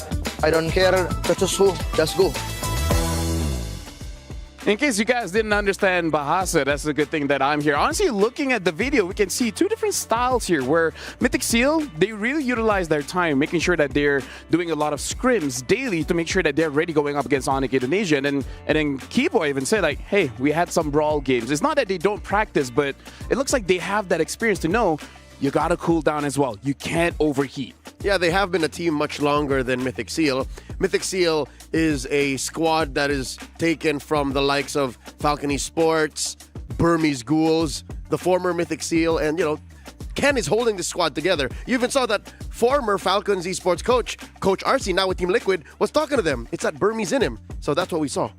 The Mythic Seal, you know, it's a cooked delicious meal that was prepared, and it really depends on their performance. But still, they already are legends for me because they went to top 8, and Leo was one of the people who predicted it. Actually, I saw Mythic. Hey, shout outs. But now we got to talk about the jungle matchup here because, again, even Ken said he's honored to fight against Kyrie, and we're going to be looking at the kings of the jungle, King Kong, Kyrie, Carl Teasy. I believe it's not a hot take to say they're the kings of the jungle. This is going to be a trial by fire for Ken. If he wants to get to that level, he has to defeat Kyrie first. Ken stepped onto the world stage before even King Kong could think that he could do this. So Ken has time on his side. Ken has experience. You know, I see one similar thing for every nickname. K at the beginning. Maybe. It's just mental win. Yeah, you know what? I hope they make it to 4 Ks because 3 feels like an odd number. You got a 2 or 4 seems pretty good, you know? Yeah, better than 3. Better than three for sure. But definitely looking at the lineup here, looking at the playstyle of Ken, I'm sure he can play those utilities, but he really loves the damage dealers. Like even in their own grand finals, he basically used Joy all the time. Beating SRGOG, he used the Lancelot. So I hope that is going to be an assassin going up, assassin battle. Yeah, I first met Ken about 3 years ago, and he did debut with a Lancelot. Very specific kind of Lancelot, mind you. Much similar to the Lancelot we see now. Yeah. But this time it's a bruiser Lancelot. So yeah, the meta is cooked up and served very well to the Candyman. Yeah, it shifted well for the Burmese Python. These are all old nicknames that I pitched him 3 years ago. He approved none of them.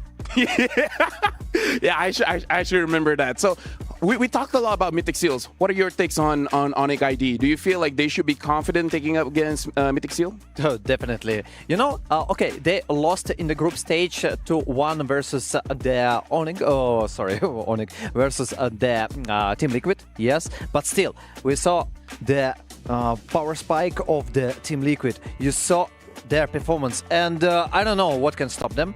And still, they are pretty good at it. And we saw the tier list. The power of that guys is S tier, and we all understand it. It will be really a hard and tough match for the Mythic Seal. And here's the thing, it's crazy to think both S tiers are in one bracket. Yes. So even if Onyx ID makes it through, only one of them can actually go to the grand finals. And Onyx ID is pretty interesting as well. I kind of feel like it's going to be pretty difficult to draft against them because Kyrie even has the Amon, and then Sun's like, oh, well, not a lot of good picks. I'm going to pick up the Kadita.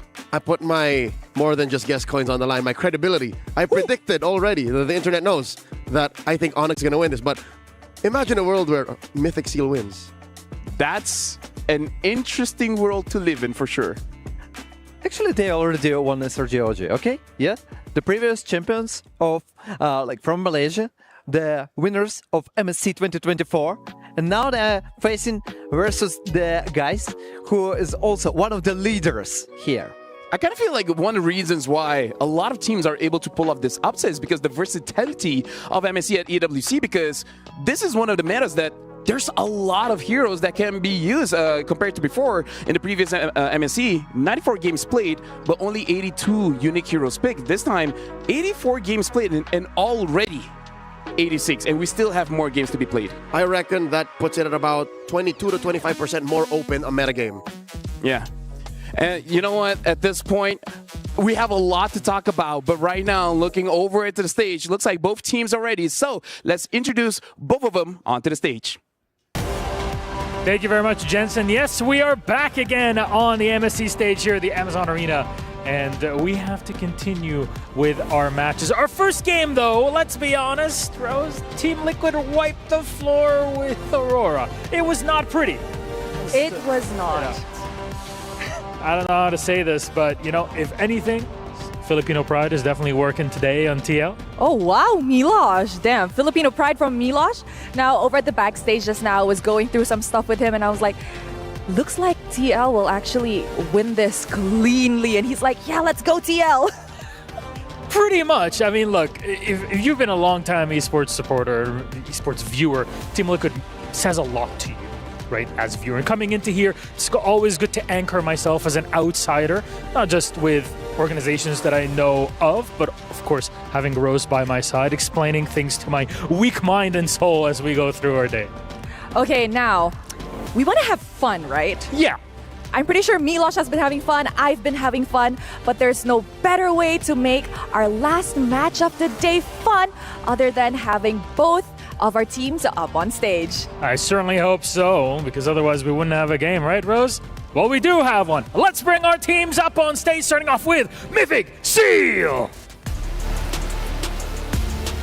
The MSL champions are eager for their international main stage appearance. They came on first during our Olympic walkout, and here they're ready to play. From dark horses to contenders, from underdogs to giant slayers, they've mastered the art of flipping the script regardless of who is up against them. Zippy and Ken, though, still feel a bit of the sting of that M4 loss, and today they look to settle the score against the opponents on the MSC stage. Speaking about their opponents, we have the Sky Kings from Indonesia.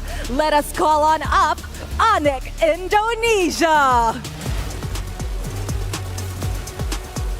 Thrown into the lower bracket of the group stages, bit by bit, Onyx is building their momentum with their eyes set on the grand finals, ready to assert dominance on whoever comes their way. But can Onyx keep their championship dream alive and win the team's third MSC championship? This is going to be a great one no matter how you cut it, heroes. So please, gentlemen, Mythic, Onyx, you may head to your seats, place your keys, and get ready for your matchup. Okay, Milosh, after watching such a one-sided clean sweep first match, what are your expectations leading on to the second match? I hope we at least get 4 out of the 5. More entertainment! Okay, you think it's going to be a 3-1? Hell yeah. Okay, there's only one way to find out, and that is showing it to the Land of Dawn. Let's go start our second match of the day. Thank you very much, Rose and Milosh. And yeah, honestly, if there's at least 4 games, that'll be interesting. Yo, is it just me or did Milosh not say who he was rooting for? Who did he say was going to win in 4? Hey, maybe he has a curse as well. Not going to say. So at this point, I'm afraid to ask Destroyer. He said full games and it was a sweep. Yeah, let's not. Yeah, that's why I said maybe I cursed. Yeah, you know, sometimes it's good to keep your opinions to yourself, right? Yeah, let's not. Yeah. Thank you, boys. Thank you, guys, for the support. How's your day? You're having a good day? Yeah. Actually, yeah. I'm here with you. All right. We'll see how that goes. But yeah, looking at the matchup here, Onyx ID going up against Mythic Seal. And I kind of feel like there's still a good chance just because Mythic Seal was able to take down SRGOG. I don't think Onyx ID will disrespect it because, again, this is a single elimination match, right? If you lose, you go home. The real question is, I kind of feel like between both teams, maybe Onyx ID has a more dynamic draft compared to Mythic Seal, because if possible, they want a damage dealer on Nico as well as Ken. That exactly is the right word. I don't know. Did you just look at my notes? Because Onyx ID, they have a dynamic draft. They like to interact with their opponents. Coach Yeb, Coach Adi, they like to steal picks and goad their opponents into the rope-a-dope. All right, we're going to leave this open for red 4. For blue 4-5, are you going to take it? If not, we're going to steal it. We're going to ban it. That's exactly what they're going to do. And I'm looking at their priority bans, and I'm looking at Mythic Seal's priority picks. There's a lot of overlap there. Not in the parallel, but in the diagonal, in the contradicting sides of the draft. I think that Mythic Seal, they won't make the decisions like the Aurora made. So we saw in the previous game, in the previous series, when they were trying to let jungler to pick last. No, I think they should make the priority for the mid lane and for the jungle. So maybe instantly just pick for Ken. Go for it. Yeah, honestly, the jungle is definitely something that I really want to look out for because we even saw the previous content piece. The Kings of the Jungle. Kyrie has been here for years. There's a lot of discussion for him being the face of MLBB. So this is going to be very difficult for Ken, where, again, he's an amazing jungler, but it's gotten to the point where some people might see him as predictable because they know his jungle path. They know how to stop him in his rotations. But now, talking about Kyrie, we got a quote coming in from him. He said, "For now, I don't think Ken can be called a king of the jungle just yet." He hasn't proven himself on the international stage. And in this matchup, I think it will be a sweep for us, just like in M4. Kyrie is alluding to the last time he and Ken faced off. Kyrie was then playing for Onic ID, and Ken was still under the banner of Falcon Esports. And those are cold words from Kyrie, man. But here's the thing. Destroyer, he was like you. He was speaking the truth. Yeah, we chose the same language actually for us. Pretty universal. Yeah, and I totally agree with Kyrie. You need to prove yourself. Before you go to the Kings, you need to show that, yes, I'm ready. Yeah, coming back to Aurora and Team Liquid, sorry, I need to do it. We saw the stomping. If Ken shows, okay guys, I'm confident with playing versus Kyrie and we can beat them, we can beat the Onic Indonesia, yes, then here's the king. The scary thing about Onic ID though, it's not just Kyrie, right? It's not just Kyrie, is it? Yeah. It's Suns, it's Savero, even Loopy has his moments. Key boy with the set. So this is really going to be a test for every single member of Mythic Seal. I'm really looking at Nico. Nico used to be a jungler, now becoming a mid laner.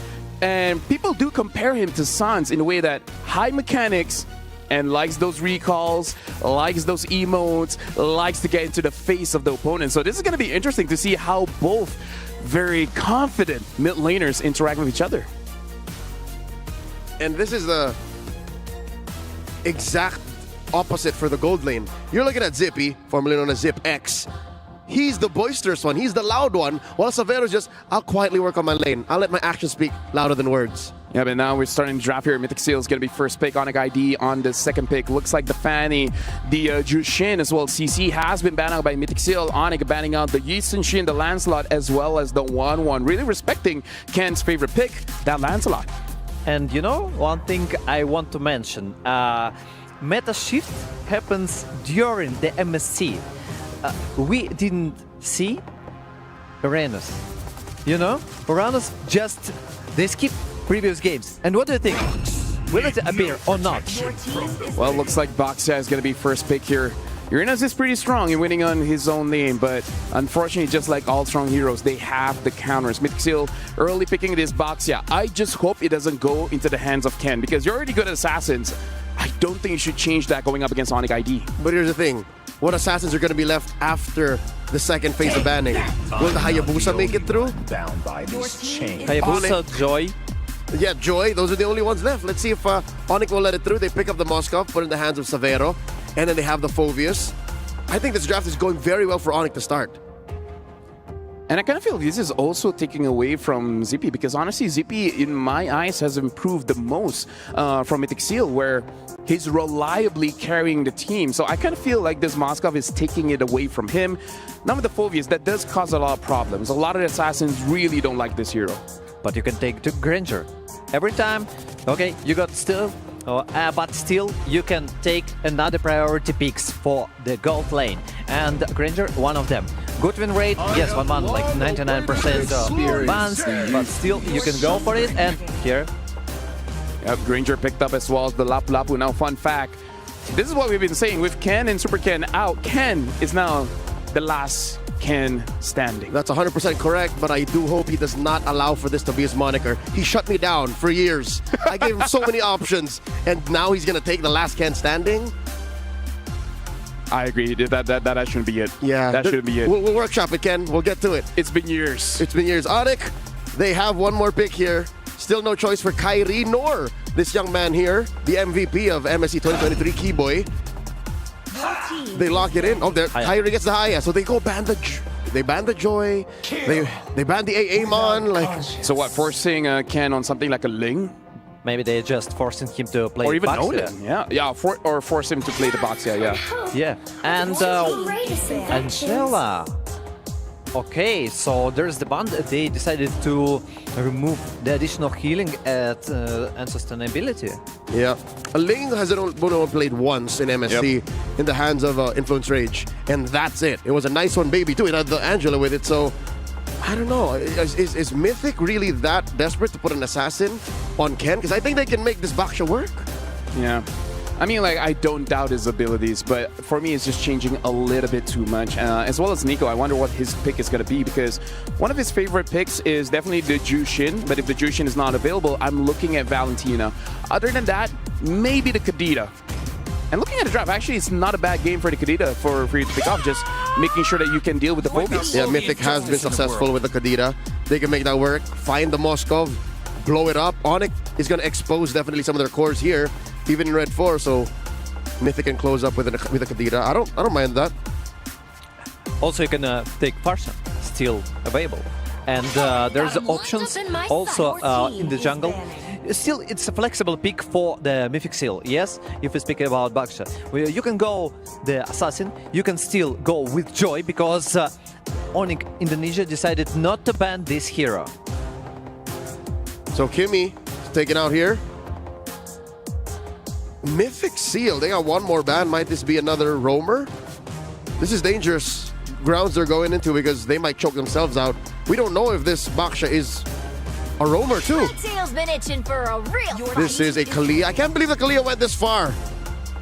So now looking at a draft here, if we're just assuming, it does look like they're both having the same roles. We got the EXP, we got the golds, and if the Baxia goes jungle, we have both sides same as jungle. So both don't have a roamer as well as the mid. The mid is for sure, we still don't have any. So Onyx, they have priority here. But the thing is, as strong as the Farsa is, it's not without the counters, right? Because Mythic Seal, they could pick up 3 to 4 different heroes that can deal with the Farsa. What do you think about Garatkacha for Onyx?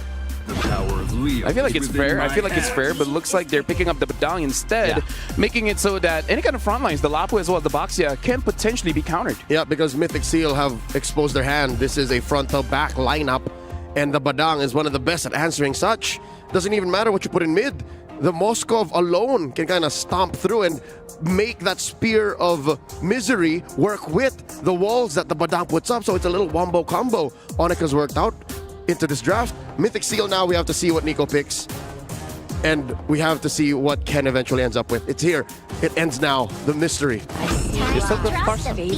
And I think they should make... Okay, it's Selena and Joy. So they decided like this. But I don't like the Joy versus Badang. Yeah. But the thing is, this is like one of his signatures, because I feel like Ken is one of those players that you can pick 5 counters and I'll still pick this hero up. But again, very interesting here, because I would say Granger, Lapu, Selena, as well as the Joy is very micro-centric. Going up against Onyx ID, that is going to be very interesting. But now we're talking about the Kadita. It looks like Sans is the one that's going to take up the Kadita. And if I'm the Baxia, I'll be slightly afraid. Yep. There's nothing you can do to protect your softies from that Kadita. 3 solid targets. The Grangers, the Selena, the Joy. Like, they go poof if Sans finds them. But from the other side, from the other perspective, Mythic Seal got a lot of power spike.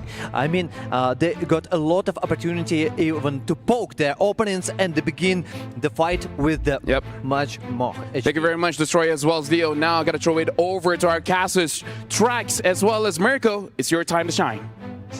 Still here, ready to shine. This is the second series of the quarter-finals. Onyx going up against Mythic Seals, game number 1 in a best of 5. Mirko, how are we feeling? Hey, feeling great as usual. We're going to get straight into the land of Dawn for this one. Kadita, last pick for Sans. Another signature pick coming through. And I gotta say, I really like the fact that Onyx really just denied that Joy without really denying it. They picked 3 counters for it before we got to see it. It's almost like they knew it was coming. I mean, so far... It's almost like Ken only played 2 heroes in the group stage. Exactly. Oh, man. I think he did, actually. We saw him pick this hero 3 times in a row in their first series, and after that it was nothing but Lancelot. And this is something that's been on a lot of our minds coming into this series. Are we going to see Ken play something else? They did pick up the Basha up front. I was kind of on board for that, running the Basha jungle. But Mythic Seal tried to kind of pull a cheeky play. Don't know if it's going to work out, though. I mean, last series we saw 3-0. I'm hoping we don't see that again. Yeah. But Mythic Seal definitely has to come into this game ready for what Onyx ID has to bring. Yes, they took a loss in group stage, but it was 2 TLPH. That's true. Let's take a look at the emblem builds right now. Does seem like everything is pretty normal. Season 100 for the Selena 2 Keyboy. Looking for a play there to try to take the XP crab. But yeah, nothing too crazy. I guess pull yourself together for Sans, for the Petrify. Festival of Blood and Thrill, so a bit more sustained to play with for Lutpi, and I guess Concussive Blast. So it's not the normal like Brace Mine I think you would go for Phobias. This is more of like, I want Prio in lane, I want to just clear it and help my team ASAP. And taking a look at both gold laners as well, nobody takes any, no tenacities, nothing like that. Sometimes we do see that pop up in the gold lane if you want to be super aggressive, but these guys are going to take full damage, ready to go. Now, so far today, we have seen the Granger winning out against the Moskov, but Onic ID, they know their pace, they know what they want to do. They want to take this slow, let some of those items lock in, make sure you get the Hunter Strike on Kyrie, but Turtle is coming up. Yeah. Oh, steal from Kai! In and out, super clean quad shadow and a retry. Lutpi seems like he wants to go for more. Does have those Infinite Pursuit stacks. Will jump in again as Keyboy gets a punch and cancel out of Shield Unity. Revitalize coming down, but Sans will go for the Breath of the Ocean and the Rough Waves to pick up first blood. Now it's the bravest fighter from Kun! A full dive to the back as Keyboy pops in Fist Crack, but it won't be able to get into safety. Shadow kill to the back. Kun taken down too as Ken walks in and whoa, solo! Up top, Severo getting taken out by Zippy. Okay, this is a good start. I mean, we know we're in for some action here. 2.5 minutes in, and there's already 5 kills on the board. Let's take a look at the replay real quick. Kyrie, I mean, this is a millisecond of timing, and being able to time it well right when you need to steal that turtle is huge. Up at the top side, though, Zippy in a little bit of trouble, will be able to get away, but Mythic Seal, first 3 minutes in, they have the gold lead. It's not huge, it's negligible, but still, it is something. Wait, Keyboy wants to go for the solo kill here, has the flicker! Fist Crack, and he gets the kill on Zippy! Will be traded back here, and it will be Ken who gets the kill. So in the end, I'd say it's worth it for Mythic Seal. They get a kill on Ken on a signature pick of his. Yeah, I mean, definitely, I think, this doesn't stop right now. They don't want you to talk, bro. They don't want anyone to talk. There it is, going in, it's 4-4. I think, yeah, Mythic Seal kind of gets the win on that. They get a kill for Ken. It's gold laner for gold laner, but they get the trade with Keyboy in the end as well. Yes, Onic ID getting the kill into the gold lane does at least even things out between Severo and Zippy, which is huge, especially since Severo is going to take a bit longer to come online.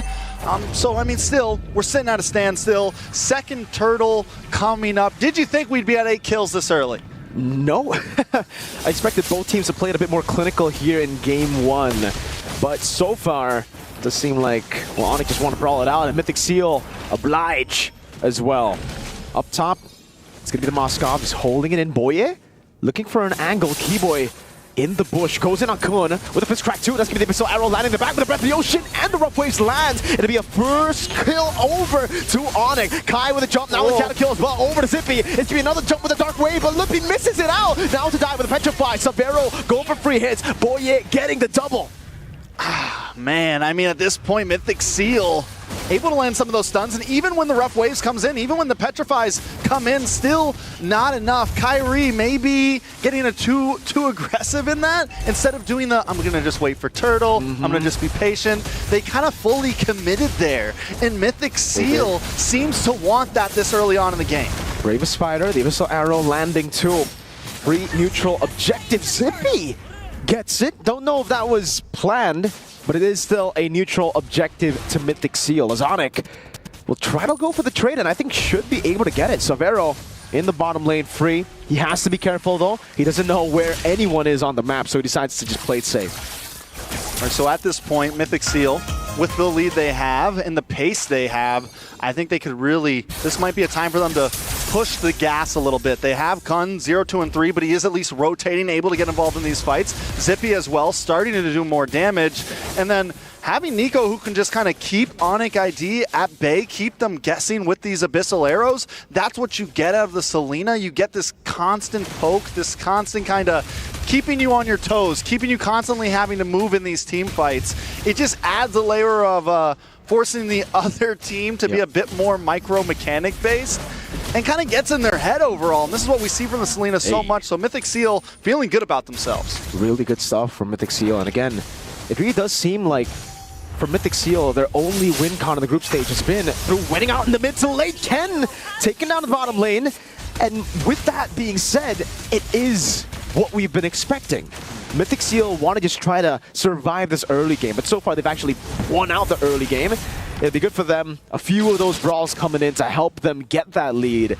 But Onic, really, when it comes to those pickoffs, have been quite clean. They've gotten 2 kills on Ken now. Yeah, one of the problems that Ken's going to have here is when you're the Joy, you kind of want to go solo. You want to try to farm the XP lane here and there. You want to hit those off lanes. But when you have a Hayabusa on the opposing team, you have a major threat, and it's very easy for you to get caught off and taken out. So it kind of forces you to play a little bit different. Ooh. Was that the steal? It is a steal from Sans. Pops in the rough waves. Perfect timing, gets the Breath of the Ocean, a turret down below with minions, and a turret up top. All of a sudden, the game has just been turned around. In the words of Leo, that's what you call Grand Theft Purple. Oh, yeah. Just stealing it right from under their nose. Nice stun, though, onto Loopy.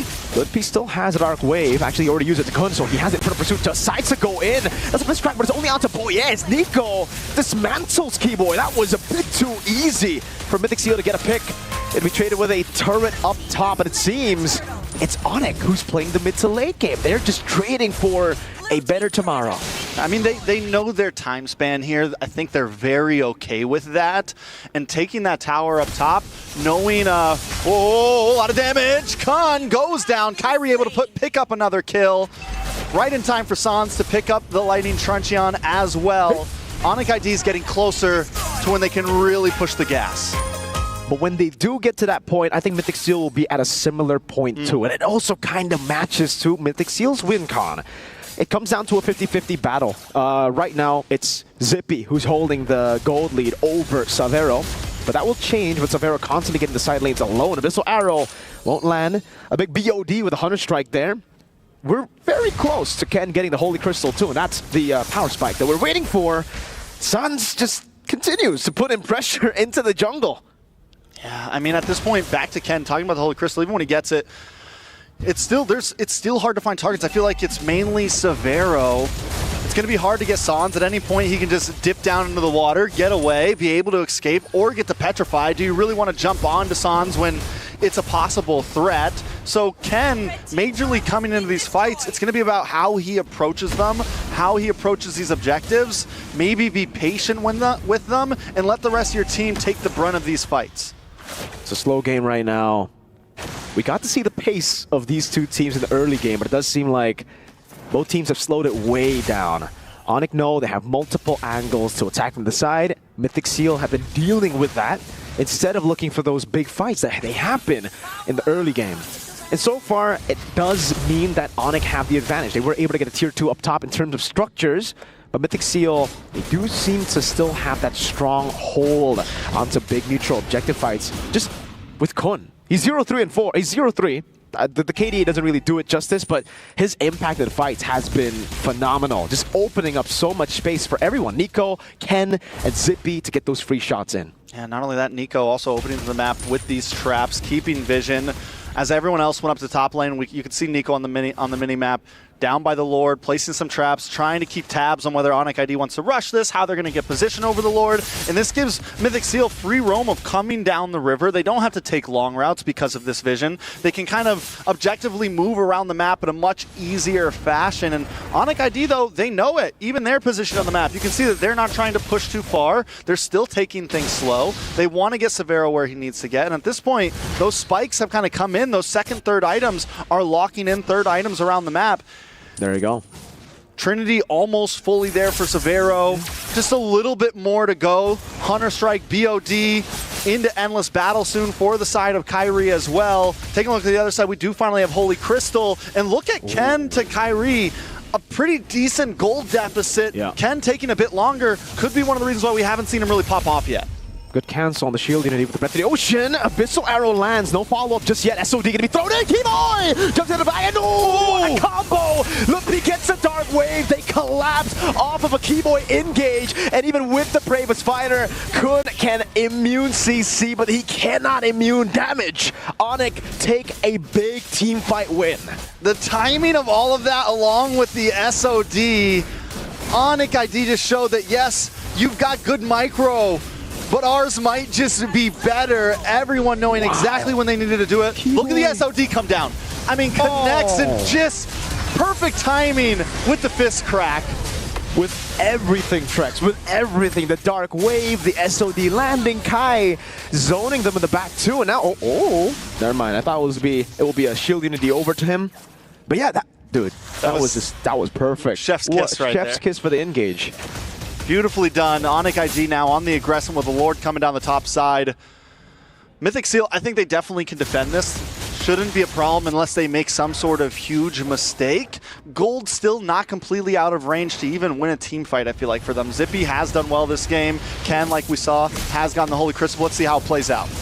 Lord up top, going to be charging down. That's a base turret. Targeted down. Uh-oh. Ken caught in the tough spot. The Petrify lands. But he's able to evade from it. Abyssal Arrow now. Kun dealing a whole lot of damage. Severo taken out by Kun as Boye looks for to engage into the back line. Now Lippy all alone, isolated from the team. Ken with electrifying beat. Sans torn down by Boye. Sky walks and stays in the bush, puts on some damage, and will decide to back away. They lose 2 members, but they got a big structure. Yeah, Boye did such a good job at keeping tabs on the rest of the team as they were backing off, which let Mythic Seal know, listen, Kyrie's not coming back. We can fully engage onto Loopy. We can fully push out. And now they're going to take this mid-tier 3, gain some more pressure on the map. A lot of damage. What a bait by Boye into an Abyssal Arrow from Nico. Oh, they read Kai like a book. I mean, at this point, it's the goal deficit is completely closed. Mythic Seal very much back in this game. Ken feels confident. He's back in the bot lane, clearing things up. He can kind of move by himself. And Onyx ID now is the team who is grouping up together as Mythic Seal approaches the map wide scale. The gold lead back to nothing. Irrelevant in this game right now. It was a hold on Onyx before they got outplayed. I think that's the term, right? Mythic Seal just straight up outplayed them. In the base, getting the Abyssal Arrow. Another one with a bait from Boye into Kai. This makes the game a whole lot more even. And I gotta say, Trex, even though, you know, I'm Indonesian, I know what the Onyx boys can do. This is Mythic Seal's realm. Like, this is how they've been able to get wins under their belt in the group stage. It's just waiting for this moment, making it very messy, and then utilizing or living in the chaos. They thrive in the chaos. In the late game, like, I mean, mid to late, we're creeping into late. This is exactly where they want to be. Even taking a look at the gold laners, Zippy's now taking advantage. Missile Arrow goes a little wide. Rough waves as well. Lippy jumping in. Kun with the Brave Spider into the back line. Lippy still going in. Good read by Severo. He's going to be kind of away from Ken now. It's actually the quad shadow landing. And Kai jumps into the back line. Zippy has it with a nature, but gets displaced. It'll be Kai in the back wreaking havoc. Kun isolated from the rest of the team. The SOD doesn't land. It was close. Severo blinks forward to dodge the Abyssal Arrow. And Onyx want to end this game. They see it in their eyes. Abyssal Arrow only landing onto Keyboy. Rough Wave's gonna be used up as Boye gets shredded down, splashed by water. And Onyx ID will claim game number 1. All it takes is one moment, one mistake. Ken may be going just a little bit too far, or Onyx ID just getting the outplay back again. Either way you see it, Onyx ID takes game number 1. Wow. Mythic Seal, though, I mean, still an amazing fight, and I got a feeling we're in for an amazing series here with Onyx ID kicking it off with a win. I agree with you, Trex, but in a way, I feel like the Joy pick was just too greedy. Yes, it's a comfort pick for Ken, but when you're up against a composition, a team who really knows how to deny it from the bans, it's just too much to handle, dude. Phobius, Padang, and Haya? Well, let's see what the panel has to say about this. How are we doing over there, LaFell? This look like both teams, they have the eye for opportunity, because the moment you see an opening, they go in. Even in the final stages of Onyx ID, like, okay, we won this fight. We're not going to be doing anything else. We're going to be ending the game. And it already looks like a good start to this series where, yeah, I understand what Mirko is saying. Like, the draft, they kind of denied Ken already because, again, Ken has only used, like, what? Lancelot, Joy. That's it. But even with that, Mythic Seal were able to push to the limit Onyx ID. Like, even if they blocked out so many, they were able to finagle through a draft and get to a point where Onyx had to sweat. And what was it? 5 or 6 minutes in, when we were looking at 2 kills per minute. These two teams like to fight. A lot of kills, and the most important, that solo kills. They made a lot of efforts. Mythic Seal actually, you know, Zippy killed 1 versus 1 Severo. Yes, it's like, wow, guys, he can do it. And Mythic Seal got a lot of opportunities to win the objectives. Yeah. Nico played well on the Selena. It's just an eye for opportunity. Maybe they had too many. Maybe they were just too, I don't want to say greedy, but there definitely was an over-eagerness in a lot of these moments. Honestly, looking at the matchup here, they're more similar than we think, where both teams, they have the best mechanics that we've ever seen all over the world, and I kind of feel like they really want to use that to their advantage. This is why we see Mythic Seal, when it comes to their draft, they don't mind picking all these skill shot heroes, all high mechanics, because they can execute it. They can execute it, and Onyx ID, they're from Indonesia. This is familiar territory for them. Yep, they are both team fighting teams. And if you go up against a team that has better macro, but equal team fighting prowess, you lose 99% of the time. And this is what happened here. Onyx found that window. Onyx was actually, honestly, even at the 7-minute mark, working on the map better than Mythic. This was always bound to happen, unless Mythic tightened up. That's, I think, my word for them here. That's my best advice, my best practices for game 2 if they want to take the distance. Tighten up your macro. You can't do this against Onyx. If we're speaking about the macro, Mythic Seal actually lost the advantage when they went to the first turtle, and they let the opening side to the enemies. So actually they lost the holy shield at 7:30. Exactly. It's too early. Let me just say, I didn't see this coming of Kun having the highest damage in the game. 2,755. It's rare for an EXP to be dealing this much. I mean, to be fair, Laplapu is AoE, so but he's also a skill shot hero. Yeah. None of his skills like locked in. So this speaks to, again, the mechanical prowess of Mythic. They have to just aim this. It's amazing energy. It's amazing effort. They just have to aim it. Honestly, at this point, this seems like a very fun best of 5 that we could have here, where, again, team fighting teams, like, yeah, macro is great, etc. But, going 12 minutes and having like 4 kills in total, it's not like the best series to watch. So honestly, I'm very excited to see this one, and I agree with you. Just tighten it up, right? Because you got the skills to pay the bills.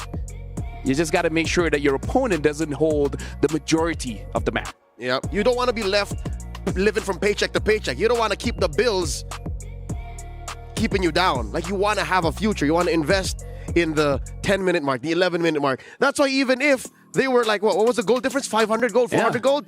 The map was so easy for Onyx to take over. I like all this financial lingo in the Saudi National Bank match of the day, by the way. Shout-outs. But yeah, what are your thoughts on this matchup?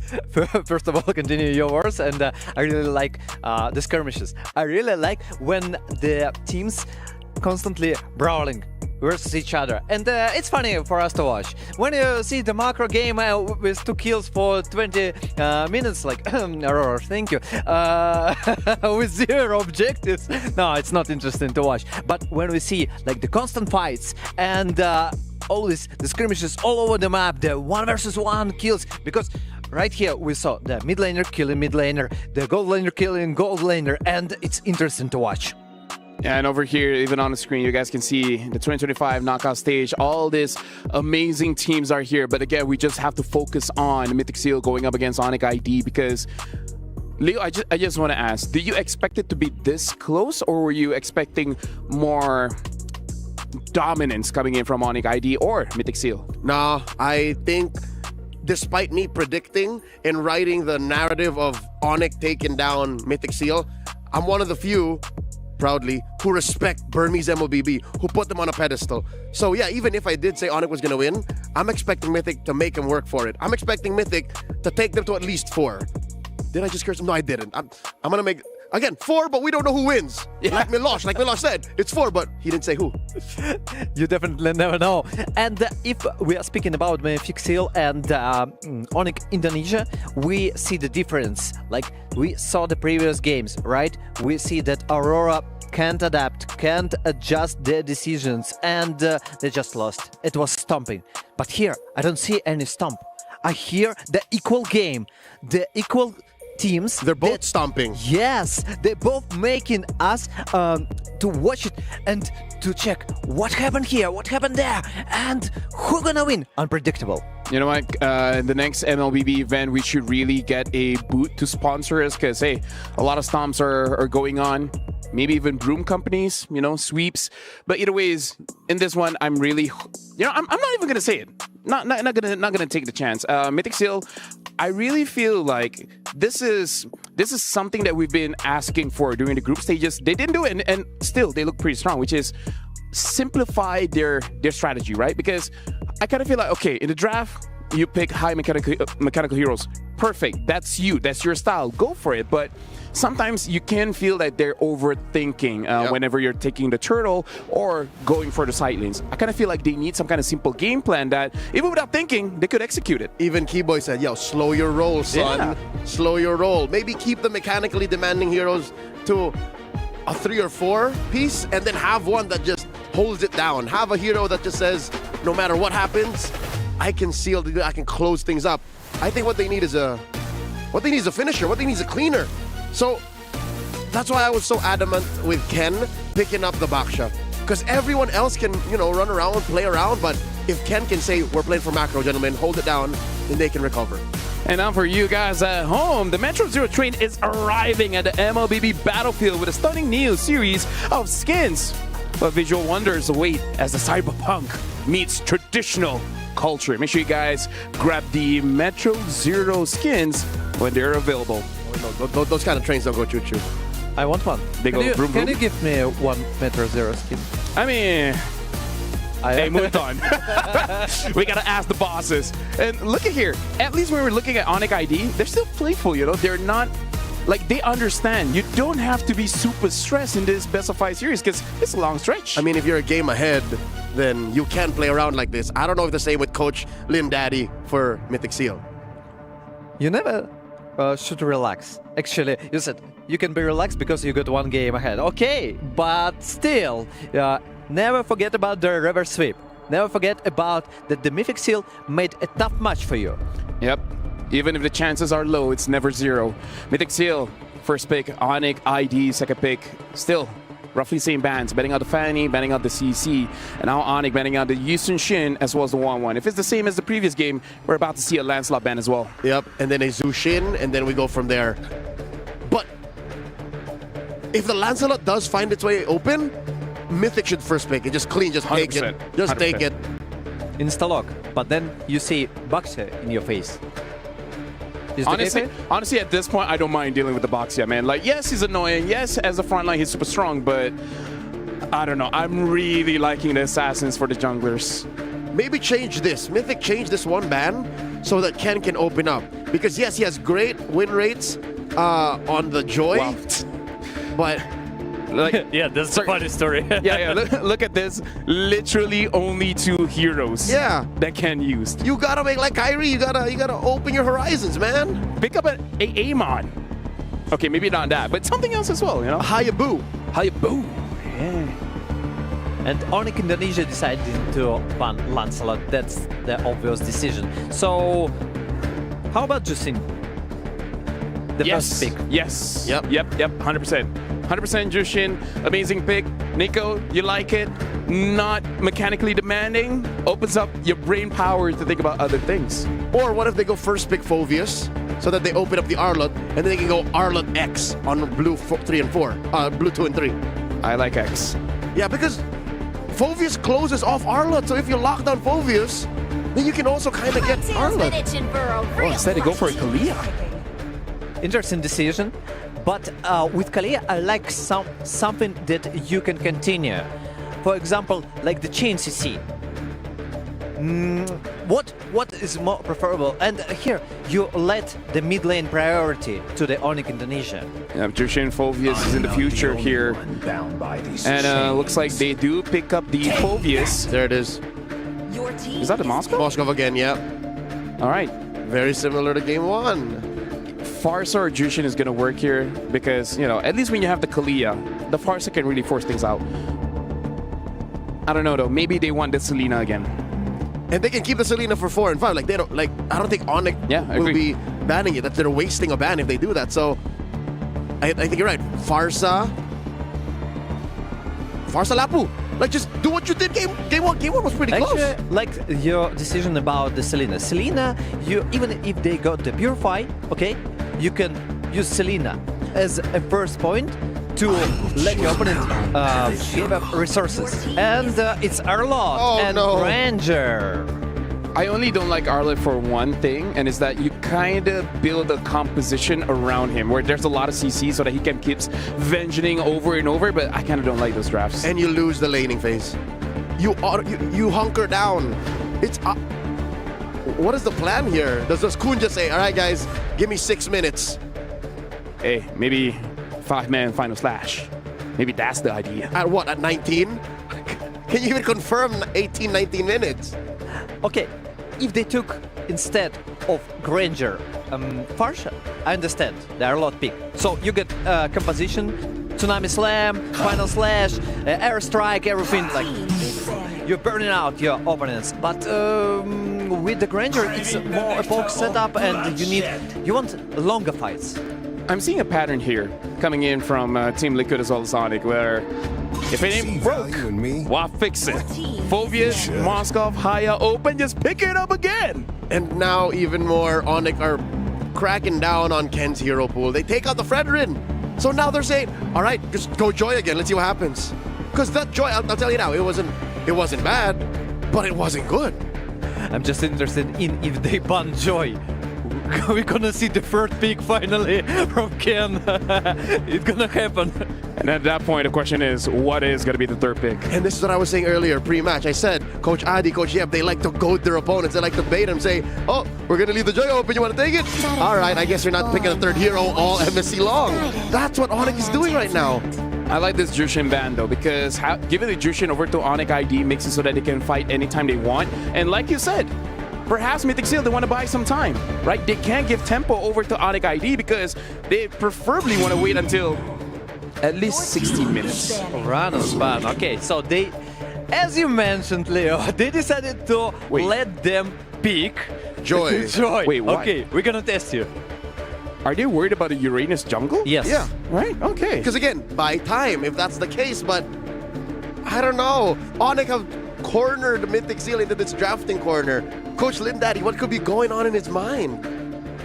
It's unfortunate. It's one of those situations where you're like, yay, we got Joy, but at the same time, you kind of have to feel like maybe that's what your opponent wants. Maybe your opponent just like, oh yeah, you got your draft. Oh no, we made a mistake. Wink, wink. Anyways, I don't think they expect like that tricky. That's kind of obvious that Onyx forcing to pick Joy. Go guys, we are ready for it. We are confident with that.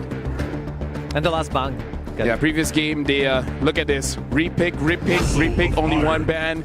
They pick up the Gato Kacha this time, so not picking up the Badang. So, okay, at least the last 2 picks is going to be a change. Yep, so confirmed this is a Rome Gatot in the hands of Keyboy, and then a Phobius for Lutpi. Mythic Seal, again, what do they put in mid? They on purpose leave out the Farsa. So they can still end up with the Farsa Arla combo. Selena. That too. Selena Farsa. I think that's the option. Selena, if you go with the Kalea, so the combination when you just exchange your skills to purify, and okay. It's a debut pick. We've seen this in MWI, was it? But yeah, Alice in the jungle. Talk about a third pick in the jungle for Ken. How long has he been hiding this? Yeah, we'll skip the Fredrin, we'll skip the Hayabusa, let's go to jump to Alice. Just another pocket pick, okay, guys? And Kimi, you know, in this situation, I'm okay with Kimi. I mean, when you also got additional damage dealer in jungle and also the sustainability of the, you know, I trust him. My only problem is it's a very greedy lineup. Like you're hungry for time, gold, and EXP. You need time, definitely. Yeah. Maybe that's what you need to go up against the best of the best. Woo! You gotta hope it works. And now the Eve locked in. Ane looks very traditional in the draft. So, Destroyer, before we head on over to the casters, what do you think? I want to trust in Alice. Okay, let's go, Mythic Seal. You trust Alice? What about you? I think Onyx was very decisive with that Eve pick. They might go to match point. Yeah, we're gonna see. Today, will we actually go back home early? Thank you very much, Destroyer, as well as Leo. But now, for the second game of this matchup, I'm going to give it over to Mirko and Trex. What a draft, what a series. Things never seem to surprise us here on the desk. That's an Alice that we're looking at. First time pick here in MSC 2025. Are you excited about it, Mirko? Hell yeah, I am, dude. That's an Alice in the jungle for my boy Ken. Hey, I like it. The Burmese have always shown us different picks, crazy picks in the past, and even now in MSC 2025, when we thought, all right, we've seen enough of crazy picks, they bring out another. I mean, it's picks like this that I always want to see succeed, right? Yeah. No matter how much we look at the draft and we think, is this going to work? I think the hope is that new picks are going to succeed. Can Mythic Seals pull this off, though? Last game, even when Onyx was kind of behind, they still seemed very much in control with their hands on the wheel. I like the Eve pick, especially paired up with the Gatot, with the Phoveus. You have this box that you want to play inside, and you're trying to keep them inside of it as long as possible. So let's see if they can pull it out. Taking a look at the emblems. Also, nothing too out of control, nothing too crazy, nothing too different. Yeah, everything quite standard, really, from this time. Except the Alice pick. That's the only thing that is out of the ordinary here.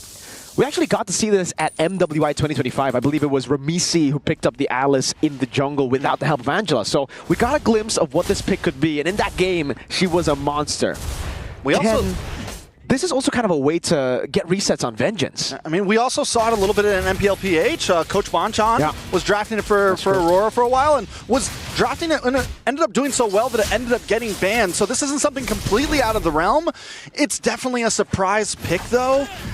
And I mean, yes, if it comes online, Kyrie's not going to be able to do too much against it. You have some dive into the back line. You have escapability. And Mythic Seal, just play it slow at this point. I think the real draft pick here that we're a little worried about is the R-Lot. They got to split up. That's how they win for Onyx, right? If they clump up, they give a bit too much AoE damage. Final Slash.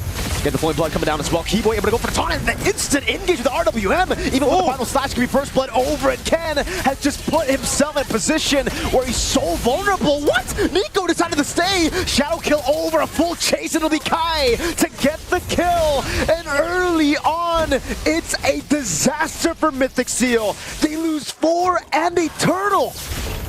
Bing, bop, boom, bop, bing, bop, bam. 4 members down. The stuff that Onyx on you wouldn't understand. At this point, that's 4 kills. Nico stayed way too long, and I get it. They were all sitting at about 10% health. He just thought, if I could just get a couple more hits, I could turn this loss around. But sometimes that is not the way to go, and he pays the price for it. 3 minutes in, 2,000 gold lead, Mirko. This is already heading south for Mythic Seal. I don't know what to say, Trex. I mean, that couldn't have gone worse. Couldn't have gone better for Onyx ID. Obviously, that's a 2,000 gold lead. Everything's within their grasp now. And guess what? They took away the purple buff too, and you really need it. You can already see how it's impacting Ken now. Dude, I think they were better off not contesting Turtle 1. Or, I mean, I don't know, if they were going to contest it, it definitely couldn't have gotten much worse. Yeah, there shouldn't have been an abort button at some point, and Nico did not hear the call or did not click the button. It went from being bad to really, really, really bad, and it's continuing to scale more into Onyx ID's favor. Ken taking a death that early on too hurts so bad. Losing a purple buff, losing any gold at this point is a problem. Loopy going to be able to bully this EXP lane. We already knew that was going to kind of happen, so it just puts Mythic Seal at even more of a disadvantage. Uh-oh, Final Slash used up by Kun, but Lippy's done the job, done the deed. He's already cleared up the wave now, and they're looking to go for this purple buff. And I think, please get it. Ken gets it without the retribution. Take the risk. For me, I think it's scarier for Alice to lose purple buff early than to die. So the fact that he got both, a death and purple buff stolen, was tough. Again, they go for the taunt, and they just get locked down. They shouldn't be engaging on Keyboy, just tanking it up. The Final Slash comes down. Keyboy with the AOG. Look, Infernal Pursuit to everyone. Oh, this is a dream come true for Lutpi. This is what you call walking into a wall over and over again, expecting some different results. Sans, and we're seeing why the Eve pick was so crucial. The moment that Ken comes in, Sans drops the RWM, it pretty much negates any bit of healing that Ken is going to get, and they're just able to have free realm. I mean, Mythic Seal is essentially doing exactly what Onic ID wants them to. Now it's two turtles down, almost a 5k gold lead. Mythic Seal's got to back off. They got to slow down. Do not contest the next turtle. But then what do? You don't contest next turtle, what do? Final Slash coming down, Severo going to be caught in the tough spot, but he has Keyboy right there, and Sans, no flicker. But they don't decide to capitalize. So again, if they do decide to not contest Turtle 3, has Onic gotten enough of a lead to say, sure, we don't need fights anymore. We can just siege, we can play the macro game. There's a reason we went Moskov. I guess Zippy gets a turret and the trade. Keyboy looking for the flank again. Oh, he's holding it down. It's gonna be caught again. It's a taunt over. The quad shadow lands Nico. Able to flicker out the safety. Keyboy with the AOG back again, but Ken has no way. Oh my lord, the SOD. I thought that landed on Nico. Ken has no way to contest for this, right? He goes in, he's dead here. He's risking it. Okay, he gets it. He actually gets it. Gets his purple. Kyrie did not have Retri up, which is huge. It's something. I mean, we're at this point, we're just counting purples. That's even a win for Mythic Seals at this point. I have to say as well, Zippy hasn't taken a death, which is important, right? Your gold laner, someone that's going to deal some big damage, has not gone down yet, has been able to farm at least a little bit. I do think there is possibilities for Mythic Seal, even if they don't contest this next turtle. But a lot of it comes down to how Ken approaches these fights. He cannot just come in head on and be extremely telegraphed about his entrance because, like I said, Sans is just waiting to drop it. Tongue over to Boye, Tsunami Slam locking him down. Keyboy will fall. Zippy gets a kill. Does he already have a Sky Piercer? Was that a stack or? Hopefully it was a stack. We'll see once we see items. Sky Piercer is in, so he does get a stack off that, which is a good start. And like I said, 0 deaths. He's not too far behind Severo, honestly. Only 500 gold. Mythic Seal could definitely find a power spike here. Yeah, this could be where it all changes. Lippy in the back again. Boye jumps in, zoning him. That's going to be isolation. A free kill over. Quad Shadow as well. Kai able to find it, but the RWM is a bit short. SOD won't be able to steal it, and Mythic Seal somehow find themselves on the right track. So was that the answer to how they need to approach the fights right here? Boye, if he can zone... Whoa. Good point, bud. All good. If he can zone back Sans enough to where the real manipulation doesn't come down on top of Ken, then they're kind of in the clear to take these fights. They're also finding some more pickoffs. Boye able to get some of these Tsunami Slams in. Mythic Seal trying to fight a comeback here. They have to make it really messy in the team fights, right? That's what the Arlet and Alice wants to do. As long as they don't play within the box of the Eve, I think it'll be very good for them. Yes, Kai and Lutpi kind of does the same towards the backline of Mythic Seal, but that's the gamble you need to take at this point. There's no safety anymore. Maybe if they didn't contest Turtle 1 and 2, we would be seeing more of a, sure, let's play the normal route, let's play to just get space for Zippy and Nico. But at this point, Sans and Severo, if you let them hit for free, it might just sting a bit too much. Yeah, you got to use your shield, put it off to the side real fast to keep the other swords at bay so that you can fight forward. They do lose that orange buff there. Hey. Lutpi with the deferred pursuit. That's going to be Kai caught as well, but he still is able to escape, and the RWM locks Ken down. That's an AOG! Sans picking up a killing spree, and Mythic Seal are sent running for the hills. Keyboy just doesn't miss. Game after game, the OGs have come in so clean. Now they're going to try to defend this mid, but I don't think they're going to be able to do it. Zippy there, but here comes Keyboy. There's a flicker. Will be able to use it. Final Slash bringing Keyboy back under turret. Kai, the quad shadow gets locked down, but he still pops in a shadow kill, and he goes for more. Has the quad shadow in the back.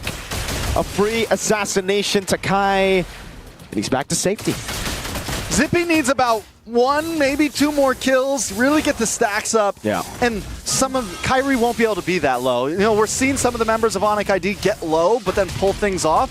If Zippy can get another couple stacks in, there's opportunity there. But the problem is literally the only 2 kills that Mythic Seal have gone to Zippy. Is there a time that the spike finally happens for Ken? I don't know, not as long as World Manipulation is up.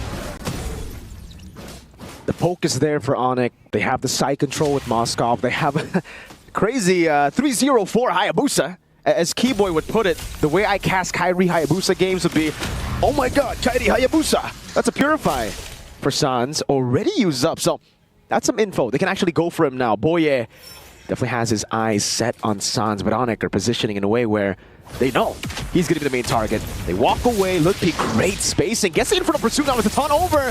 Might be an all-in over to the back now. It's going to be the flowing blood. Ken caught alone. He actually jumps in the back of the vengeance. Prox comes in too. A good shutdown for Ken, but Severo joins in the fight with SOD, and Zippy loses his stacks now. Ken with the flowing blood follow through. Kai with the shadow kill.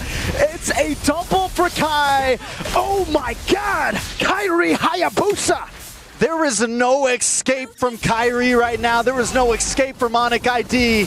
Taking a look at the replay, Ken, I mean, it looks like they find a moment. He's able to get to the back line. He's able to get the stun. In comes Kun as well, but just not enough. And as Ken's trying to get away, keep our eyes on Kyrie here.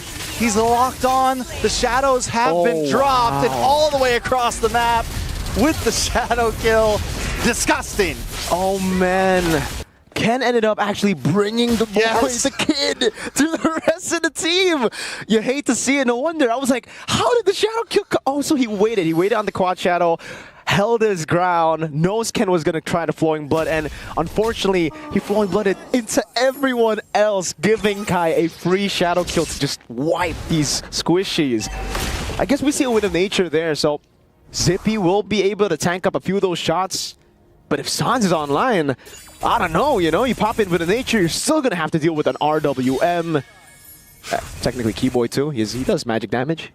I mean, I don't know, man. 7-0-4 Kyrie is scary right now, and that's not. We're not even adding Severo into the equation. They're winning some of these fights without Severo. When Severo does get involved, it completely turns things around. Conceal play though from Onic ID. Fraction Pulse, actually forcing out the Purify out of Sans, so they still have to respect this.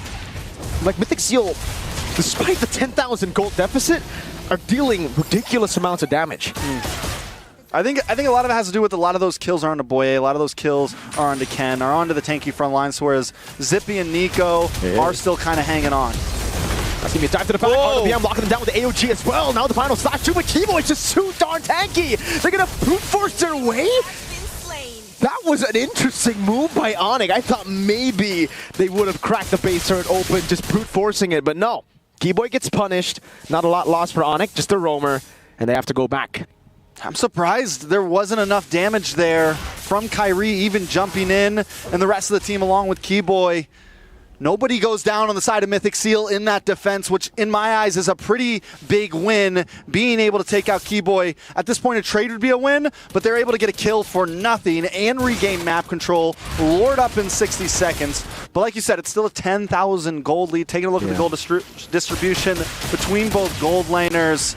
Severo definitely leading across the charts. They're forced to farm it together. I guess we get to see the replay of this, and again, it's the RWM just being a bit off. Had that hit, or had that been like correctly placed, it actually could have been a free base turret. Kyrie also backed off. He decided not to fully commit with the shadow kill. He jumps in for a second, throws out the shuriken, comes back, and is like, no, let's just back off. Let's play it safe. Let's play it easy. They've been on the back of one straight push, you know, against the OPH, so at least we see them learning from that moment. It's an all-in. Oh! Wow, the Dark Wave actually landed on Nico across the wall there. So yeah, Mythic Seal just with the Traction Pulse, reading out the map. Again, their damage is pretty good. Like, for being 10,000 gold behind, they don't look like they're 10,000 gold behind. It's funny how that works, right? I really attribute that, you know, they have the double marksman, right? You have Nico, you have Zippy, both able to chunk down. Granger in general, as we said before, he was never too far behind against Severo. 3-1-1. I want to say he lost some of those stacks after the third kill. Maybe he got the death after second kill. Can't remember exactly, but still lord up.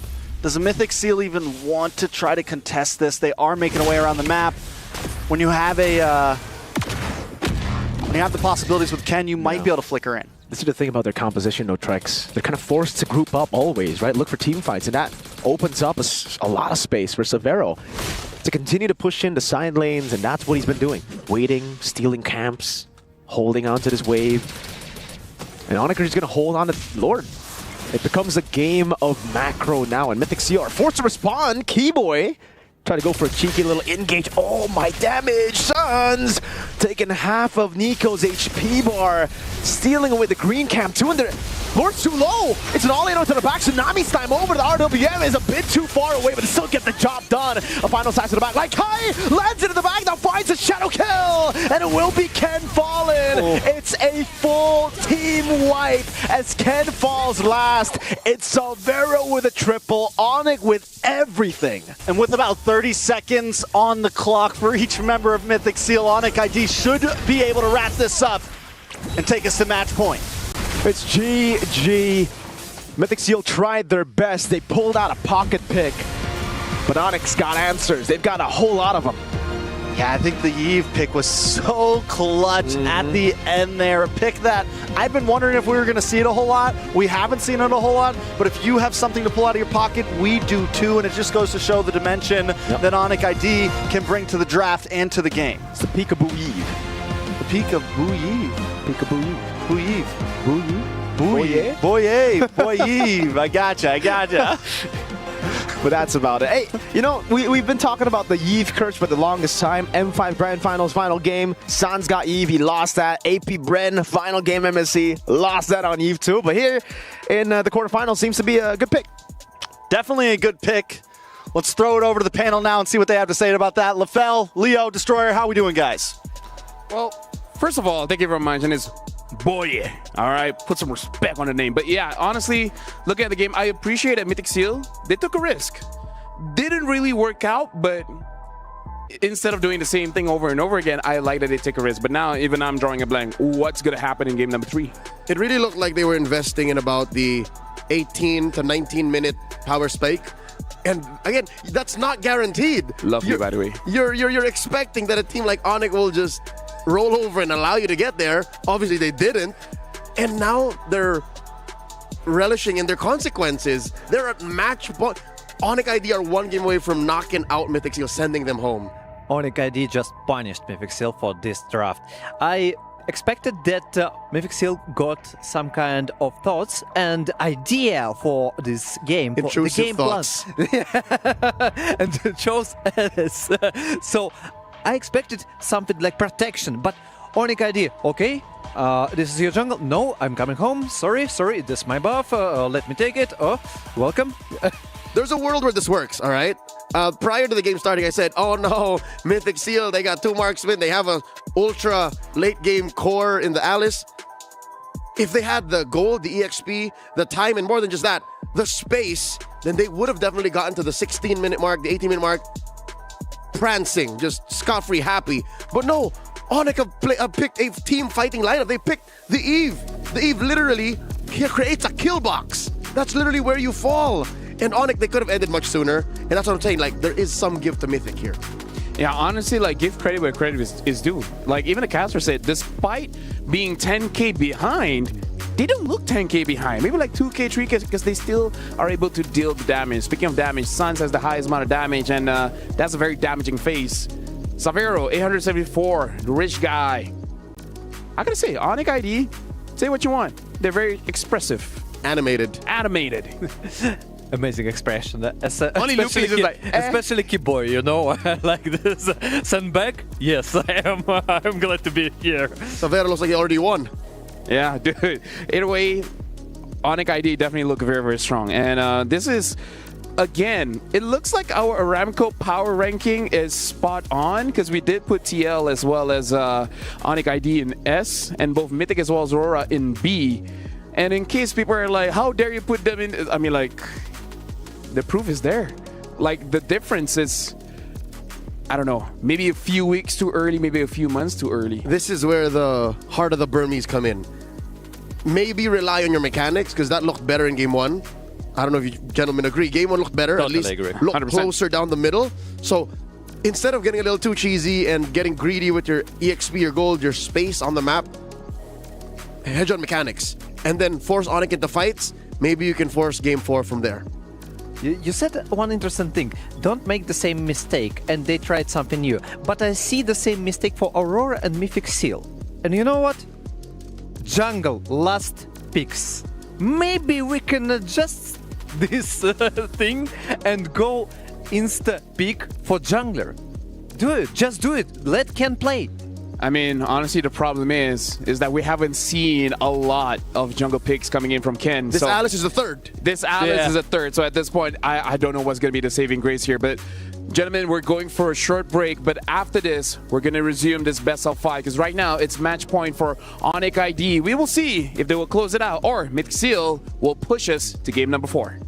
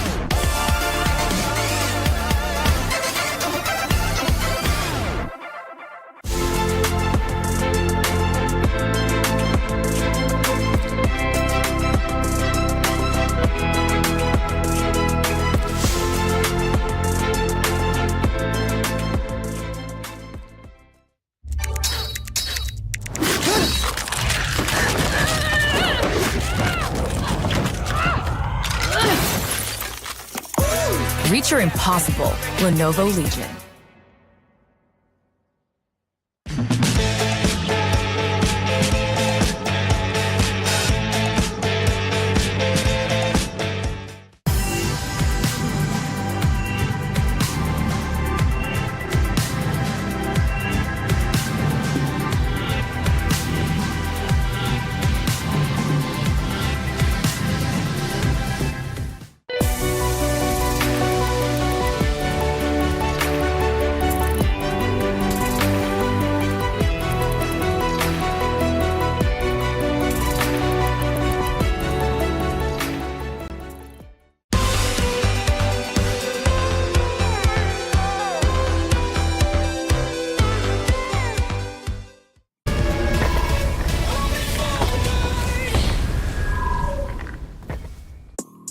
Welcome back, ladies and gentlemen. Right now, it is still match point for Onyx Indonesia going up against Mythic Seal.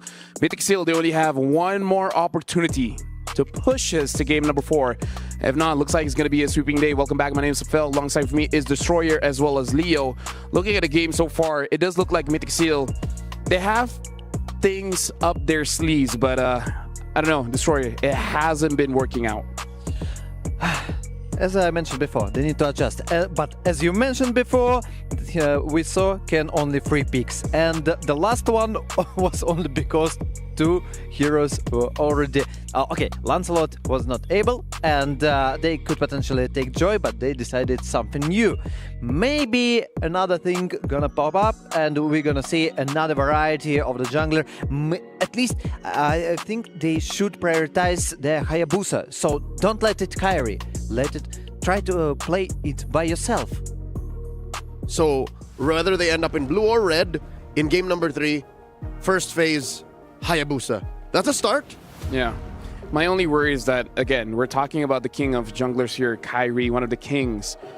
I believe when we're talking about his hero pool, it's very enviable. So this is definitely a test for Ken now, because one of his idols, Kyrie, is looking very good on those assassin picks. So now Ken really has to step up. He used his signature joy. Couldn't make it done, right? Trying something new with the Alice. Can't get the job done. And the thing is, I don't believe he'll get a Lancelot. And if he plays the Joy, you'll see Onyx smile because they're expecting it. They've prepared for this match knowing that Ken only really flourishes on 2 hero picks. So maybe what if they have it in their back pocket, suddenly Ken has a utility jungle. What if it's all in on Zipex, Zippy? What if it's all in on Nico? Just let that some way somehow work. Like if you were gonna go double marksman, right? Just do truly double marksman. Stick to it. He's got to put on his big boy pants and say, yeah, I'm gonna utility now. Yeah, and for you guys at home, up until the 5th of August, the Dino Planet is still on. So you guys only have a few more days to actually go and slay the Lord to get yourself the free Popol and Koopa Proto Hunter skin. So again, not a lot of time. It's only like, what, 3 days after the grand finals of MSC? So make sure you guys lock in quick. Now, I agree the jungle really has to be adjusted, but let me just shift things over and actually talk about the EXP. Because I kind of feel like if Kun wins a bit harder, then maybe he could give a lot of space for the jungle to move. Nation from falling apart. Agree with you, but I wanted to add one thing. Moscow ban. Moscow ban, yes. And I wanted to say about the draft changing, the ban changing, and that's what Owning are making, and Mythic Seal not. I think that if Mythic Seal wants to prioritize the jungle and to take even Joy, just change the draft phase, change the ban phase, and play around it. Yeah, right now looking at Moskov as well as the Phoveus ban. Interesting, definitely look like when Onyx ID is on blue side, they want to let a lot of things open, which comes to the question, do they want to pick up something like the Jushin or Lancelot early? This also opens up the Arlott. Yeah, true. Because the Phoveus has been closed off, which again serves logic. The Arlott lost. Even CC got banned. Hey, maybe that Arlott is going to come in. Yeah, CC is such a breakout here in the knockouts. She was already picking up steam in the group, so I think Onyx knows what's up. Mythic Seal, though, do they ban the Lancelot here? Do they dig that grave even deeper? Or just hope they will first pick the Arlott so that they can pick up the Lancelot.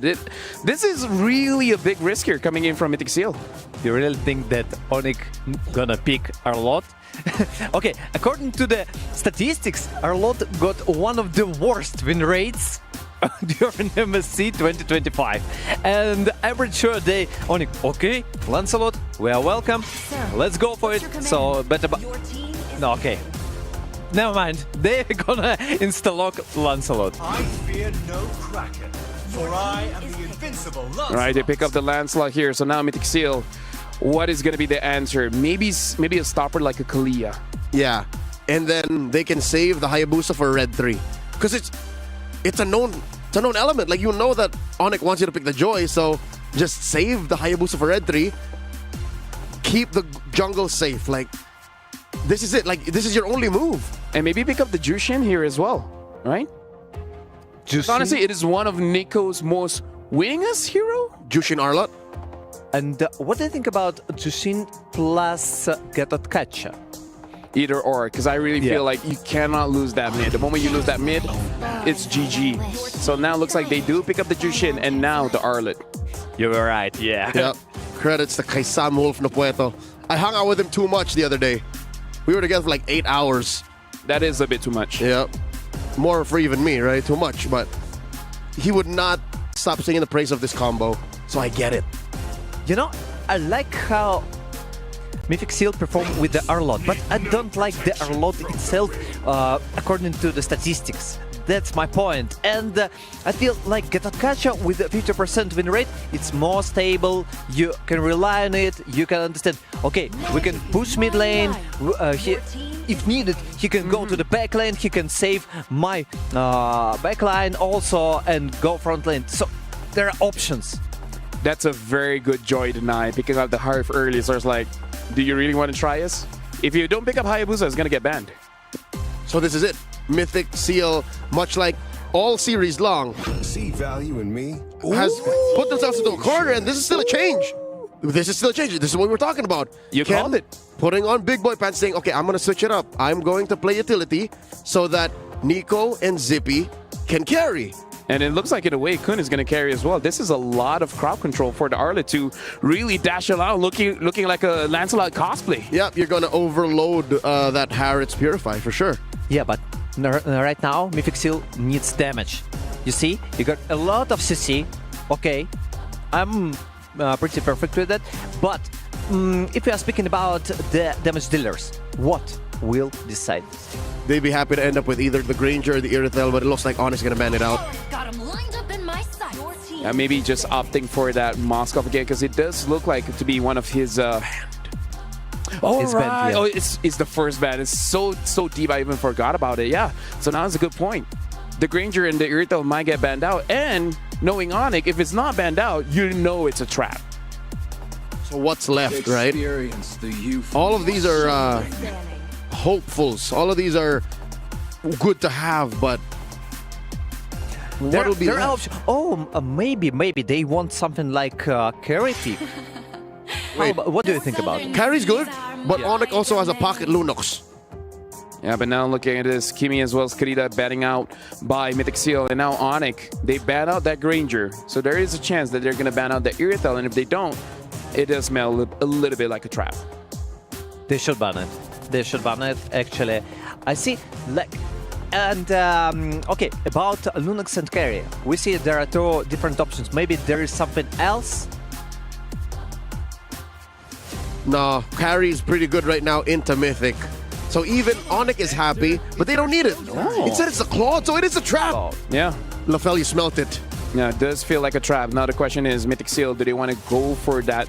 Because you don't even have to pick the Irithel now, right? You can pick up your Roamer, but I don't know. Yeah, I guess the Gato will be fine. It's not impossible that the Arlet is plays the the Roamer. Arlet. Yeah.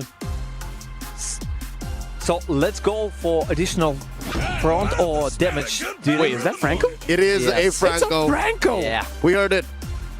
We don't care about your suppression. We don't care about your Purify. We don't care about the passive on the Harrod having less CC. For Lancelot? It's just We don't suppression. care. We have 1,000 plus 1 dashes. Nothing. Eventually, we'll eat you like chicken. We'll bite down. And the last pick they save still the opportunity to adapt for the opening pick and take gold last one. So 2 picks for Onyx Indonesia. Although I do have to say that Franco does feel a little bit desperate though. Right? What? Really hoping for a good catch. We already said, rely on mechanics. Yep. Oh no, there's the glue and the Faramis. The Wombo combo. The answer and the counter. This is so dive. This is so in your face. It almost looks like Ane prepared this draft yesterday. They understood what are the options and they prepared for it. So Time and tide wait for no man. oh, looks like they pick up the Beatrix instead. Because they need something to answer the Netherrealm. Yeah. The Netherrealm counters nearly everything that Mythic Seal prepared for them. Oh, it's such a mind games. It's so amazing. But if we're speaking about the drafts, I still, the last 2 picks decided everything for me. I like the Onyx draft. Do you think Mythic Seal has enough damage here in the early and mid? No, it's too all in. I think Onyx might be going home. Well, with the win. With the win. Thank you very much. Thank you very much, Destroy, as well as Leo. And now it's the turn of Mirko as well as Trex to call this game.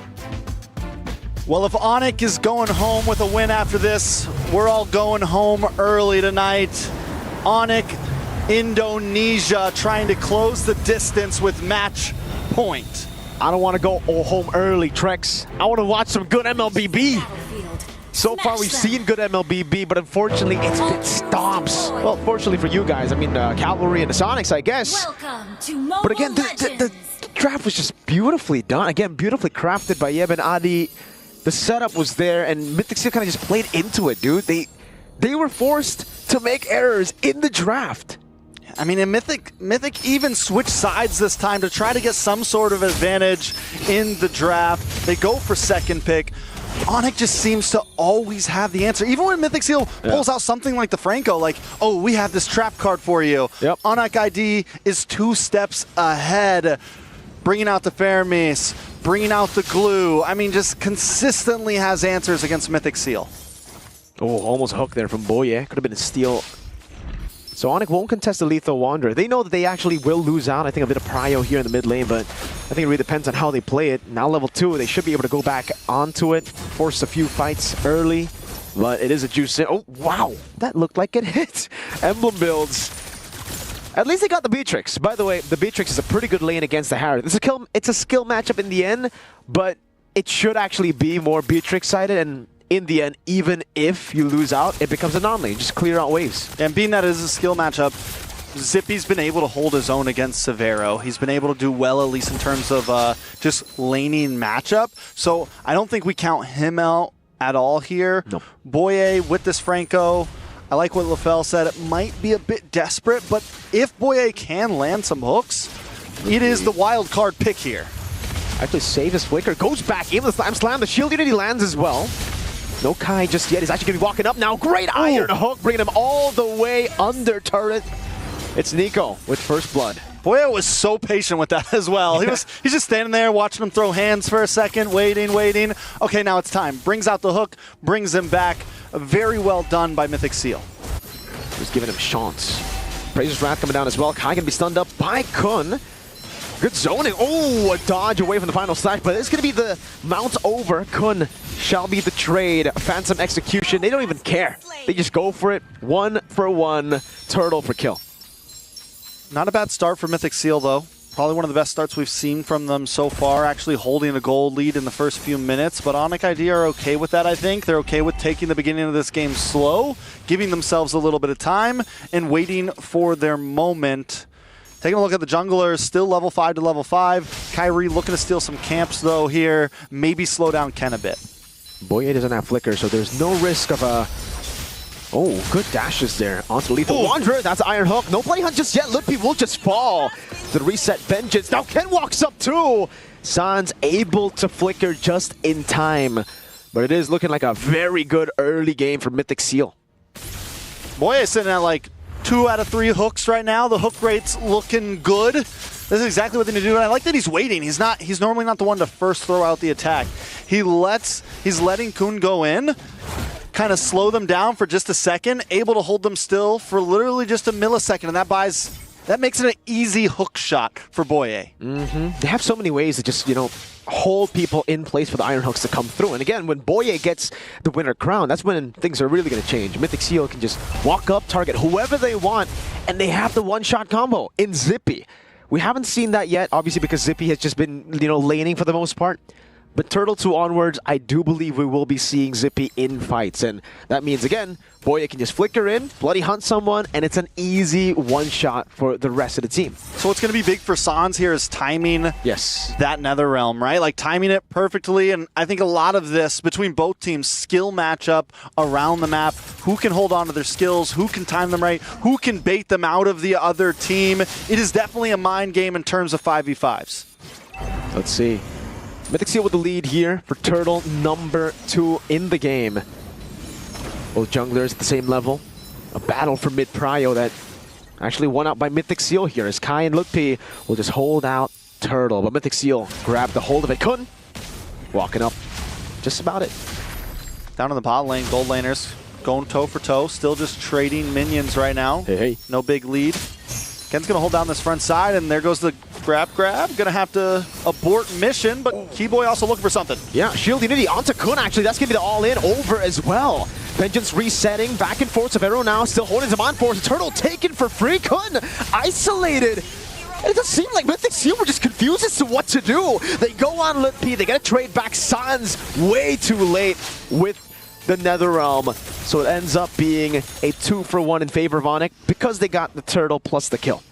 Boye, though, I think Mythic Seal's waiting for Boye, right? They're like, all right, what do we do? What do we do? What do we do? Going in? And that's where I was talking about, is everyone's waiting for someone to use the skill first. Yeah. Boye knows, I can't pop this too early, waste a flicker when they still have Netherrealm. Sans does finally bring it out, but by then it's just too late. And I think this is going to be what we possibly see a lot. Everyone kind of second-guessing on how they want to approach the fight. Force over, coming down as well with his Amon Force.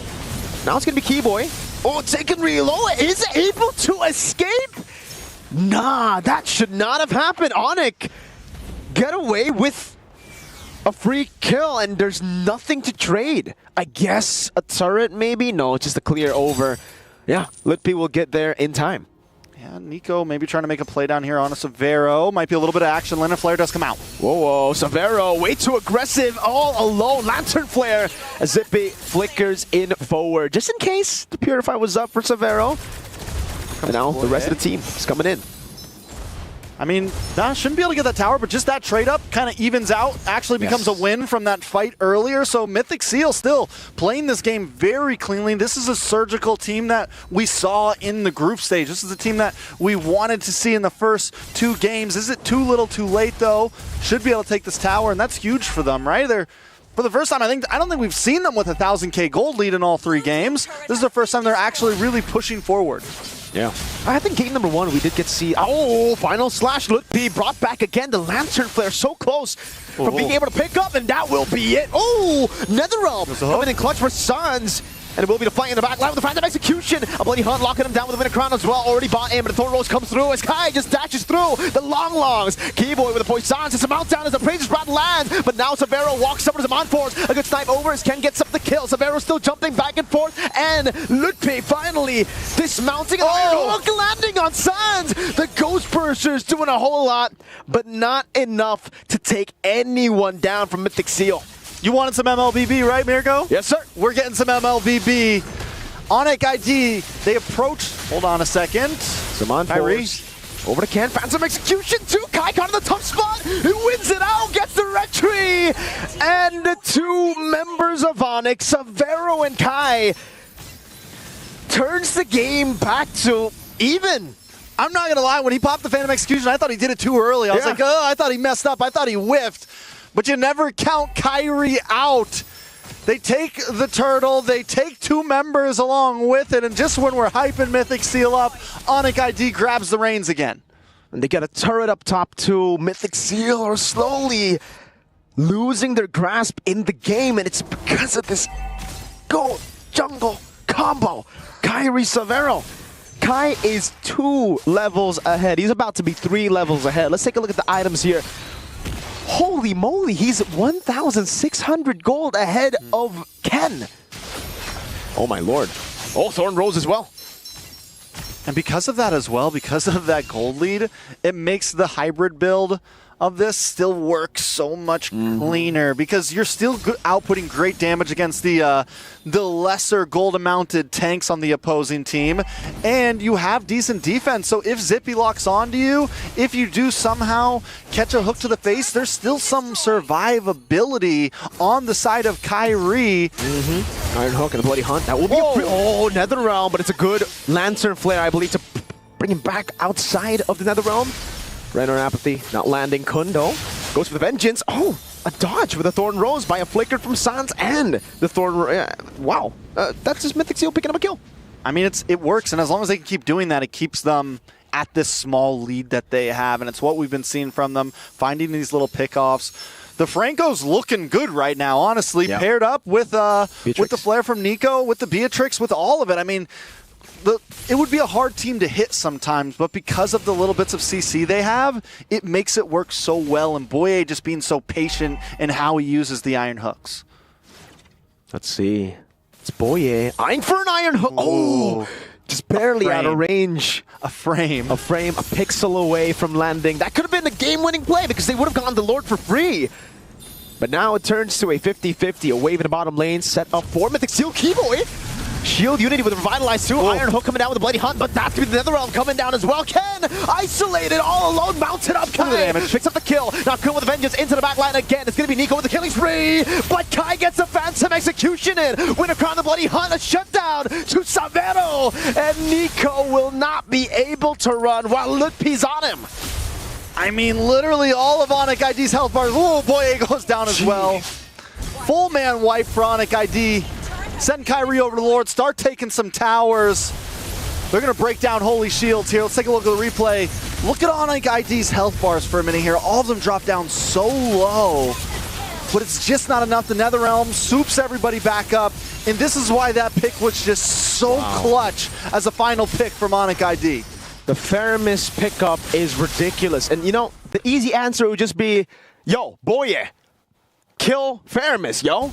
But it ain't as easy as that. Like, Boye can't even get in range. Sans is always so far back, but he always manages to get close, and it's because of the flicker. That you need some crazy level of confidence to go up against a composition like this and go flicker. And Sans is doing it. He goes flicker, and he's getting all the benefits while really not losing anything. Yeah, his positioning right now in all these fights, his timing on when he comes in is one of the things keeping Onic ID ahead in a lot of these fights, able to keep them alive in all of these fights and make it so that Onic ID can push even farther. Here comes the Lord, though. Lord charge in the mid lane. Lippy! Oh, going to the back again. Looking for the mount down now as Ken gets isolated one more time. And he will just fall to Severo as Nico gets mounted on, has a Crimson Beacon and the Flicker as well. Lippy able to go back into the bottom wave now with the minions still holding onto the turret. Immortality popped in. Netherrealm coming down. Kun brought back, but the Shadow Stampede. The Thorn Rose lands again. But it's a good hook to get him out of the Netherrealm, straight into the Crystal and into a kill. But Onyx say, you can get the long blue. We'll get the turrets. Yeah, I mean, they've been letting... You can have Loopy as much as you want as long as we continue to win in these trades. With 2 towers down, Onic ID has cracked the base. Luckily for Mythic Seal, next Lord gonna pop down on boss side, so there's no long lane that's really hurting exactly. It might make the possible dance a little bit easier for Mythic Seal. Taking a look at these items, though, Kai Reed just maxed out. Got the last item locked in with the Malefic Gun, Malefic Roar, 6, 0, and 3. The killing spree as well as the emblems, just making him a monster in these fights. Look at that gold lead, bruh. 4,000 ahead against the Fredrin. Dude, this is ridiculous. Let's take a look at the gold distribution. And again, yeah, it's the minions.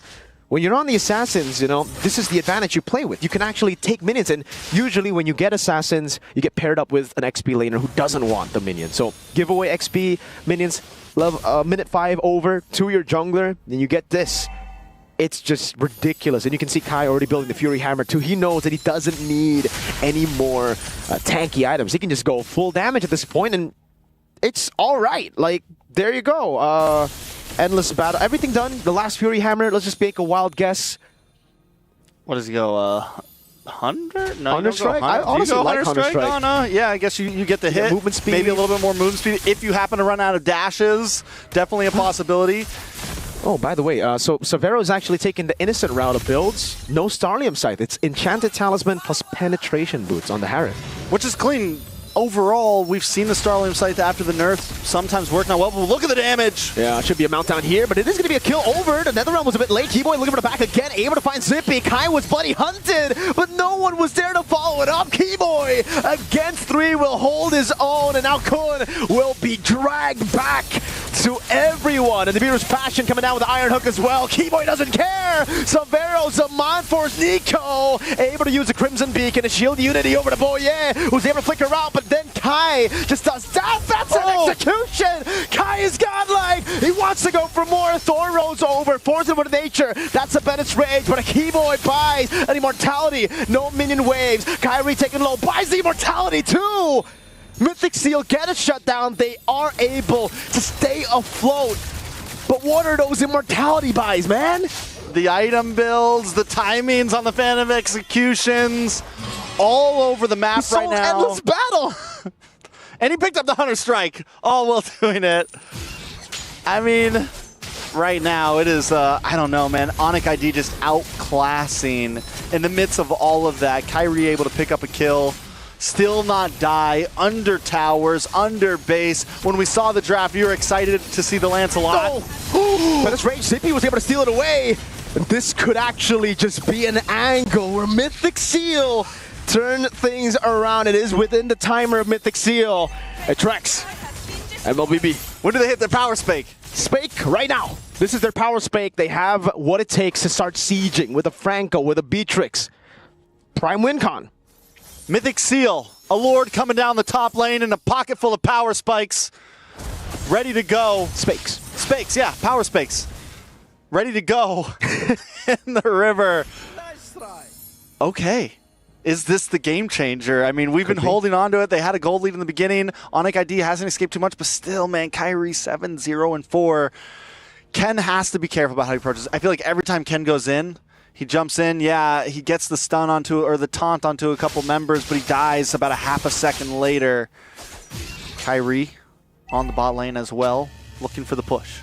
Yeah, Arlet will be forced to recall, so does it seem like Mythic Seal will be able to get the most out of this Lord? Well, that's the most. Turret tier 2, but that's about it. They have too many ways to deal with the bottom lane as well, and the fact that Mythic Seal have gone for like a team fight comp, they want to group up together, means that the side lane control will be kind of meh. Kai abused that. Sent himself to the bottom lane, cleared it out, forced someone to recall from Mythic Seal, and there's no way they would try to 4v5 Onic, even with the Lord. So where do they go from here? I mean, at this point, we're at 16.5 minutes. Gold at a standstill. So Mythic Seal, I mean, with their composition, with the gold at least, they should be able to fight. It's back to at least, okay, who's going to pop their skills first? Taking a look, Kyrie. Why is he even building tank, bro? He doesn't need to. He's untouchable. The guy is literally untouchable at this point. Wow, like Zippy, all right, Zippy, Severo makes sense. They want to play in the back. Sans as well. He hasn't really been up front as a Phantomist. He's kind of been like, all right, I come in last minute, save someone. But Kai's really just been in these team fights. He's been bloody hunted a couple of times. How is he the guy with the least amount of damage taken, brother? At this point, go lethal ignition and go full damage, Kai. It's a statement to have the most kills on the board and also be the least touched. Damage taken, yeah. I mean, that's definitely... Malefic Roar comes back in, still ready to flip some items around if he needs to. Mm-hmm. You know, we talked about the matchup of Ken versus Kyrie, and right now Kyrie is definitely showing why he's here, why he's been here, and why he has consistently made statements on this as Assassins. Brother, now that's a 6,000 gold lead between the junglers. Yes, it is up against a Fredrin. This is kind of normal because once you get to a point where you snowball out of control, you will just constantly get farm. But 6,000 gold lead in one game from one guy? I haven't seen that in a while. So the fact that the overall gold lead is only 1,000 means, again, Mythic Seal have a lot of gold too. They are within their power spikes, not spakes. Look at that. Zippy, DHS, he will try his best to go through these frontliners. He's got rose gold too. Dog. He's got rose gold, dog. Just to make things clear, Kyrie has literally sold and bought before Ken has finished all of his items. Hey, that's just the sad life of a Fredrin. once you play utility, you better win that early game. If you don't, especially when you're up against an assassin, you're that guy that just never finishes his items, man. Ken's trying to hold on Keyboy with the shield unity. San's actually playing up front now. Onic with a hold onto the Lord right now. Ken can be zoned away completely now with Demand Force as well. Couldn't jump to the final stage. Give me the retreat battle. No, Kai gets it all alone. The Mountdown comes in with the Praiser's Wrath as well. Severo very low. Netherrealm comes in just in time. Kai! Whoa! Thorn Rose dodging away for the Flicker Bloody Hunt, and that's going to be the Immortality now. The Stampede brings Boye all the way with a crown, and it's going to be Sippy in the back, still free hitting. Now again, the Mountdown as Kai lands the shot. Severo somehow stays alive. Onic once again have outplayed their way into a winning team fight. Nico running away, caught again. Kai just never misses on the puncture. And during all of this, Onic ID doesn't lose a single member. It's GG to Onic. They show how strong they are. This MSC. And for Mythic Seal, they have been eliminated. Mythic Seal puts up a fight. They seem to get stronger after each game, but all you get is 3, and Onic ID cleans it quickly.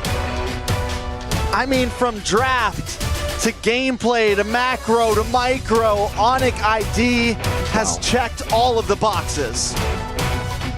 That Thorn Rose, he jumped in, Thorn Rose instantly, I guess, predicting or reacting to the flicker from Boye.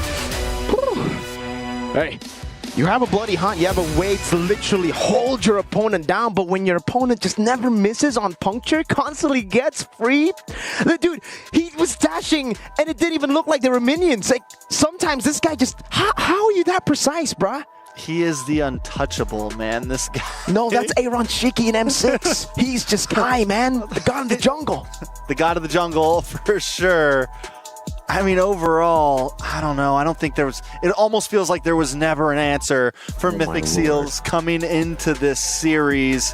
Like I said, from the draft onward, all around the map, Onic ID just played this classy. Dude, that was so beautiful.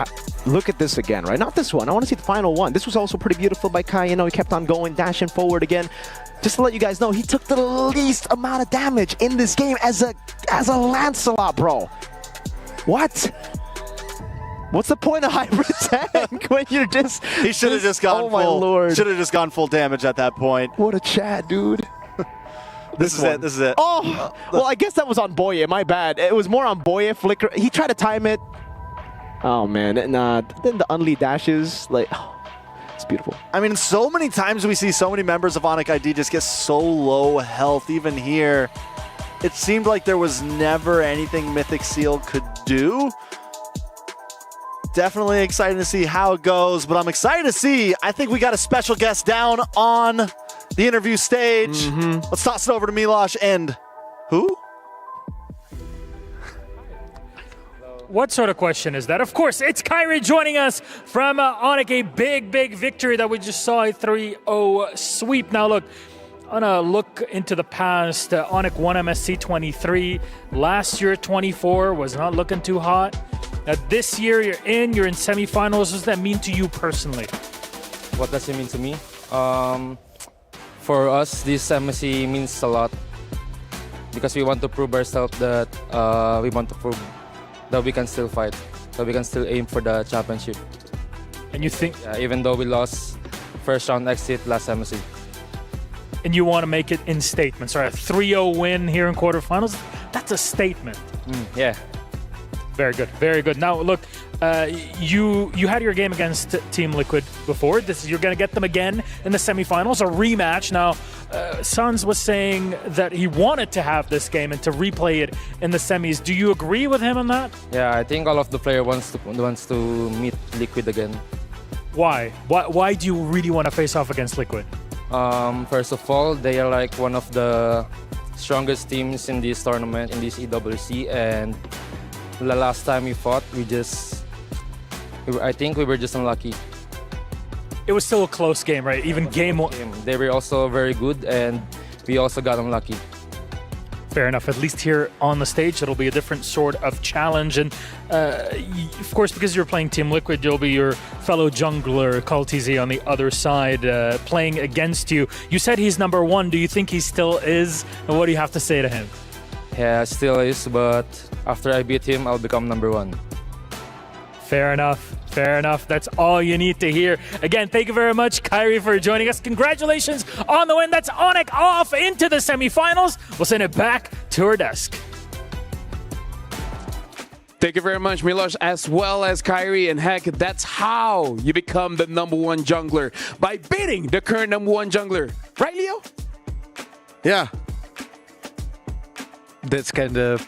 All right. Well, you know, thank you very much. Good analysis. Appreciate it. Good interview, by the way. But what about today, man? The S-tier teams showing why they're just above the competition. There were moments of brilliance from the underdog teams, right? That last game for Aurora, and then this last game for Mythic. Even game one was very tight, but at the end of the day, you got to win the series. If not, this is what happens to your key. You gotta do it right now. Oh, it's crashing. Last seconds. No. Are you the key? Leo, I think that's gonna be a soundbite. I think people just clip that and be like, okay, we're just gonna use this in a lot of situations. But look at Kyrie, like you have this kind of satisfaction for destroying someone else's key. You don't want to see the owners of the key's reaction, but honestly, I gotta give it to the casters. Kyrie on this Lancelot, it almost looks like he's spawning his own minions for him to puncture. Yep, as if the passive for Kyrie had no limit. It's as if by resetting it, you don't get the cooldown, but Kyrie knows and finds a way to just keep going, just keep it. Yeah. Now, Milosh asked a very important question. When they face off against Liquid, does Kyrie now become number 1? Because let's remember that quote. Carl TC said he's 0. How do you become more than 0? You know, if we're speaking about a 0, the thing that was not 0, definitely the player, actually, it's Suns. His saving of the team with NetherRealm, it was something about, you know, here's the S tier and here comes 0, you said, right? So it was something like that.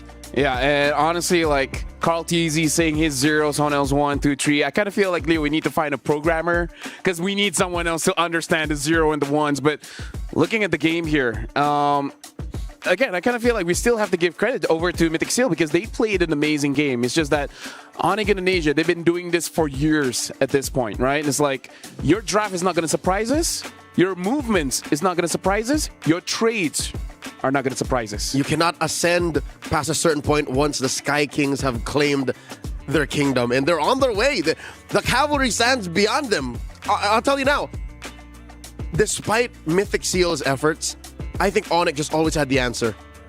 By the way, I see all the time, at least for 2 games, for 2 series that we checked, the same mistake. Mythic Seal and the same mistake was Aurora. Aurora, right. Thank you.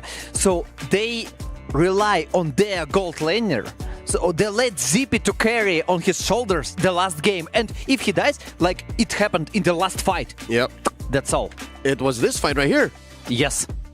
Wait, yes, it should be. The Bucks will go around. Zippy's trying, It's a little too much. Again, this is what they drafted with. There was no 2 ways around it. They understood that we are a glass cannon, we're fragile, and if they find Zippy, they find us out. We're done. We're going home.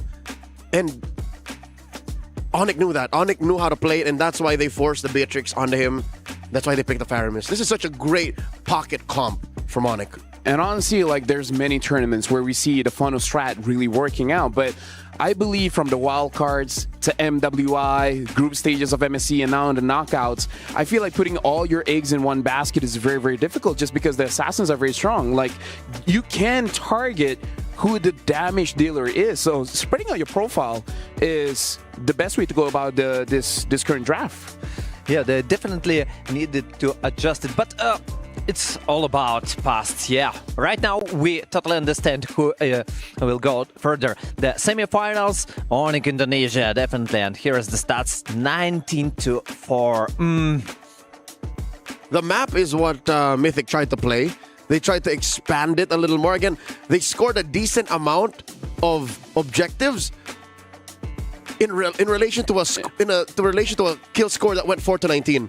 And it went to 15 minutes. Like there were definitely some moments wherein it looked like Zippy was about to do something good, but it was literally just on one man. It was too much. Too much for them. But you know, Onyx, actually the S tier guys, that they are showing us and they're performing so as we expected from them. Actually, now looking back, that was game 2 stats. I just kept it to myself. Yeah. You guys are having fun. No. The numbers don't have to tell the whole story. Exactly. Like my take stands. I think if there was a world that they shut down Suns, that they took down Kyrie, they touched the untouchable. That's right, I can take monikers. I'm just kidding. No, still Aaron Shiki. No, if they killed Kyrie, then maybe they could have turned it around. They could have run it down mid, but it was too fragile. It was too all in. Mythic Seal should create something to rely not only on ZP, but another person. At least maybe some kind of initiation for explain for the Kun, right? And to adjust this draft. But they made like full priority for one person. It's super hard. It's really hard for everyone. I think no one can stand with this. And even the S tier teams will face the hard times when only one person need to carry. They'll never do it. They know too well that this is a 5v5 game. They'll never do it. And then now, folks, like the sad part is the last man, the last Ken standing is going home. There's no more Kens in this tournament. Shout out to all the Kens all over the world. I think there are a few, but yeah, that is unfortunate. Several. But like, it's quite early. We've seen 2 teams get eliminated, and it's almost crazier to think that our S-tier teams, both TL as well as Onyx Indonesia, they're going to be facing off in the semifinals. So at that point, for most people, at least for our Ranko Power Rankings, it will feel like it's the grand finals. It's as if we knew how strong these teams were. Yeah. It's as if the Aramco Power Rankings made logical sense, because look, the S-tier teams swept the B-tier teams. And then now we're left with just A and S. And mostly in the story that is single elimination, you know, I'm kind of upset of this. If we got double elimination, it could be a happy story, but Indonesia or Filipino will lose one team. Yeah. But yeah, still, ID Grand Finals, PH Grand Finals still alive. For tomorrow is also going to be pretty interesting. My heart's going to be like, you know, excited, scared. SRG's playing. Yeah, against RRQ. So that's going to be, there's going to be quite the battle. But as we're talking, Eterna is able to talk to Mythic Seal so that they can have their final words here at MSC in EWC. So we're going to throw it over to Eterna, which I believe she's talking to Ken.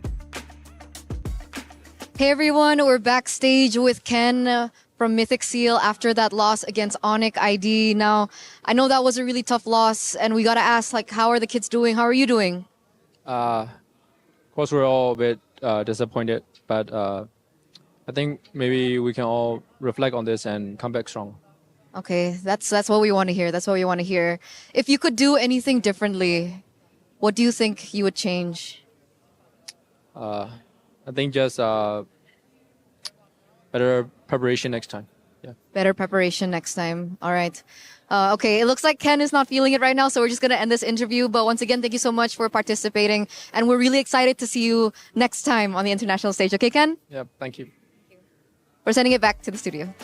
Thank you very much, Eterna. And we can see Ken over there. Like, we've seen him for years. Like, we know he's holding back a lot of emotions because they had a shot, right? They had a shot, just wasn't enough. And that's the thing.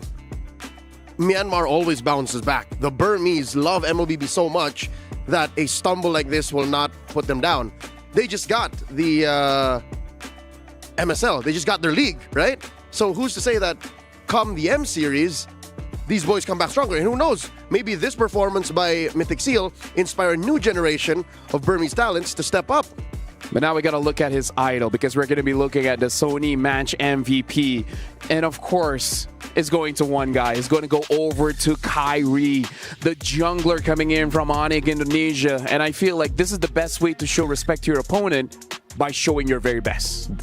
I want to mention the king of the jungle. Please, guys, Kyrie, yeah. Definitely he deserves to be MVP of this series. He made a lot of efforts. He created the opportunity for his team, the openings, like the picks of the enemies. He created a lot of space for his teammates and outsmarted even his enemy. I would say, like, he's good enough that he can take some other monikers. The untouchable Kyrie, half man, half beast Kyrie, the monster jungler Kyrie, the super fam Kyrie, the you know what? Jungler sniper Kyrie. I don't know, man. I give it and I take it away. The Hitman Kyrie. The Hitman Kyrie. No, the KDA machine. Yeah. Hey. We talked about how MLBB is a 5v5 game and the funnel strat doesn't work anymore in 2025. If there was one player you could do a funnel strat around, I wouldn't blink if you said Kyrie. I wouldn't blink if you said, hey, Kyrie, play a Ling and then put a Ruby in the gold lane. That might work. Honestly, yes. I can definitely see that one. Maybe him. Just add Angela there and okay. Yeah. But you'd be wasting Keyboy's talents, so... Yeah. I mean, like, we gotta see, because they're going up against Team Liquid, so they gotta pull out all the stops. So maybe that will actually come to fruition, because honestly, I like Ruby in the gold, because I really feel like it's conditional for sure, but when the conditions are met, hey, Ruby looks pretty good. There is an Onyx team that actually does Ruby in the gold, and it's the other team on the other side. It's Onyx VH. Kelra has done that. And now we're going to look at the brackets here, folks. And just to confirm everything, Team Liquid Philippines defeated Aurora 3-0 and now going over to the semifinals. Onyx ID replicated the same success going up against Mythic Seal, winning 3-0. And now both S-tier teams will meet each other. But we got to look at the other side of the bracket first. It's going to be RRQ going up against SRGOG, and then Team Spirit going up against Onyx Philippines. A-City. It's all A-tier teams. A-City goes to downtown, guys. And if we are speaking about these matches, I would like to say that every of them is the match of the day. Because they're both interesting. Yeah, I don't know which one to choose for match of the day, because honestly, that's going to be a good conversation. Can SNB do that? Can you say like there's both from 2 matches of the day? Hey, just open 2 branches. Both matches really deserve it. I don't know. I think with the amount of eyeballs, should be RRQ SRG, because when it comes to RRQ, they bring the numbers. Yeah, anywhere RRQ plays, it's a home court. They take the kingdom with them. You know, from my perspective, Team Spirit and Onyx Philippines, they have the hope of a region. Imagine the millions of viewers. Yeah, but I gotta say, it's nice working with you both here. I understand it's a Stompy Day 3-0, but do you have any thoughts closing off our show for today? For today, I expected a bit more long series.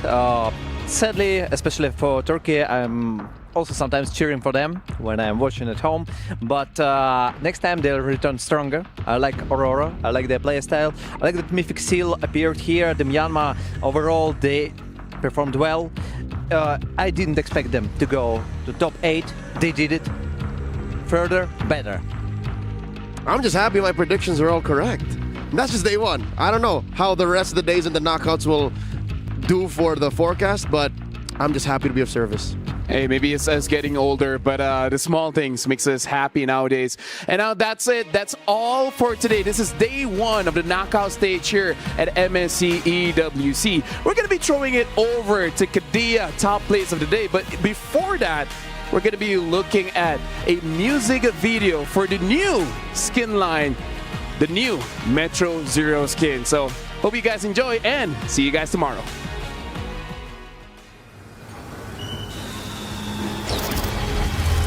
Welcome aboard Metro Zero. All souls must remain inside the train at all times. All alone, I felt a weariness inside.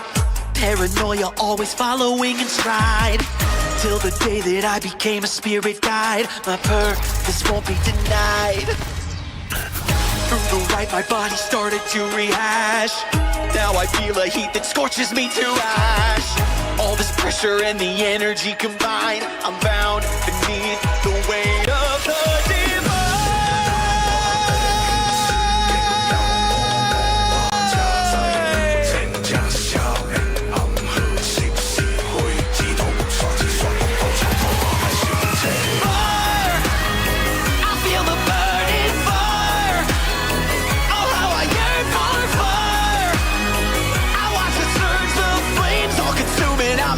I am booming with the fire.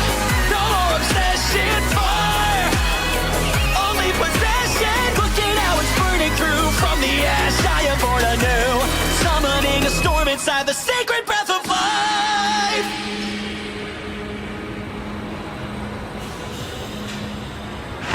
Next stop, Evergarden Station. Madness grows and I feel no remorse. Half machine and unstoppable force. Only in the searing pain am I alive. My power in overdrive. At the station, I'm surrounded by a crowd full of souls who seek a vengeance so avowed. Shedding shells of spirits who I must defend to break the shackles so they can ascend.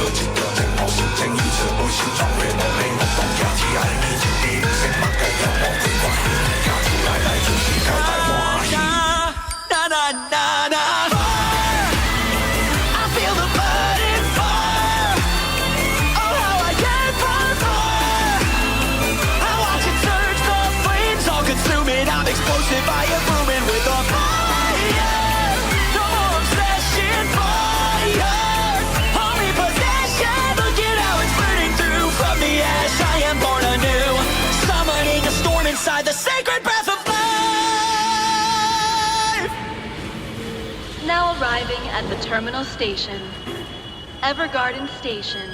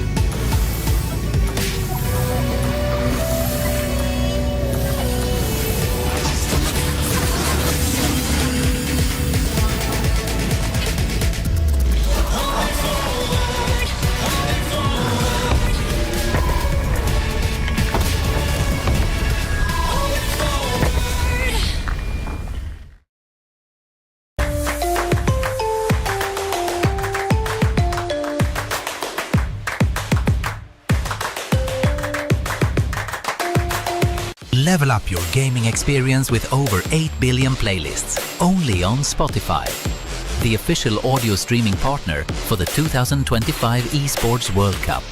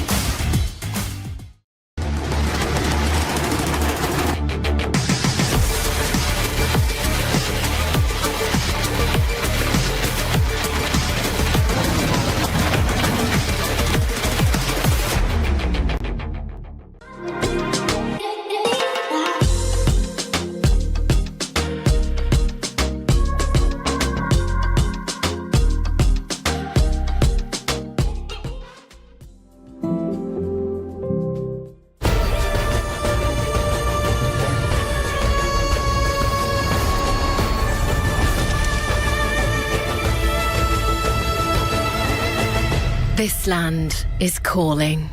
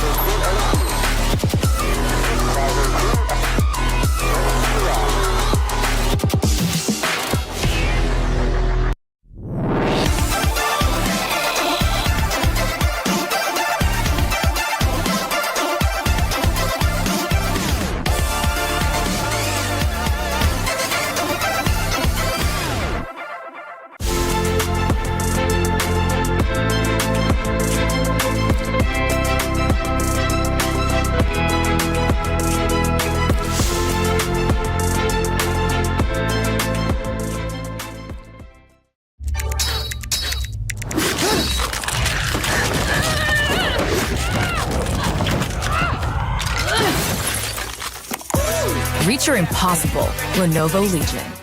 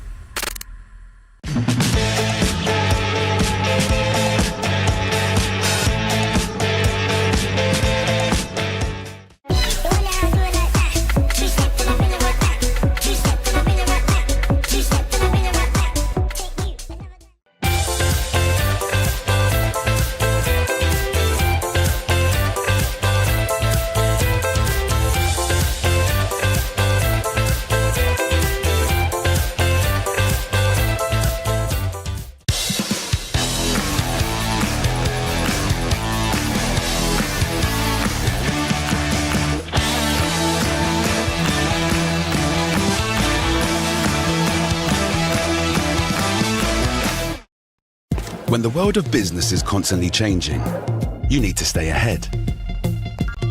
So what about AI to generate new possibilities? Machine learning to predict what customers will like. Or expand your business by forecasting delivery routes with real-time data. With the power of the cloud, imagine how AWS can transform your business.